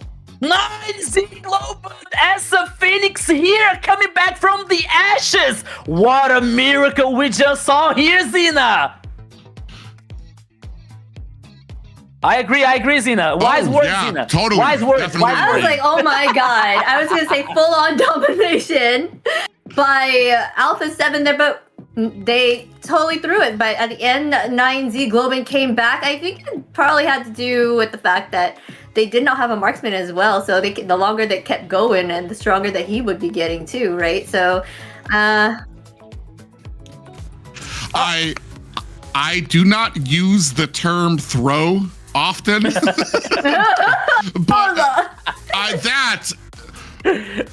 I feel like, man.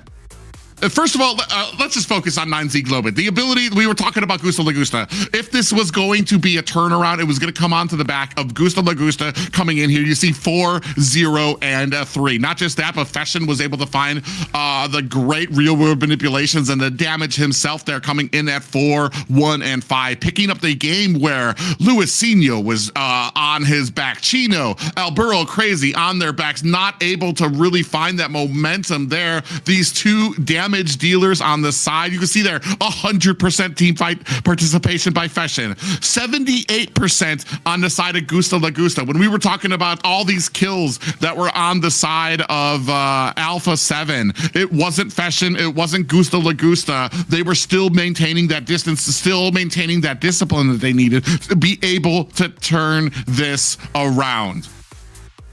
And I only remember here when I saw, like, when I said, like, okay, Gusto Lagusta with 0, 0, 0, he wouldn't be able to do something on the game. I feel like something, okay, now it is my turn. The duty calls here for me in this second game. What a performance, the fishing here with Ivy. And I believe here, it's one of the biggest case that I ever seen about resilience, about like mentality, about a patience, you know, because when we see on most of the ranked games, especially when you lost the flick, for example, many people say, okay, surrender. Okay, this game is done.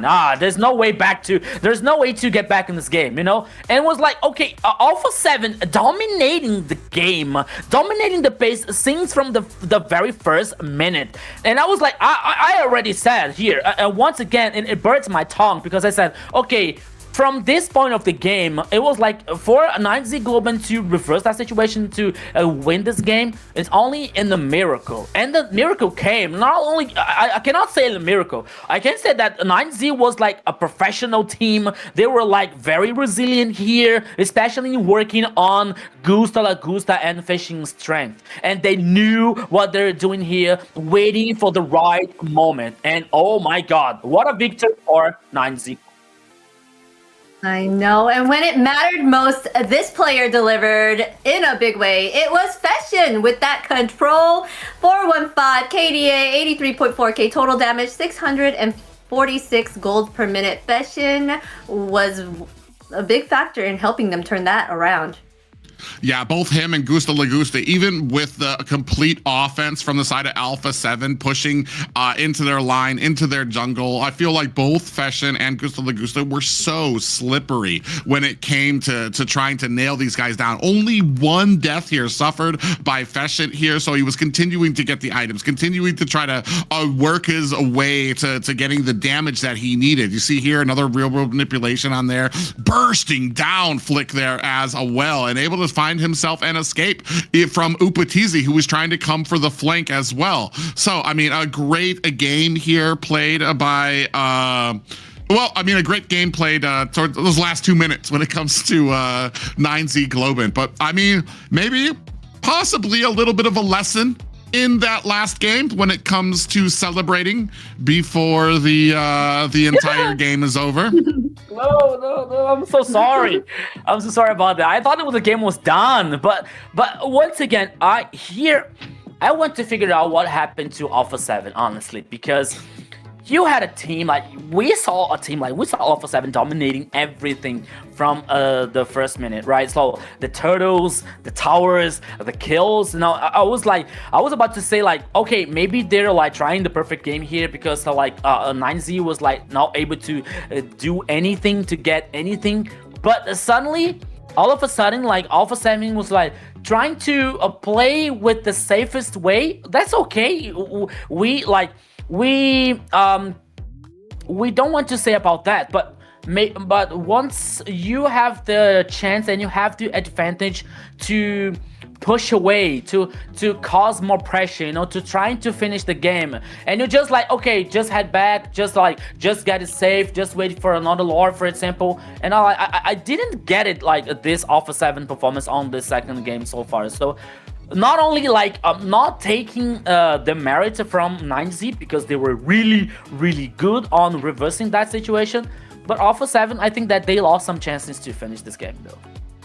Yeah, I do feel that they were hesitating too much there. They, like you said, could have been thinking like, oh, 9Z doesn't have any, they're nothing on us. So they got cocky and had that confidence, right? So they were going in and playing it safe just so they can get that perfect game, and it ended up turning it around. And that's what I love about Mobile Legends, is the fact that it can turn around and you never know until the end. So yeah, there's two things for me is when you're so far ahead that first, I know I was joking when I was talking about you need to kick Sora off the team for being the first death, but that fight I want to talk about because you dove underneath a tower to try to attack 9Z Globant, and that was kind of the beginning of making mistakes here. When although that one didn't really cost them, it was a shadow of things to come with how they were kind of treating the game because they were so far ahead. I mean, 13K, I don't think I've ever been that high in a game there, and I might have treated it the same way, but when you're at the professional level, you need to understand that there's, especially that late in the game, like there's a limit to how far ahead you can be, and this is that limit. And after a while, the only thing that can happen is the team can get closer when it comes to how many items that you can get or how much a gold lead actually matters. Also, things coming like freezing out the lanes to make sure that, yeah, you were able to clear out the enemy's jungle, but you were also pushing lanes in from the side, making sure that they had a constant flow of those side minions, those lane minions coming in there. When you could have frozen them out, force the side of 9Z Globant to try, if they want farm, they need to come out and they need to fight for it and risk getting killed out there as well. So there's these little things that kind of come out. It's just discipline, honestly, and that is an unfortunate loss for Alpha 7, but does speak highly about 9Z Globant to be able to continue keeping that focus, understanding what they need to do, and just, all right, this sucks. This is a bad game.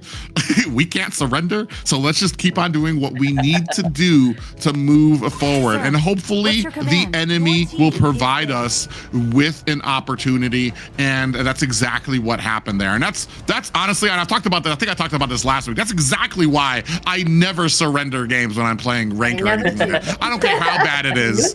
I just like, dude, they could make a mistake. Somebody could disconnect. There could be a Wi-Fi issue. I don't know. Something could happen, and we could get this game back under roll. But man, what a victory for 9Z Globant. And I wonder if that kind of sets Alpha 7 back a bit here. You had everything under your control, or do they come back with a vengeance here now that they realize, oh man, we messed up? Yes, for sure. Maybe they won't be making that same mistake this time around. They're like, okay, maybe we're being a little too much there. Okay, now we'll play right. So it might have been that might have been the reason. So all right, let's get into the draft here though. We have Fanny Ban and Phobius to start with Freya as well. Yeah, so now waiting for the second binning here coming out from Alpha 7. Assuming there's still like Baxia open, Zunshin also open here. Oh no, yeah, Zunshin now is the second binning from Alpha 7. So working on like this in this meta and the heroes that we are used to see more here. Like Baxia could be the next one. Phobius from Alpha 7, because they are allowed to use Phobius, not 9Z Globant, can be a very good one. So there's so many options here, so many heroes that we can discuss here. So I'll just wait for it. I mean, yeah, Baxia is going to be that big one here. I think we're going to kind of off-ban here. Maybe you go with the Uranus so that you can pick up the Harley. Oh no, you're going to go with the Eve again here. So you've got the choice of Marcel, Baxia here. Suyo, which hasn't really been a priority pickup, especially because 9Z Globant can't pick it up, and it's still an option for the side of Alpha 7, so I don't think they go with the Suyo ban here. I'm assuming it's going to be the Baxia. It's been the priority for a lot of these teams for the most part when it comes to these final bans out here.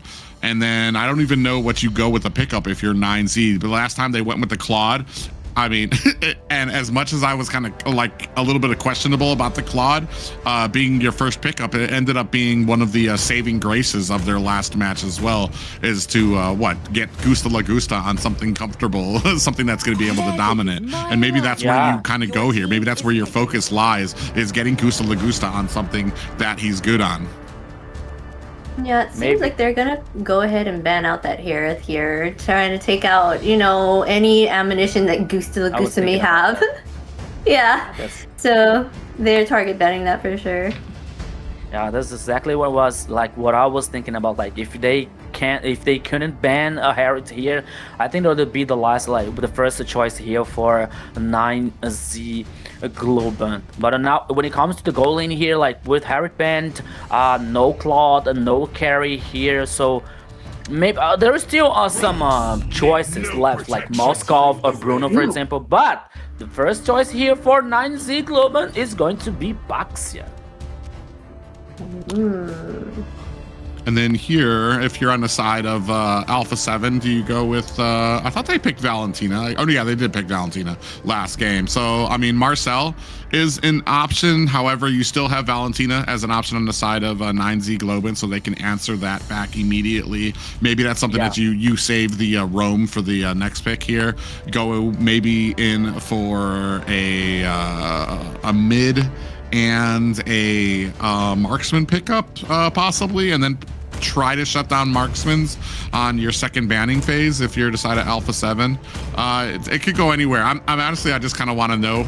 I want to know what the conversation is like over on the side of Alpha 7. If they're, I mean, they're from a lot of what we've seen, they're a good group of guys who have like an outstanding amount of respect for each other. So I know for a fact that there's not going to be any blaming going on there. I think they all can pretty much be like, all right, yeah, we messed up, boys. let's clean ourselves up and let's try to close this one out here. Cho and Moskov, an early Cho pick, which is really interesting to me here. Possibly to get the Way of the Dragon onto the Boxia to be able to kind of shut him down a bit.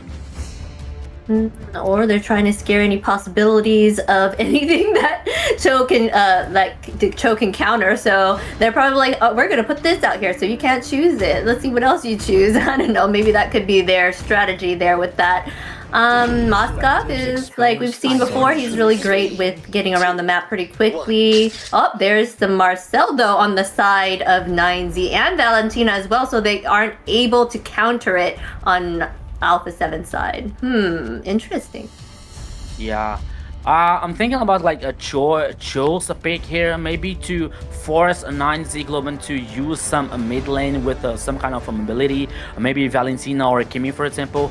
Because if 9Z was like thinking about Gord or Valier, for example, with no escape, with no mobility, it could be a good situation for the show here to use the Way of the Dragon to isolate someone here to get a specific pick off before an objective, for example.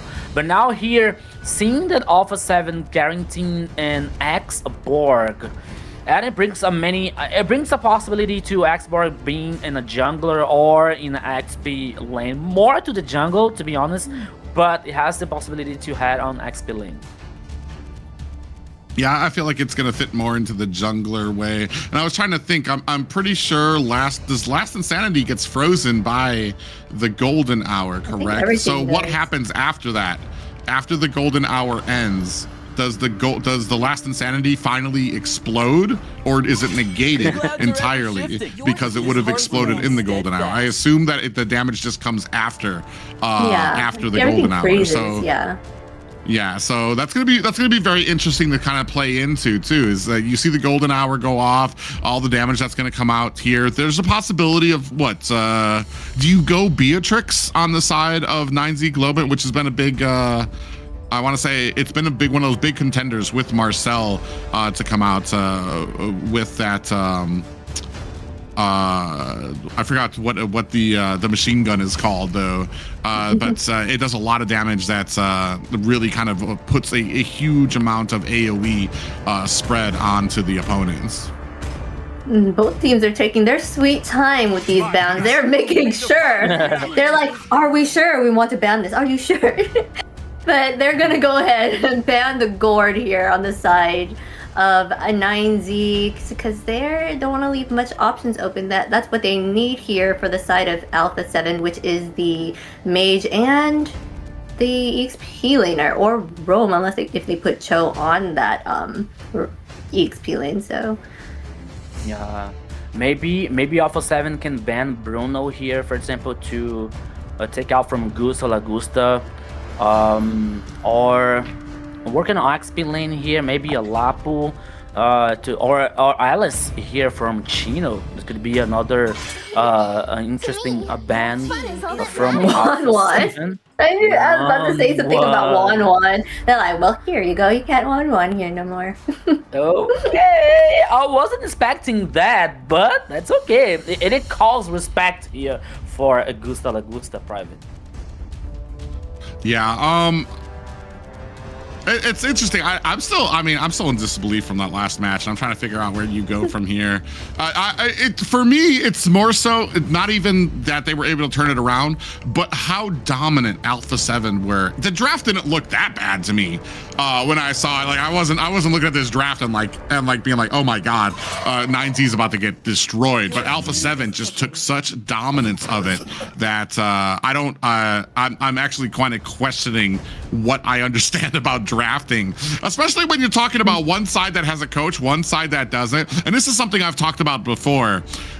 Sometimes, depending on the team, not having a coach can just be a lot smoother, especially if these guys on Alpha 7 are so knowledgeable themselves about their lanes, because you add that into them understanding what they can play instead of what looks good on paper and what looks good as a counter. They understand where their strengths lie. So their picks might not be the perfect draft, might not be the perfect counters, but it is enough because they know what heroes they're strong with and that they can try to pull out there as well for a lot of these teams.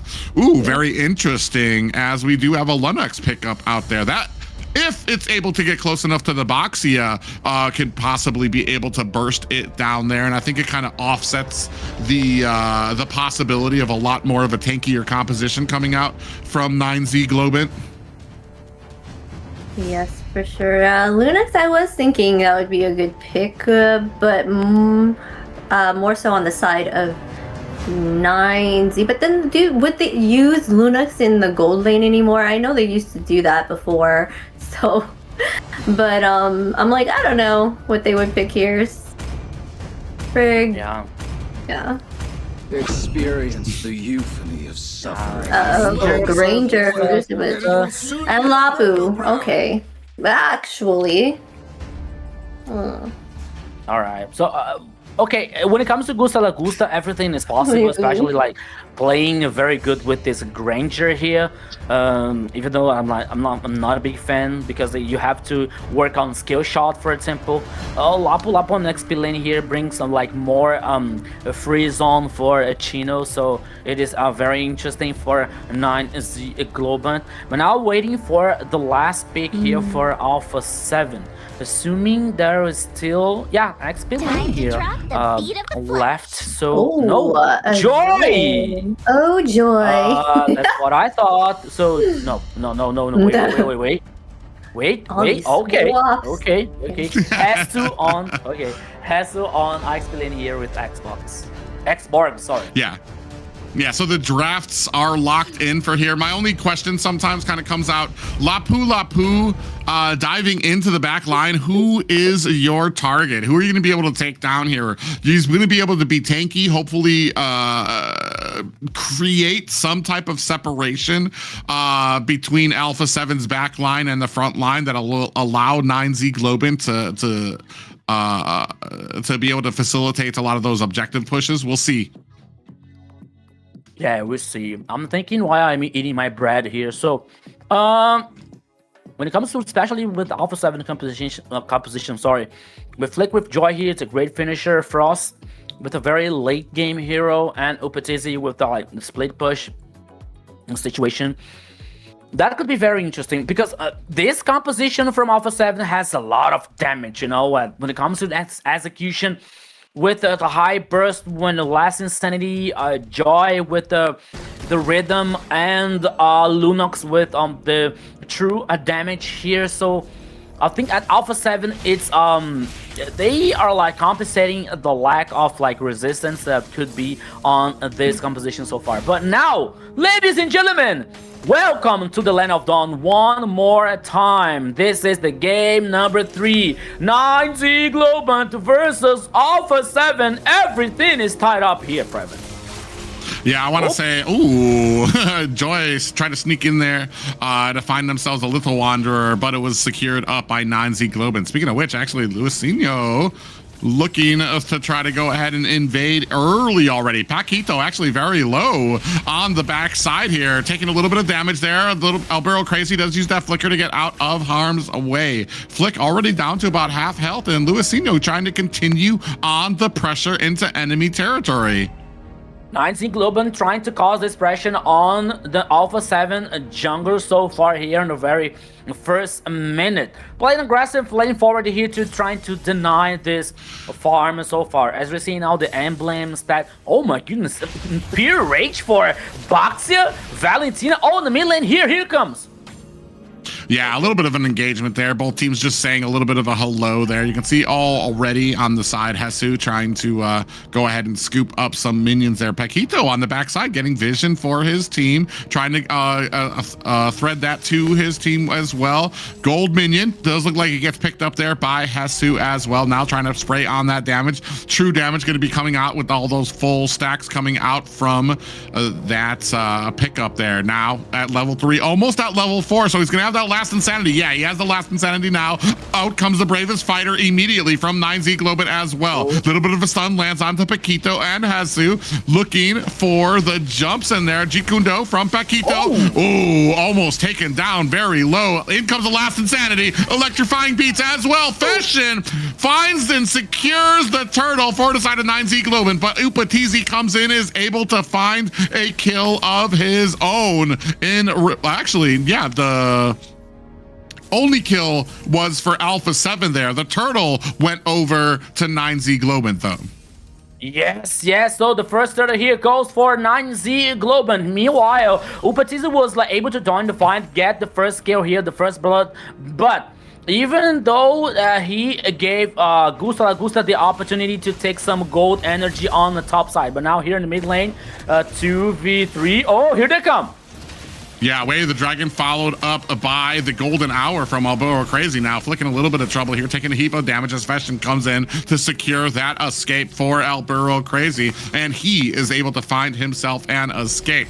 And Paquito, I mean, I feel like Paquito's doing a good job here. This is what I expected from game 1 when it came to 9Z Globant for their pick. Instead, they kind of went with that Kaja pick up there. So maybe it kind of comes into a diff of the players' comfortability when it comes to being having a Cho on their team. You can see here Paquito down very low, is going to have to go back to base here. Next, a turtle will be up in 40 seconds.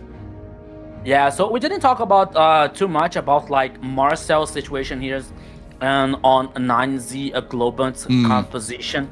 Working with the idea with maybe the Rhapsody here from a Granger, for example, or Chino using the ultimate with the Golden Hour to stack the time enough to 9Z Globant to compensate the follow-up for damage. So it's a good chance here for Marcel working on this case. Not only for disengage, as we are using to see at most of the time, but now Paquito.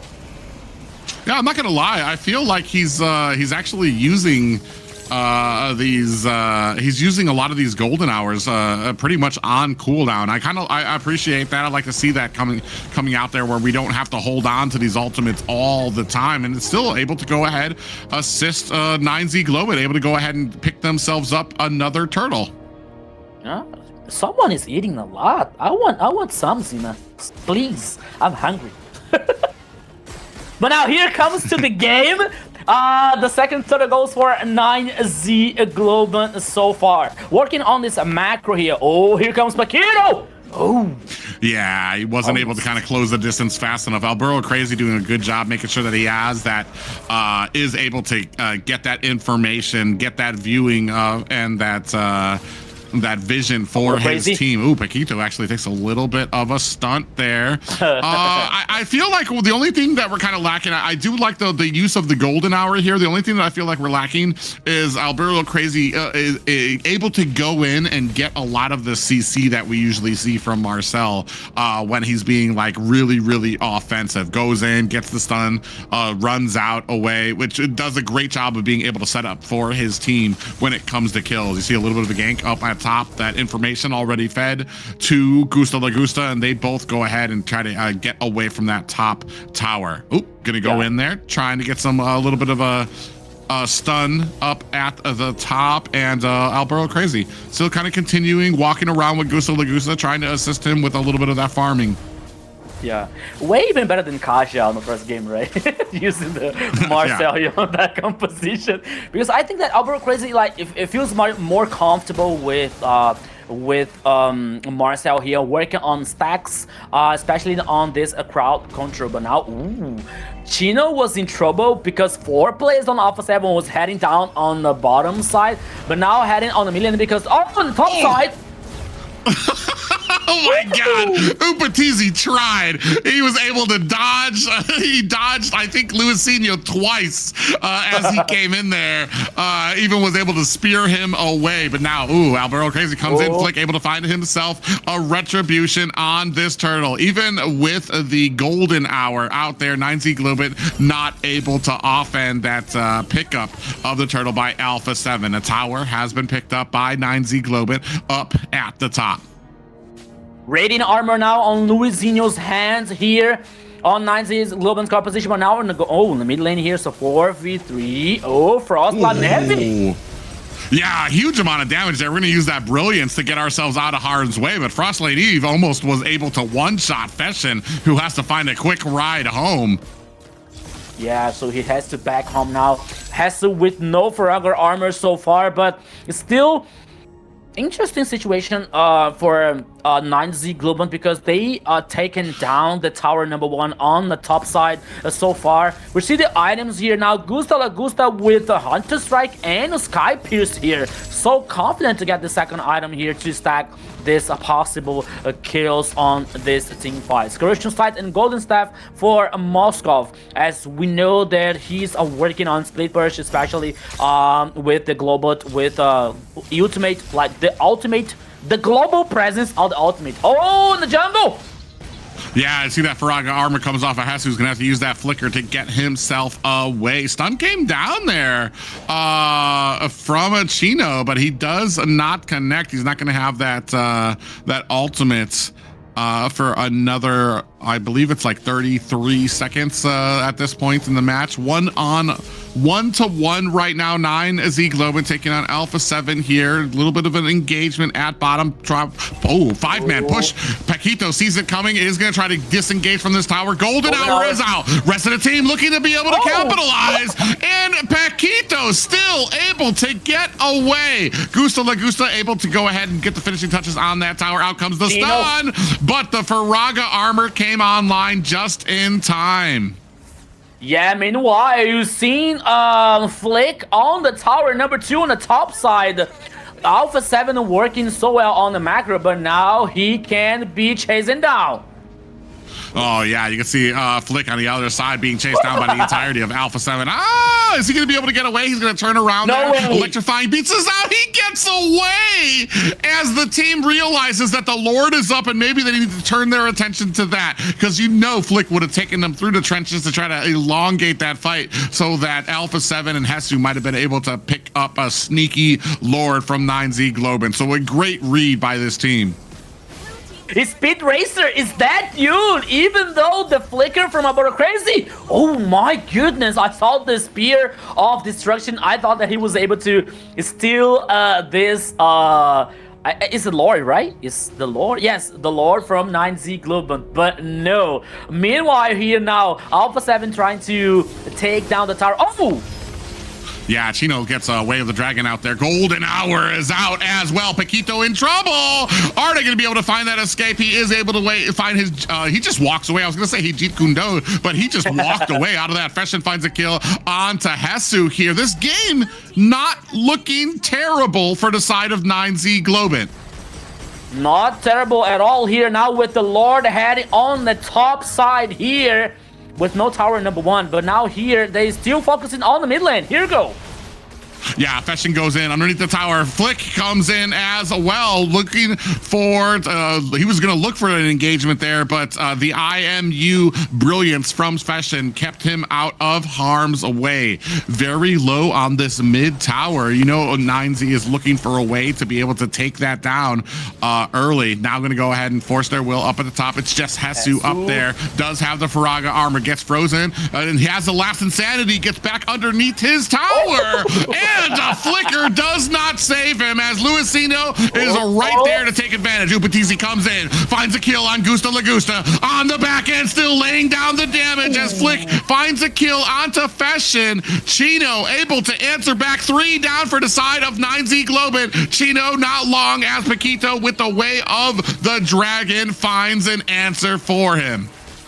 It was a disaster now for 9Z Globant. At least they took down the tower number 2 on the top side. They were too deep to get this Hesu kill here, and the price was too high for them. They lost 4 players in the process. They lost the tower number 1 here on the mid lane. I was about to ask because they were doing the proxy between among the tower number 1 and 2 in the mid lane, and they didn't take him down. They choose to head to the top side and get the kill on Hesu and destroy the tower number 2. Well, the life is about choices here, so the choices were taken by 9Z Globant. They have to deal with the consequences. Yeah, that's unfortunate too. When you think about priority of towers, even though the top was a tier 2 tower, I feel that mid, we've talked about it before, mid tower, when that goes down, it just opens up your side of the map for the enemy so well that it has to be protected and it has to be a priority.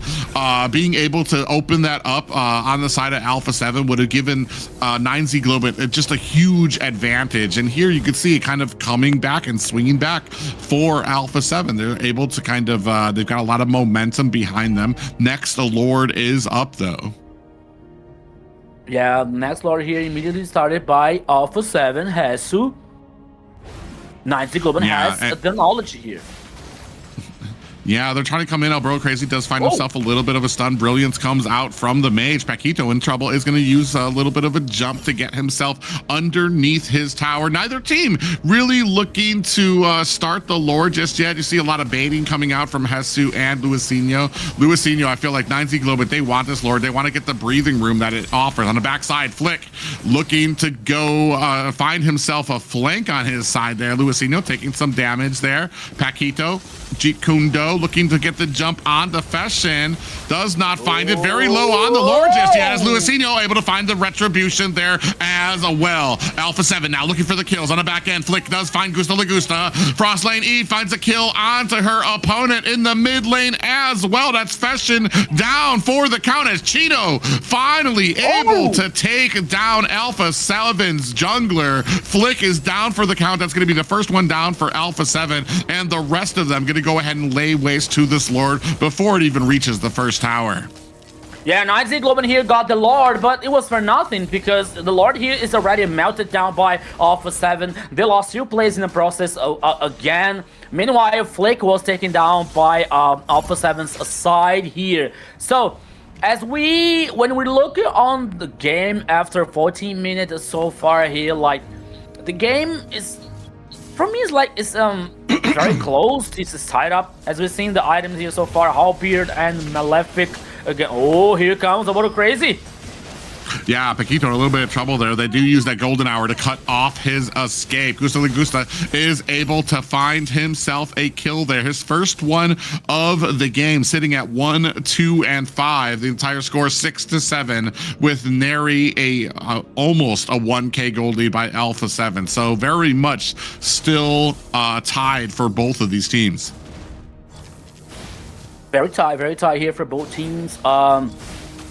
Oh, there's so much longer for the next Lord, actually. So now both teams are working on this macro. Both teams are working on this situation here. Now, 9Z Globant heading for the bottom lane here to trying to focus, but now they're trying to get back. They're holding back here, especially to the base, because they know that there was a big mini waves coming up on the top side here. So Chino was there to avoid, to clean this mini waves, and now the focus is on the river. Paquito is more aggressive.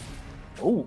On the Granger side, Gusta Lagusta is building, I believe we saw the golden rose gold meteor out there. Ooh, Hesu gets caught out there. Faraga armor bursted down. Now we have a big fight here as Paquito gets very low. Golden hour in the mid whale. Burrow Crazy very low. Has the concealed play there as Flick looking for the kill. Hesu goes down, but Flick able to find the kill onto Burrow Crazy. Gusta Lagusta able to reply in kind. It's going to be 2 down for the side of Alpha 7. Luisinho looking for possibly an engagement, does not find it, but 2 down for the side of Alpha 7. Only 1 goes down for 9Z Globant. 8 and 8 apiece.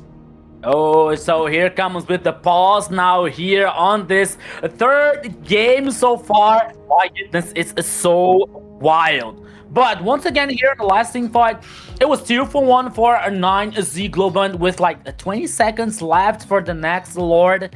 Xena, the game is very, very tied up so far. Yeah, it's pretty tied up. I think they both learned their lessons and are showing it here and making sure that we have a game to watch this time around for sure. I noticed that even with each Lord that they got, 9Z was not able to do much with it, right? So Alpha 7 was able to take it down quickly. And that just kind of comes with experience for a lot of these teams when it comes to being able to understand what they need to do objective-wise, or not getting a Lord, understanding the cost of things. Like they'll be in a position and they'll be like, all right, do we want to go for Lord right now? We got two people out of position here fighting in the back. We should probably go help them. And that's kind of what you get from teams like Alpha 7 or Entity 7 when it comes to fighting for this. On the other hand, sometimes you do see those kind of mistakes come out. 9Z Globant, they got themselves a Lord, got themselves turtles, and sometimes take 2 or 3 deaths because of it, because they were so focused on one aspect of the game that they didn't see what would happen with their disengagements there. So that just kind of comes into with experience and macro, being able to take these objectives and being able to push them to get towers. I believe right now Alpha 7, I think they're 2 towers up on 9Z Globant, but otherwise still a very tied game for both of them. And I feel like Alpha 7 is a bit more organized when it comes to understanding what they need to do, how they need to manage these fights. But man, I gotta say that 9Z Globant, they're kind of a wild card for me when it comes to these things. I feel like there's a lot of fights that probably should go to Alpha 7 that 9Z Globant just somehow out of nowhere is able to really find the advantage and turn things around.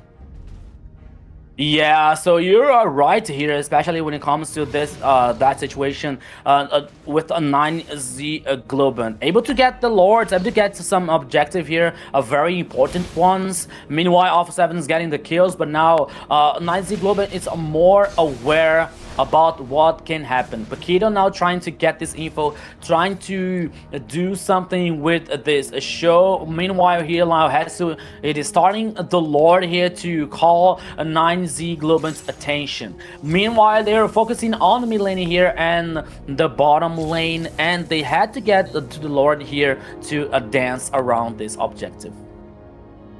Yeah, I'm wondering if they're, you can see the little spread out on the map, especially at the bottom. There's at least 4 players for Alpha 7, and I'm wondering if they're looking for maybe the push at the bottom. You can see a little split up there. Shino's going to go ahead and split off from the group as Paquito checks the bush, does find 3 members, going to be able to get that information to his team as well. Hesu continues the slow play on this Lord, pulling it inside, outside, back inside, outside. And it's not even like a bait because the team knows he's there. But you can see the macro. Ooh, at the bottom, a little bit of a fight there comes out from the side of Chino. Does defend himself against 2 members. Paquito and Flick tried, and that's going to open it up for 9Z Globant. They know that there's 2 at the bottom. They're going to go ahead, hurry up and start on this. SOD comes out. Is it going to be enough? Down goes Fashion. Gusto Lagusto looking for an escape from them as Frost, Elaine, Eve going to use that brilliance to get away. Hesu chasing them down as Flick able to finally close the distance on Gusto Lagusto and Alburo Crazy. It's just Chino alone against the world here, and he is gonna be taken down.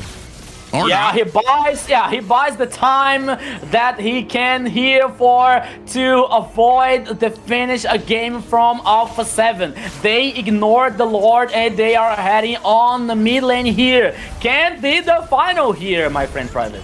Yeah, it's just Fashion alone. I don't think that Valentina's going to have much to say here, and that's going to be a quick close for Alpha 7 there. Here comes the victory for Alpha 7. One more here in a very tied up game. Yes, and this makes it game point, right, for the side of 9Z. Let's see if they can kind of come back from this and win this next one. 18-minute mark. That's all they needed. Wipe them out, and they took they took the win from that. Well, that's what I was talking about before. Alpha 7, they kind of understand.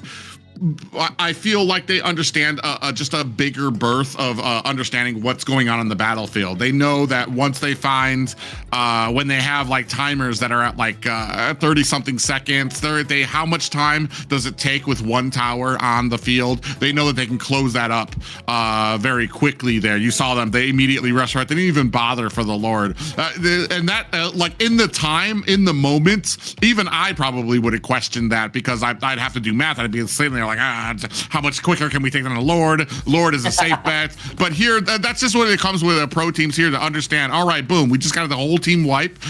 We've got minions pushing through our mid lane too. We definitely have this in the bag. It's just going to be Feshin who's going to be able to come up and we will be able to stop them. Yeah, and it was really interesting here on this game number 3, especially when it comes to this competition between the two teams, because one side we saw 9Z Globant here with a very good control of objectives, especially when it comes to the turtles and lords. But Alpha 7 was like just way ahead on the team fights, you know, when it comes to Flake here with the Joy causing so much damage and finishing the team fights here. Upatizi with the Spear of Destruction, you know, this ultimate with the global presence all the time here, like he's causing this a trouble, he's causing this a problem for 9Z Globant, you know. So Alpha 7, when it comes to like a micro working on this team fights, they were even better. Yeah, you can see here, you take a look at the stats. Gusta Lagusta and Albero Crazy, 100% each when it comes to team fight participation. 92% for Flick and Upatizi, which is actually kind of crazy because I felt like Upatizi was actually split pushing a lot there. But yeah, coming in with a lot of this damage. Even here, able to see Upatizi, how he dodges twice. He makes them work for it.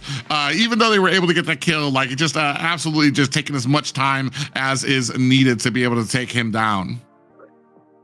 Yeah. So Yes. okay, go ahead, Zina. No, go ahead. So we saw here like most, especially on the early game, like 9Z trying to work well, especially like Gusta Lagusta playing safe with Granger, for example, and 9Z Globant trying to find this ways of play aggressive, especially with Albero Crazy with Marcel. It worked for a while, especially on a round objective here, but even though like 9Z was able to guarantee the Lord, for example, the price was too high because the sequence was like the team fight that they were lost to 2 players, to 3 players. We saw a Maniac here from Flick with a Joy. So from the objectives, it's going to be very good, but to the micro itself, it was for Alpha 7. Oh. Yes, and when was that a Maniac or was that a Savage? Oh, Savage. Oh, was it the whole Savage? I think someone said Savage at the end in the chat. So here our MVP, of course, is Flick. Made every decision count. They were all over the map and engaging and getting all those kills. So 923 KDA, 52.2k total damage, and 776 golds per minute. Yeah, it was just a matter of time. They were just kind of waiting for some of those power spikes, waiting for the optimal fight for themselves to be able to kind of turn this one around. Here, as you can see, Golden Hour comes out there onto the back end, though. But Flick, you're going to watch Flick come in here underneath the buff, and then boom, onto the side, catches Gusta Lagusta and Albero Crazy, then Luisinho and Chino. So, I mean, and yeah, I think he has to chase down Chino, I believe, in the back end. And yeah, that was definitely, I believe that definitely was a Savage. Come on, camera, get up there. Wait. Let's see. Oh, yeah, it was a Savage. Savage. Oh my goodness, a Savage. Oh, we missed that. Flick. The second Savage in the South. So. Yeah, it is the second one. So nice. The first one, wasn't that, was that King? I believe that was King, and they lost that game, which was super disappointing for them, I know. Here, oh man, on the side of 9Z Globant, Alpha 7 sitting at basically game point here, and a questionable a questionable loss for Alpha 7 that they took in the second game there. Definitely didn't see any recalling in this game coming out from Alpha 7. So definitely a much more disciplined team here. Someone learned this lesson here, Zena.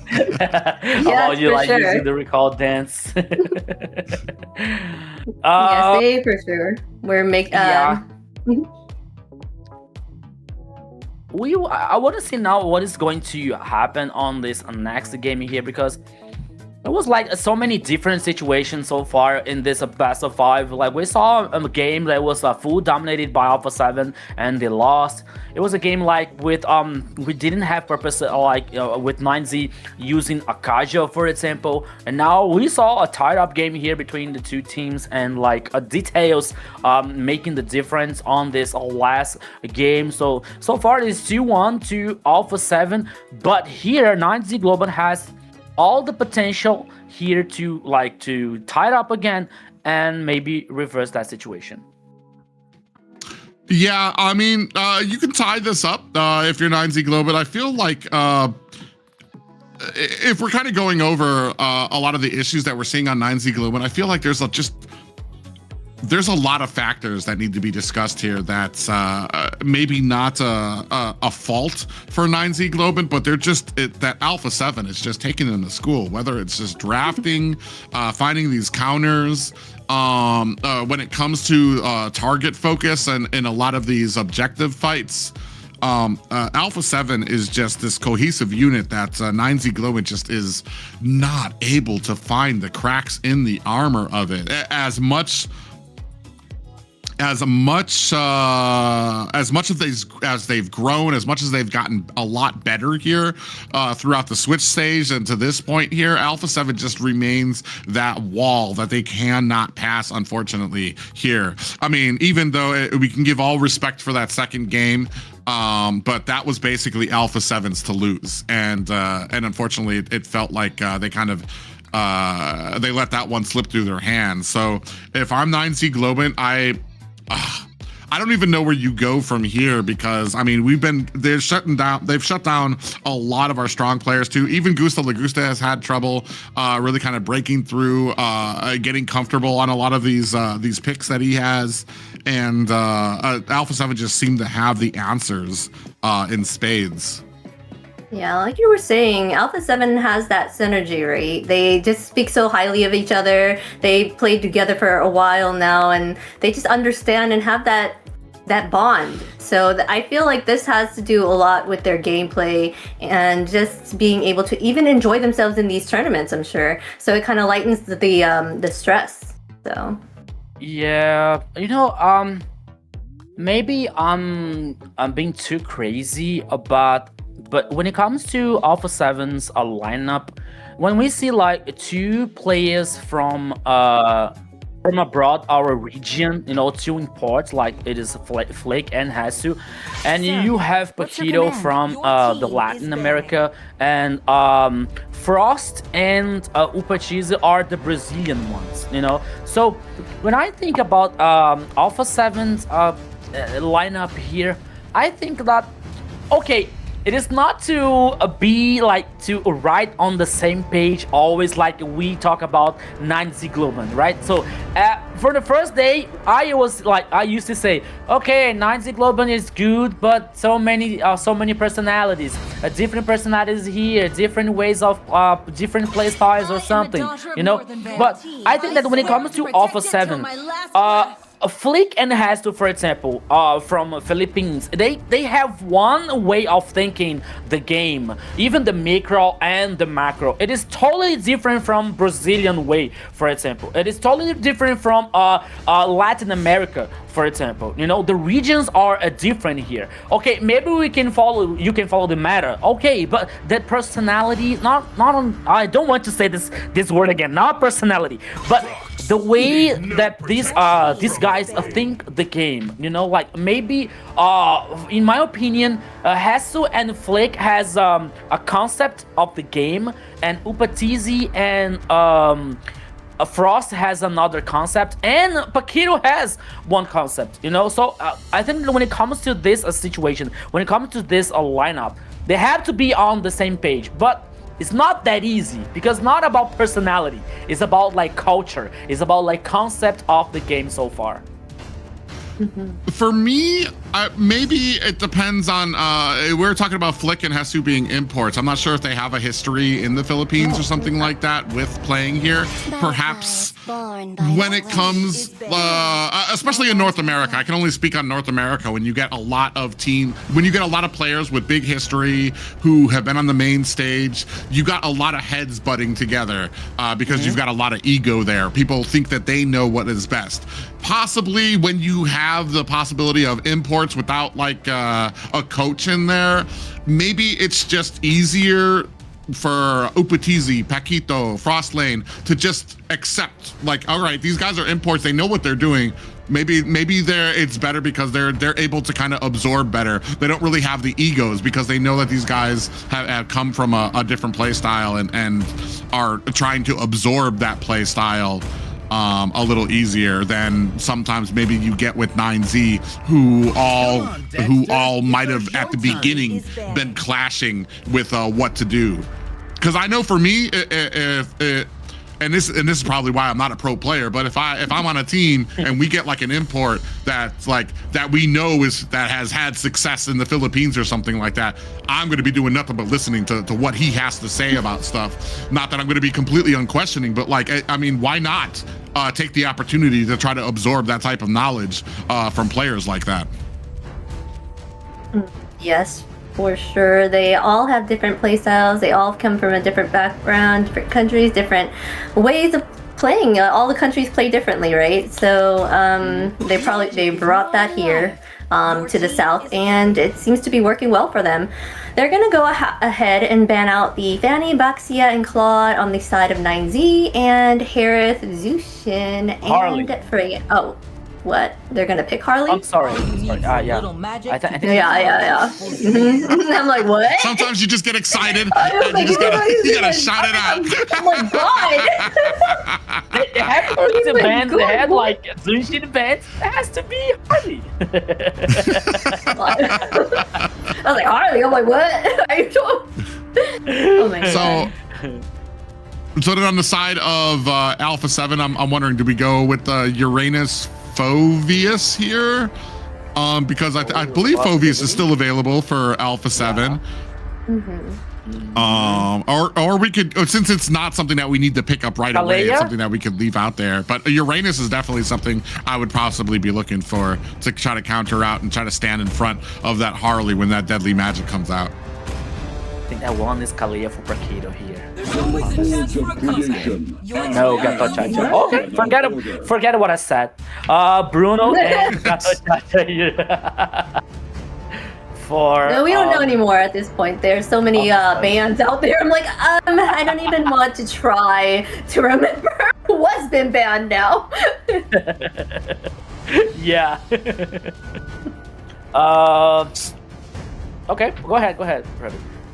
Oh no, I'm kind of wondering. I for this, I've talked about this before. Like, I feel like Alpha 7 kind of is 2 steps ahead when it comes to the draft. I don't understand where the Gatakacha comes in because it doesn't really match anything on the other side, but I think that's going to come in here as we get further into the draft, because like they've always kind of had this understanding of what they're going to be going for far out into the distance. This I have to wonder. All right, first of all, Hilda against the Gatakacha. Gatakacha is going to be able to slow him down, going to be able to get that taunt. It's going to be like, that's like the worst thing that you want to go up against as a Hilda, because your biggest enemy is CC. Farja stands still for her feathered airstrike, which is going to be the biggest target.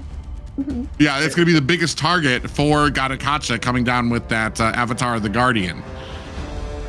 So, I mean, maybe we keep that, maybe we keep a flicker on Farja so that we can readjust the feathered airstrike when that Avatar of the Guardian is coming to slam down. It's going to be very interesting. Oh! Okay.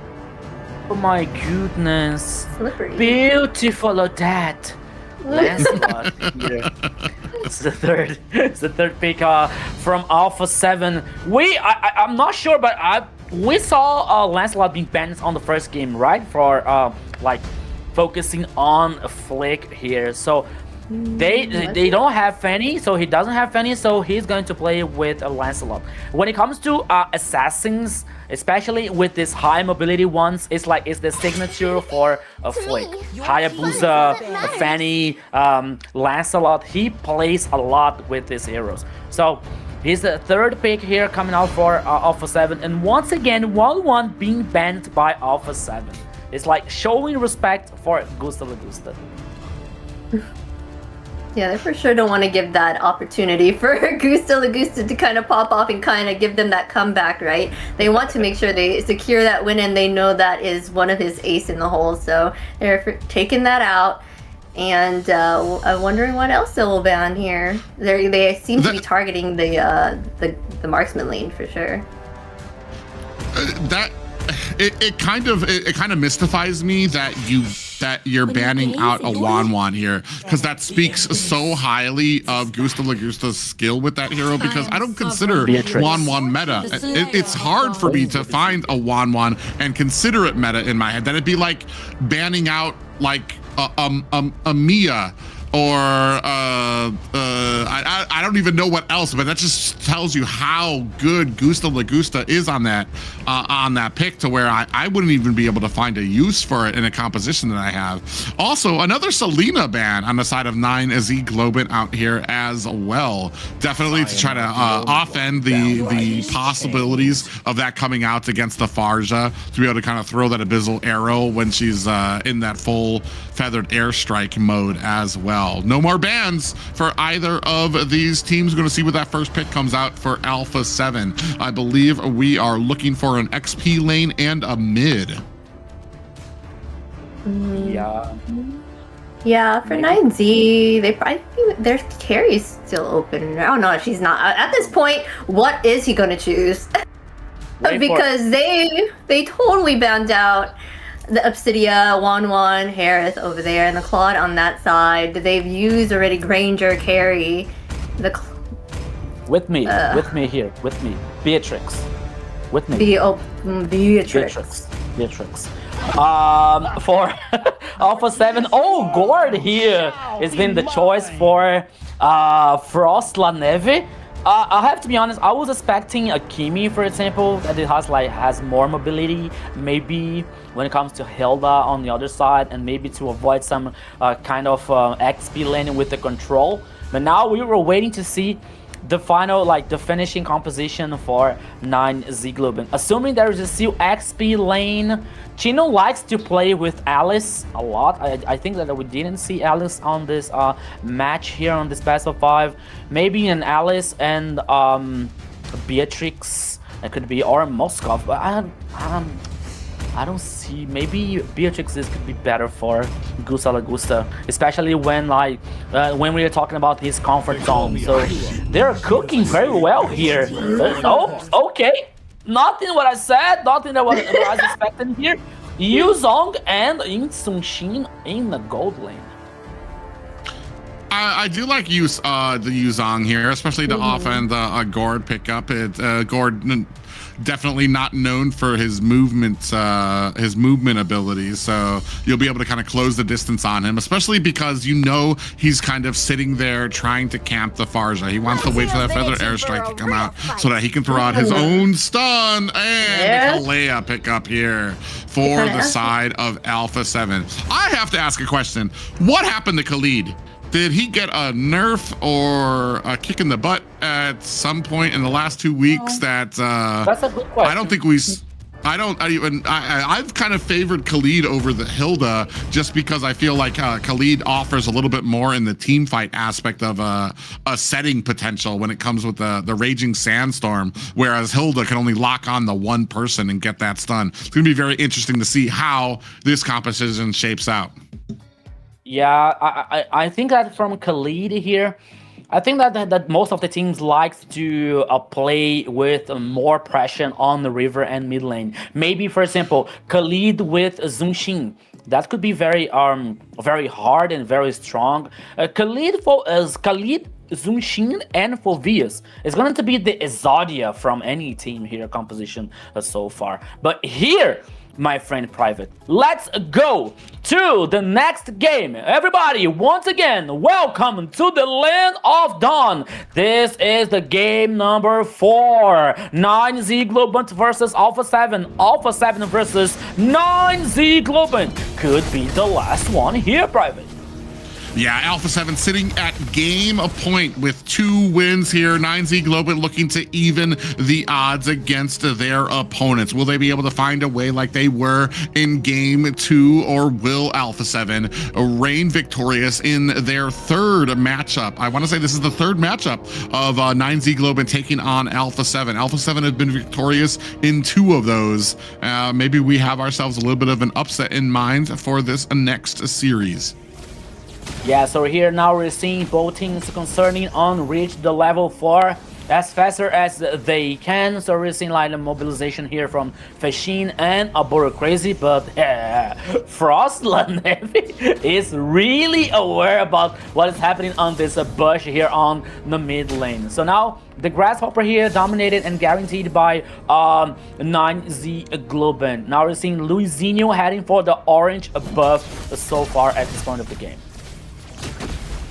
Yeah, really interesting here, taking a look at some of the emblems there. Frostlane Eve, they don't even, they get so confident with the gourd and the composition here and what they need to do. They don't even get like any type of movement speed for the gourd. They just want him to sit in the back. Ooh, a little bit of a pound comes out there from the side of Alpha 7. Paquito's going to go ahead and get a little bit of a slam there onto Alburo Crazy. No worse for wear. 4 men at the bottom for Alpha 7. Chino sees it, is going to try to back off there. Little bit of damage comes out from Luizinho. Flick comes in. Almost looking for a thorned rose there, does not find it, as Luizinho doing a good job when it comes to these teleports, trying to not make himself a target. But starting on this first turtle on the backside, Alburo Crazy trying to look for an angle to get in. Fashion finds 3 members of Alpha 7 on the backside there, so gonna go ahead and try to create some distance there. Gusto Lagusta comes in, rains down some damage. Luizinho back onto this turtle. Both teams jumping around on this turtle. Oh, locks on with a tsunami slam, and Frostlane Eve able to find the kill. What a combination coming out from Alpha 7. Hesu in trouble, takes down to 20% damage, comes in, gets petrified as Fashion finds the kill there. But the initial combination, the tsunami slam, then the Avatar, the Guardian, and then the Mystic Gush coming off from Frostlane Eve. I mean, I have a question. Was Luizinho grabbed from the Tsunami Slam?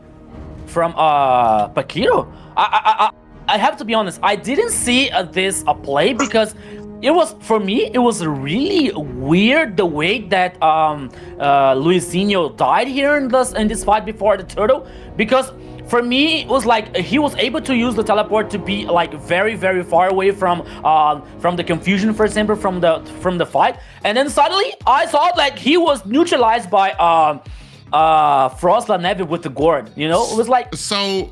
I didn't get it. Paquito locked on with the tsunami slam as he was teleporting away. So you saw Luizinho going and then being chased by Paquito. As soon as the teleportation ended, snatched them up and then came in with the tsunami slam. That was really odd for me too. I didn't realize you could do that. The way that locks on there. I thought that if you locked on, it would stop the teleport. But I feel like there was a cute little balance there between it, where you saw Luizinho being chased all the way across the map because he got locked on by that tsunami slam.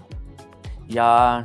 I'm sorry, Zina. I saw here on the delay, you know, it was a tsunami slam. He didn't use the teleport. It was a tsunami slam. So he was brought to the next to the team. It was the avatar of the Guardian here, and plus the ultimate from Guard to like blow him up and like letting nothing left of him here on the the first kill.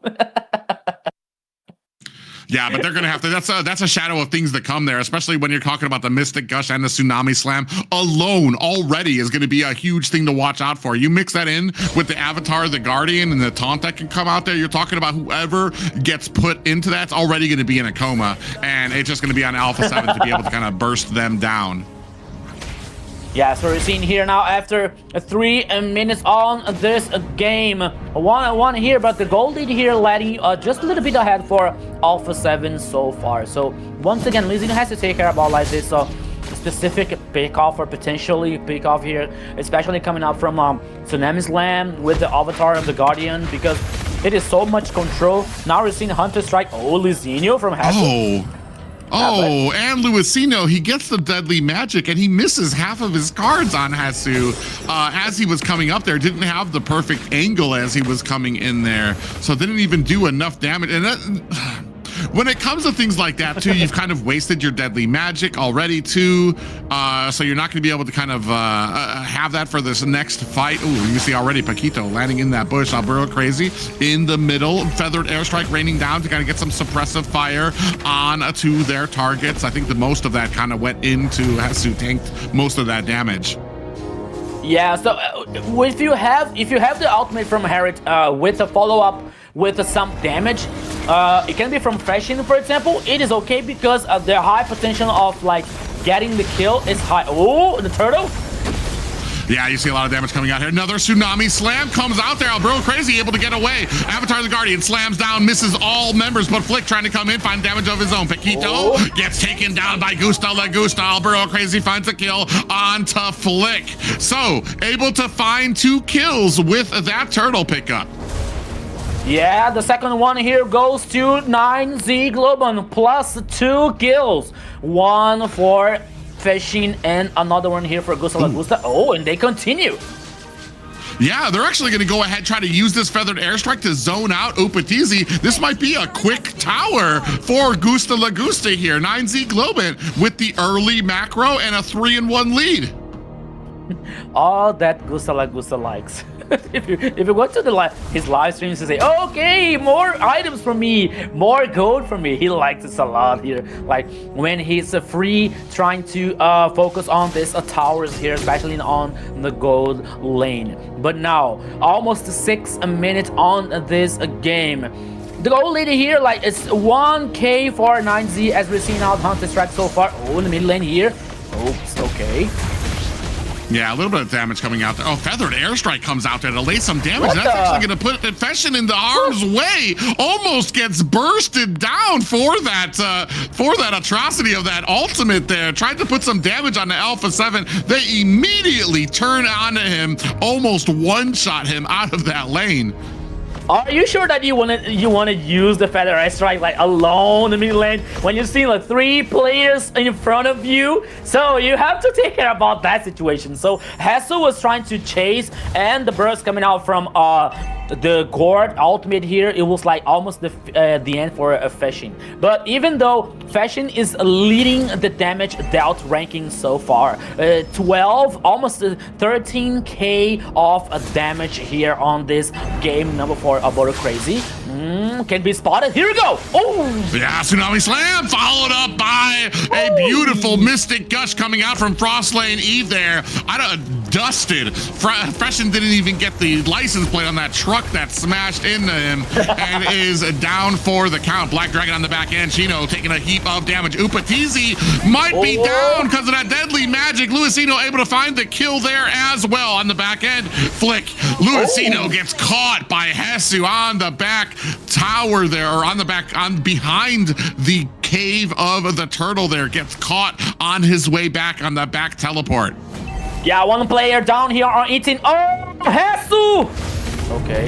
Yeah, Hesu's actually very low. Chino coming in, feathered airstrike on the backside. Is it going to be able to do enough damage? Fashion able to find the kill onto Hesu. Frostlane Eve there with that Mystic Gush trying to push back the line of 9Z Globant. Now, Alberto Crazy trying to create that zoning while the rest of the team, they look like they were going to start the turtle, but decide against it. Man, I can feel here that we are going to the game number 5. This game here is very tight up between the two teams, and 9Z like is they know the macro here can be very crucial, especially when it comes to this objective. So they lose a player, but they immediately respond, like trying to get a player for Alpha 7. So things are getting wild here in this game number 4. Once again, the gold lead almost like is 1K.5 for 9Z Globant, but oh, here it comes. Yeah, we do have another Tsunami Slam. Alberto Crazy actually able to get away, but on the backside, Flick does find a kill onto Feshin. Answered back immediately by Gusta Lagusta, who finds himself a double kill. Triple kill now, chasing down Alpha 7. Hasu backs up as Luisino puts some damage onto him, but Gusta Lagusta 4-0-3 right now. Yeah, Gusta Lagusta now 4 kills for the gold laner of 9Z Globant.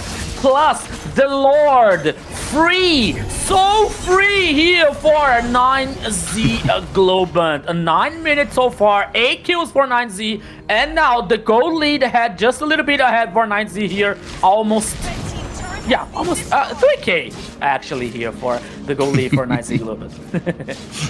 I feel like we're kind of running into the same problem that 9Z Globant had in the first match, where you were trying to grab the Hylos and trying to burst him down, but when you don't burst him down, what you have is a tank that's still alive, your team, which doesn't have any more of your spells and ultimates because you just wasted it trying to burst on a tank, and now the enemy is coming for you. And that's exactly what we just had here when they grabbed Alberto Crazy on this Hilda, brought him back. Even with the entirety of the Mystic Gush, Alberto Crazy was still able to escape. Oh, not this time. It's not the, you do have the Tsunami Slam coming out there and a Feathered Airstrike raining down damage as they push through the mid tower and mid lane. 9Z Globant sitting at 8-4 against Alpha 7. You nailed that. You nailed once again here, Private. They focus was on Alberto Crazy. Might be not the best one here to focus, especially using the Tsunami Slam. And now 9Z Globant is heading on the top side because the focus can be the tower number 2 here. And both teams are heading on the way. Yeah, and now you've got pressure here. This is probably the most dominant game that we've seen from 9Z Globant here against Alpha 7. Lord up at the top. You can see at the mid lane, Gusta Lagusta trying to cut off this lane. And here comes the Feathered Airstrike, but they're going to go ahead and dance behind it. Paquito might be caught. Tsunami Slam immediately catches them. Chino comes in with a kill of his own, but immediately gets answered by Upa TZ. 9-5 right now in favor of 9Z Globant. 1 down for 9Z, 1 down for Alpha 7. The damage here coming out from 9Z, it's a very, very high, especially when you have Luisinho fishing here and Gusta Lagusta. This damage is a very, very high for Alpha 7 to stand to resist somehow. And now only the high ground towers for Alpha 7. 9Z Globant, full dominance on the map so far. They didn't lose a single tower. I'm actually very confused on that last what happened. Fashion didn't even use their Purify, but as soon as the Feathered Airstrike came down, Paquito jumped in to get the Tsunami Slam, but I think it went onto Chino instead on accident and pulled Chino into them instead of who they wanted, which was Fashion, because Fashion would have been bursted down in a second, so didn't eat that Tsunami Slam, so was able to get away. But I do like that Alpha 7, they do have a plan in mind when that Feathered Airstrike comes down, which means that Fashion's going to need to be just that much more careful when he's loading these things up, especially if you still have an ultimate from Paquito. Yeah, so once again, Lord is on the pit on the downside of the river, but both teams are heading on the top side here to surprise someone. Oh, Hesu, he was suppressed here now, but he's able to head back, and now 9Z Globant with a better position for the Lord. Both, okay, at one point Alpha 7 is going to fight back on this Lord, right? So Hesu is here. Frost, Laneve are coming down, and the Lord was reset. Yeah, you can see them kind of waiting, jockeying for a little bit of a position here, trying to see where they can find a target. I don't think they want Alburo Crazy here. You can see that immortality is on him. Hesu coming around, looking for possibly to find himself a charge or a taunt there. As Gusta Lagusta baiting out this Lord. Alburo Crazy from the backside, trying to find. He does find Paquito, does find Hesu. Now the rest of the team out there. Feathered Airstrike and the Black Dragon deep onto the back line. Might be a little too far. They're forcing 9Z to chase this all the way on the back end. Too far. Down goes Chino. Down goes Alburo Crazy. Oh, actually, Alburo Crazy on that Hilda. So tanky. Still able to get away. They do lose a 1. Thankfully, 9Z Globant able to find the disengagement before they lose more. That could be worse for 9Z Globant, Private. They only lost Chino in the process, but Alburo Crazy was so lucky he was able to survive. And now Alpha 7 has this advantage on the numbers to try to guarantee this Lord.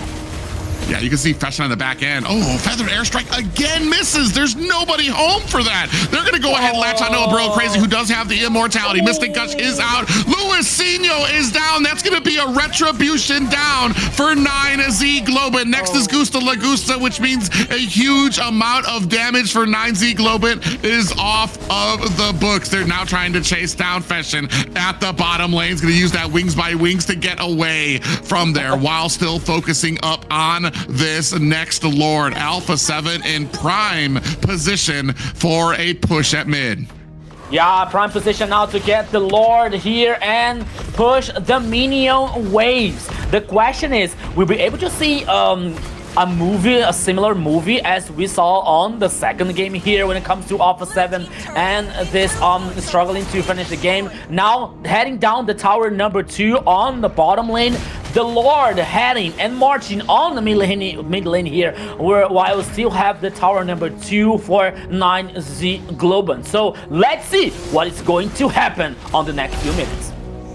Yeah, Lord starting to push in at mid. Unfortunately for 9Z Globant, I've seen 2 feathered airstrikes that didn't hit anybody on the side of Alpha 7, which I feel like cost 9Z Globant a lot of priority in this. Flick going to be able to find himself a tier 2 tower up at top, which means we are down to only high ground towers for both of these teams. Actually, yeah, 9Z Globant did a good job in that early game. They're down to 2, so both of these teams only have the high ground towers out as well. Black Dragon now as the rest of the team peels back away from these towers. Alpha 7 doing a good job of trying to kite out these situations as well. Minions taken out. Out comes the feathered airstrike to put some damage onto Hesu. Yeah, the good thing about 9Z Globant here is that they have a very interesting and clean minion wave cleans here. Oh, Hesu. Oh, Hesu. Yeah, it takes a little bit of a deadly magic. Oh, Tsunami Slam is out there. It's on the Chino, though. Is that going to be enough damage? The Mystic Gush is out there as well. Down goes Paquito on the back end. Alburo Crazy trying to chase them down. Here comes the Feathered Airstrike again. Only catches 2 members with 1 shot, so not entirely wasted from the side of Fashion. 11-9, 9Z Globant's win. Yeah, so as I was talking about, like 9Z has this interesting minion waves cleaning here from Fashion and Gusta Lagusta and even Chino here after the Black Dragon form. So they have this, they can clear the minion waves faster here, so it is not so good for Alpha 7 to try to do something, to try to use the Tsunami Slam, to try to follow up with the damage, especially when it comes to the ultimate from Gord, for example. So they have to wait for the specific time, to the specific chance here to maybe isolate some player, to maybe pick off someone to get this advantage on numbers. Well, the problem is they can't get a good position to try to see where Fashion is, because whenever they even get close, a Black Dragon comes out, which forces Alpha 7 backwards. So they're not going to be able to press forward to get the lock on to who they want, which is going to be Fashion. It's going to be Gusta Lagusta. Those are the targets that they're looking for. Oh, and here a little bit of a stun lands on the Heshu. There's the rest of the team disengaging from that on the front line. Alburo Crazy tanking as much as he can, all the while Alpha 7 trying to focus focus up on to this Lord. Taken down to about a third of health. Luisinho on the backside, looking for an angle. They see him out there. Are they going to be able to find him? Flick finds himself a retribution onto this Lord. Now they're trying to chase. Out comes the Avatar of the Guardian. Down comes the Feathered Airstrike as well. Hesu in a little bit of trouble here, taking a lot of damage. Gusta Lagusta going to be able to make short work of him. Immortality has been procced. Feshin finds himself a kill on the backside. Alburo Crazy dodging and weaving. You can see him inside and out from some of those thorned roses of a Flick. So only one down for both players, but a Lord going over to the side of Alpha 7. One player down here for both teams, but the Lord heading once again for Alpha 7 on the mid lane. 4 players from 9Z Globant to defend this big father here. So Alpha 7 has one more chance here to trying to attack the high ground towers to destroy them to get more advantage. But 9Z Globant is still so alive in this game. Yeah, you can see they don't exactly have all of the lanes lined up. You have them, ooh, a little bit of a pop-up there as well. Coming in with the Phantom Execution. Out comes the Feathered Airstrike down to rain damage down onto this Lord as well. You can see the damage coming out. They are able to still protect those high ground towers. Yeah, once again here, like Alpha 7 trying to surprise 9Z Globant, especially on the backline here with the Flick using the Lancelot. But once again, 9Z Globant was able to defend. And I don't want to be early here again, Private, but I think I saw this movie today. I mean, we'll see if they have enough to kind of come back here. Both of our marksmen are sitting at max items here, so they're just kind of rotating out certain things. You see the Wind of Nature on Opatizi there as well. So, I mean, he'll be able to negate some of this damage, at least some of the physical damage coming out from the side of 9Z Globant. But Alpha 7, unfortunately, have just not been able to make full use of this, the Kalea / Gord combination that they have here. I mean, they've just Alburo Crazy's too tanky. I assume he's already got probably Radiant Armor, maybe even has Athena Shield as well at this point. So they're not able to burst him down. Chino's kind of in the same line too. And then once you throw Chino onto the back line, he's just going to come out with that Black Dragon and try to find some of your squishies that are it's already going to be out there. Frost Lane is going to give himself away as soon as that Tsunami Slam lands because he wants to get the burst with the Mystic Gush. Ooh, Paquito here might be lost. Yeah, a lot of damage raining down onto him there. You see with that Feathered Airstrike on the backside. Oh, Tsunami Slam takes down Luisinho. That's going to be a jungler down for 9Z Globant, especially with only 1 second left for this Lord. That could be detrimental for 9Z Globant. Luisinho tried to get a nice flank onto the backside of Alpha 7, ran into the entirety of Alpha 7 on the back end there, who did a great job of closing ranks around their member to protect him.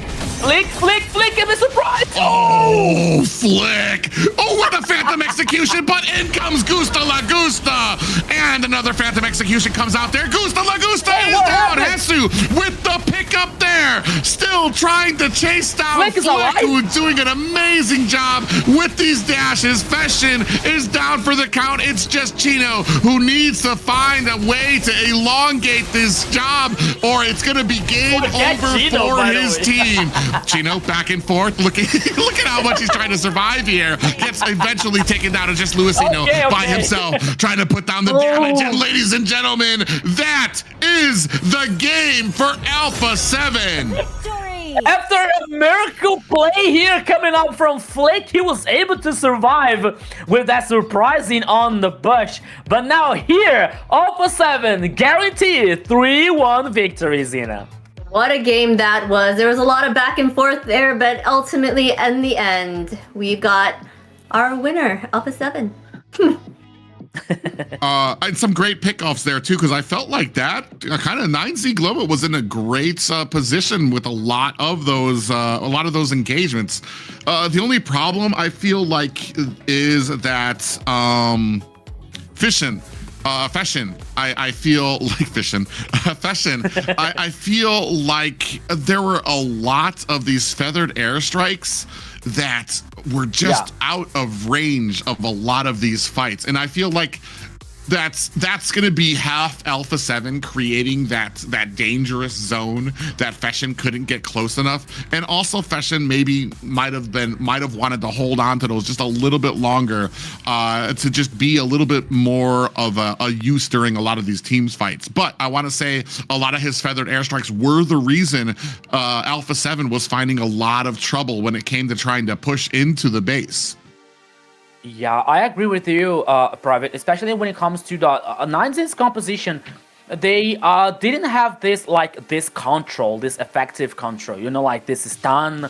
Hilda doesn't have it, Harley doesn't have it, Insunshin, maybe Chino with his own just a little bit, but it is not even enough to guarantee Fashion to use the feather airstrikes so effectively here to hit the players, to hit the enemies, to guarantee this damage in a good way for a 9Z Globant. So when you don't have this situation, you have to trust your skill shot. So it's not that easy when you use the feather airstrike here to cause this burst on the enemies.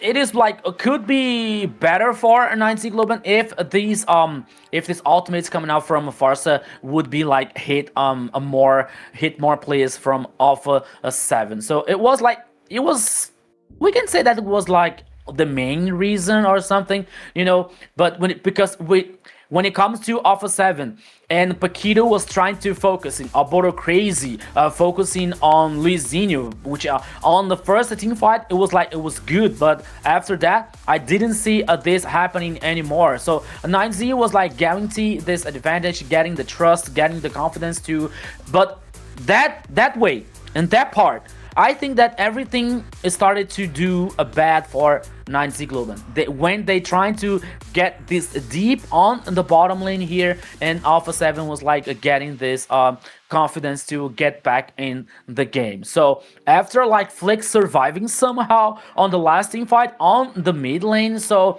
Alpha 7 was confident to push away to cause a damage on a 9Z Globant's composition, especially with Opatizi on the last team fight. Well, I think that he got triple kill or something, so it was good for Alpha 7.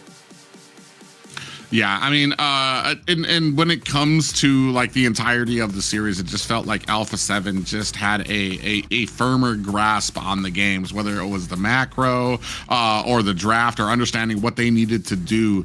Whereas on the backside, it felt, dare I say, a little bit more desperate on the side of a 9Z Globant. Yes, and here's our MVP. Cool under pressure and unstoppable when it mattered. We have Upatizi on the Bruno, 722 KDA, 71.3k total damage, 725 golds per minute. Did an amazing job to back his team up. Yeah, with this fearless Bruno here, Upatizi was able to be the MVP on this last game here, especially with his good position on the team fight. As we're seeing here on his highlights here, like a good goal laner has to know about that position. You see that Upatizi on the bush, like always worried about like the flanks, the back lines here. So ready to respond at any time to the team. So about this time here, Luizinho, like the intention of Luizinho was really good, you know. But as we know, the hell is paved with good intentions. So Luizinho was taken down here. So getting kills for Upatizi once again. So that's why he was the MVP on this last game. Yeah, even through those highlights, you could see Upatizi was doing such a great job of just maximizing his distance and his range. He was never closer than the maximum range of his of what he could shoot out there.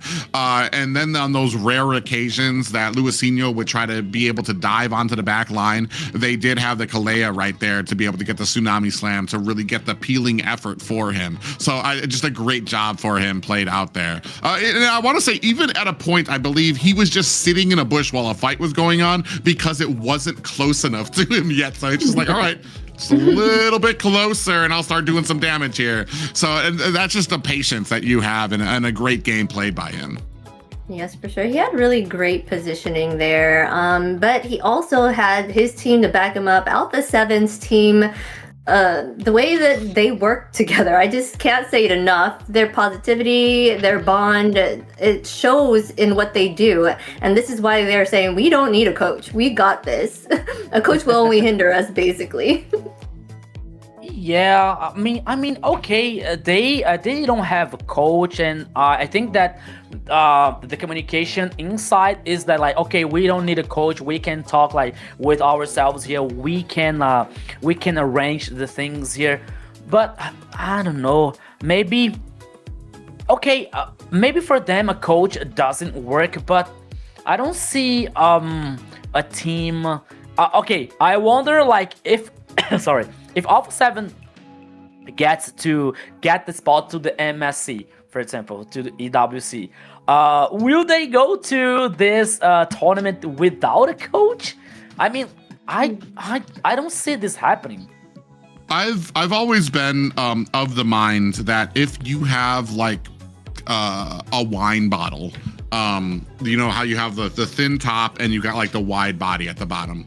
The bottom is where you fit things like macro, strategy, expertise. And the coach fills that little bit in the neck of the wine bottle there, so that that it gives you just that little bit of oomph. But you have to have the basis at the bottom, because if you don't have strategy, if you don't have macro, and you've still got this wide body at the bottom, that little bit that the coach offers does not do a lot for your team. It's not gonna raise you up to a significant amount of level where these other teams that have that already established for them might. Here, I feel like Alpha 7 is a team that has the entire body of what they need, that those little things that a coach might. Yes, I still feel like a good coach will elevate them. I don't think, but it's going to need to be a good coach, especially for the type of communication that they have. And if we get an interview with them, I'm sure they'll tell you how good that they're able to talk with each other. And it's rarer than a lot of people think when it comes to a team of 5 members, especially like we said, 2 of them are imports as well, from the Philippines as well. And to have that level of communication with players from all these distinct different backgrounds is saying something great about this team, something very unique that you don't really usually get with a lot of team members. Yes, that's for sure. And it seems like we have somebody on the line here to chat with. Let's see who we have. There it is. Hola. Hello, Flip. Hello. Can you hear me, guys? Yeah. Yes. First question is it? Okay. I want to. Okay, we'll start off with the one thing that a lot of people want to know.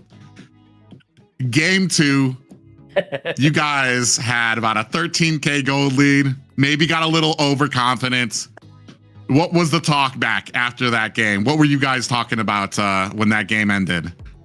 For us, we just like move on, because it's normal to like make a mistake. So we don't mind the lose. Like it was a comeback, but we just think positive and move on to the next game, because the game is not over until it's done. Yeah. What are you guys thinking about on that match? Were you guys just trying to get a perfect game? Is that what were you planning there, or were you actually trying your hardest there to get that win on that match? Yeah, we're just looking for like perfect opportunity there, and just like I said, you just like make a mistake on like miss our our communication is like very bad at that time, so that's why we got comeback. It's just miscommunication. Okay. Flick, first of all, congratulations on the win here to Alpha 7. And I want to know, About this match versus a 9Z Globant, because they came through the first phase of playoffs. They beat Titan Esports, and then they got a 3-0 sweep versus Octa Gaming. You know, like many people were getting a high expectation for Octa Gaming, and they went through the 3-0 versus them. So, what do you guys talked about when you are about to face a 9Z Globant? I mean, you were really confident, like, or you just talked something like, okay, maybe we have to keep an eye on 9Z Globant because they can be strong. To be honest, we don't really talk about the other team. We just focus on ourselves, and we're confident on winning against anyone, like no matter who they are, like no matter what team we are facing. Okay, nice. I was about to say, because that kind of almost came into a question that I wanted to ask, is that did you, two-part, did you notice a difference in the play style of 9Z Globant? You guys have faced them 3 times now in the series and been victorious in all of them. Did you notice a difference in this third series that they had improved, or was it kind of business as usual for you guys? They play as usual, but they improve a lot on like in team fight, because before they're not that good at team fight, but now like they can fight us on team fight. Like they improve a lot on team fight. Oh, okay, that's good. All right. What was the was there a specific player that on the enemy team that you had to shut down? I see that you guys were kind of targeting the Gusta Lagusta's Juan in your bans there. Is he one that you feel is the strongest on their team? I don't know. I don't know. Like we just all of them can make something in the game, so we are just observing the game on who we can kill, who we can punish, on who are making mistake on the team. All right, Flick, you told us that you don't think too much on the other team, right? You think you're a play star, you think you're like your performance, right? So not about the other team that you were going to face on the next stage. Can you talk about, like, okay, it's going to be the upper bracket final. So what are your thoughts to this very important match? For us, we just need to like play as usual. Like I said, I don't know how to answer that, but whoever team we are facing, like we will just do our best, focus on ourselves, and we know we are the strongest, so we're just gonna play how we play. I love the positivity. Always so positive when we speak to you guys. Yeah, I mean, you guys have to be probably one of the more the humblest teams that we have. If you had to pick a MVP for your team, somebody that you think stood out through that series, who would it go to on your team? To be honest, all of us did well, and one person cannot win the game, you know. So all of us did something. It's all team effort and synergy. Yeah. All right. MLB's team play, like team game. All right. One last thing. Do you want to give a shout out to anyone before we say goodbye? Thank you for Alpha 7 fans, and to all that is watching right now. Thank you, guys. Okay. Seriously, well. Thank you, Flick. See you later. Bye, Flick. Bye-bye. Obrigado. Congratulations.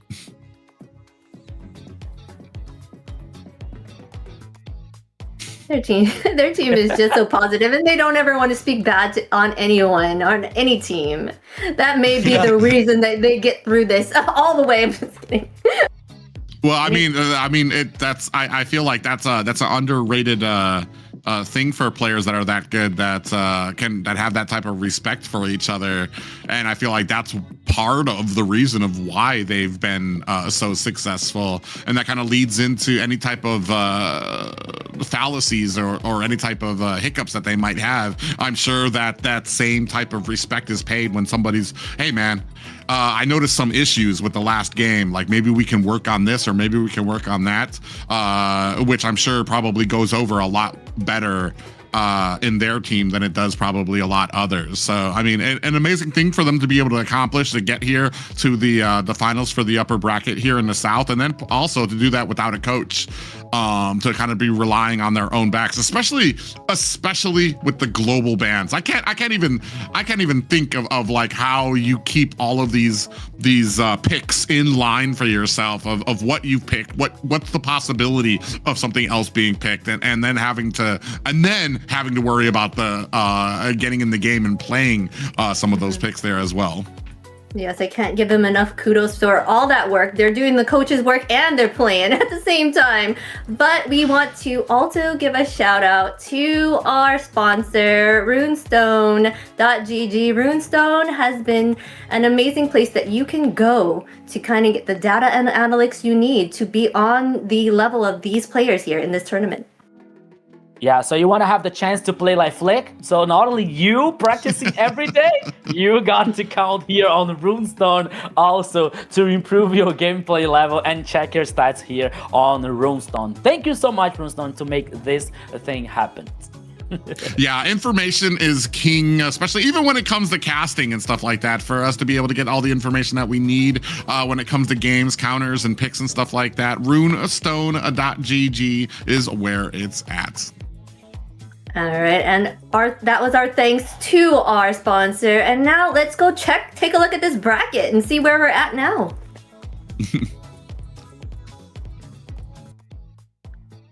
All right, so here we are, Zena. Entity 7 versus Alpha 7 is still on the upper bracket. It's gonna be the final here on the upper bracket. Yeah, I mean, Alpha 7 and Entity 7 are no strangers to each other when it comes to meeting with each other. So I know, and especially after that interview, you know, Alpha 7, they're taking this one game at a time. Entity 7, though, undefeated throughout the entirety of this event. So far undefeated throughout the entirety here. Wondering if there is somebody here in the South that can be able to take them down. You know, Alpha 7 looking at the Chomps for another opportunity to prove their worth here. And I believe we'll get that possibly next week here. As I think, as you say here, from a lot of the teams that we've said goodbye to, tomorrow we will be saying goodbye to 2 more as well.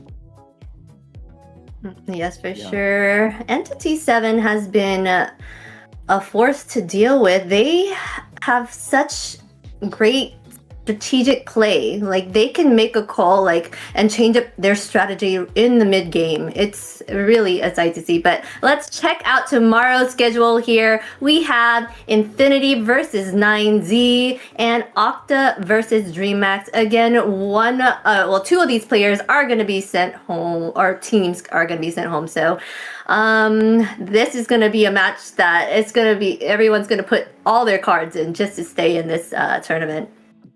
Yeah, so actually it's not tomorrow, it's the next weekend here that we'll work with these 2 matches, Infinity versus 9Z Globant. Man, this is going to be very interesting. From one side here, we're seeing like Fanboy and most of the players here thinking outside of the box with many different picks on heroes, and 9Z Globant, which once again, they lost versus Alpha 7, but they showed us a very good performance today here. And the other side, we've seen Octa Gaming, they were almost invincible until they faced 9Z Globant on the last weekend here with the 3-0, and now they have the chance to prove themselves once again with Dreammax. It's going to be a hard challenge for both teams.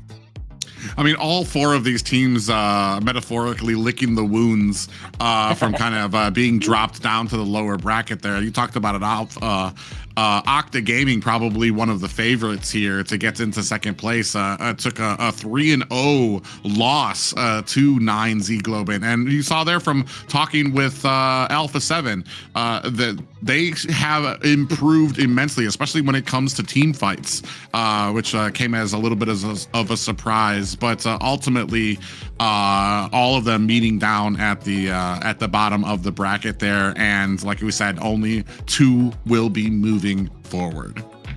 Yes, all these matches have been exciting, but be sure to go check our social medias to see all the highlights of what has already been going on so you can stay up to date on all of it. So MLBB Esports, we're on Kick, Twitch, X, Instagram, Facebook, YouTube, TikTok. This is a place you need to be just so you can stay up to date on the next matches that are coming up as well. Are you lost in the jungle? So don't worry. All you have to do is follow us all here on MLBB Esports on each of these social networks here. So you are about to know everything that is happening on the MLBB ecosystem. Yeah, the walls are closing in around us when it comes to the playoffs. So we're going to be saying goodbye to 2 more teams tomorrow. I believe we're going to be dropped down to the final 4. And one of the teams that you see might be the ones that go ahead and carry the flag of the South in the competition against the North as well. So much more action to come. It's been a privilege to cast for you guys. I am Private Dancer signing off for this night, but I'm sure there's more left for you guys to catch out tomorrow as well. Yes, thank you guys all for joining us, and we'll see you next time for more playoff action here at MCT AMER South. Yeah, guys, so sorry. Tomorrow we are back, not on the next weekend. I'm wrong. Bye, guys.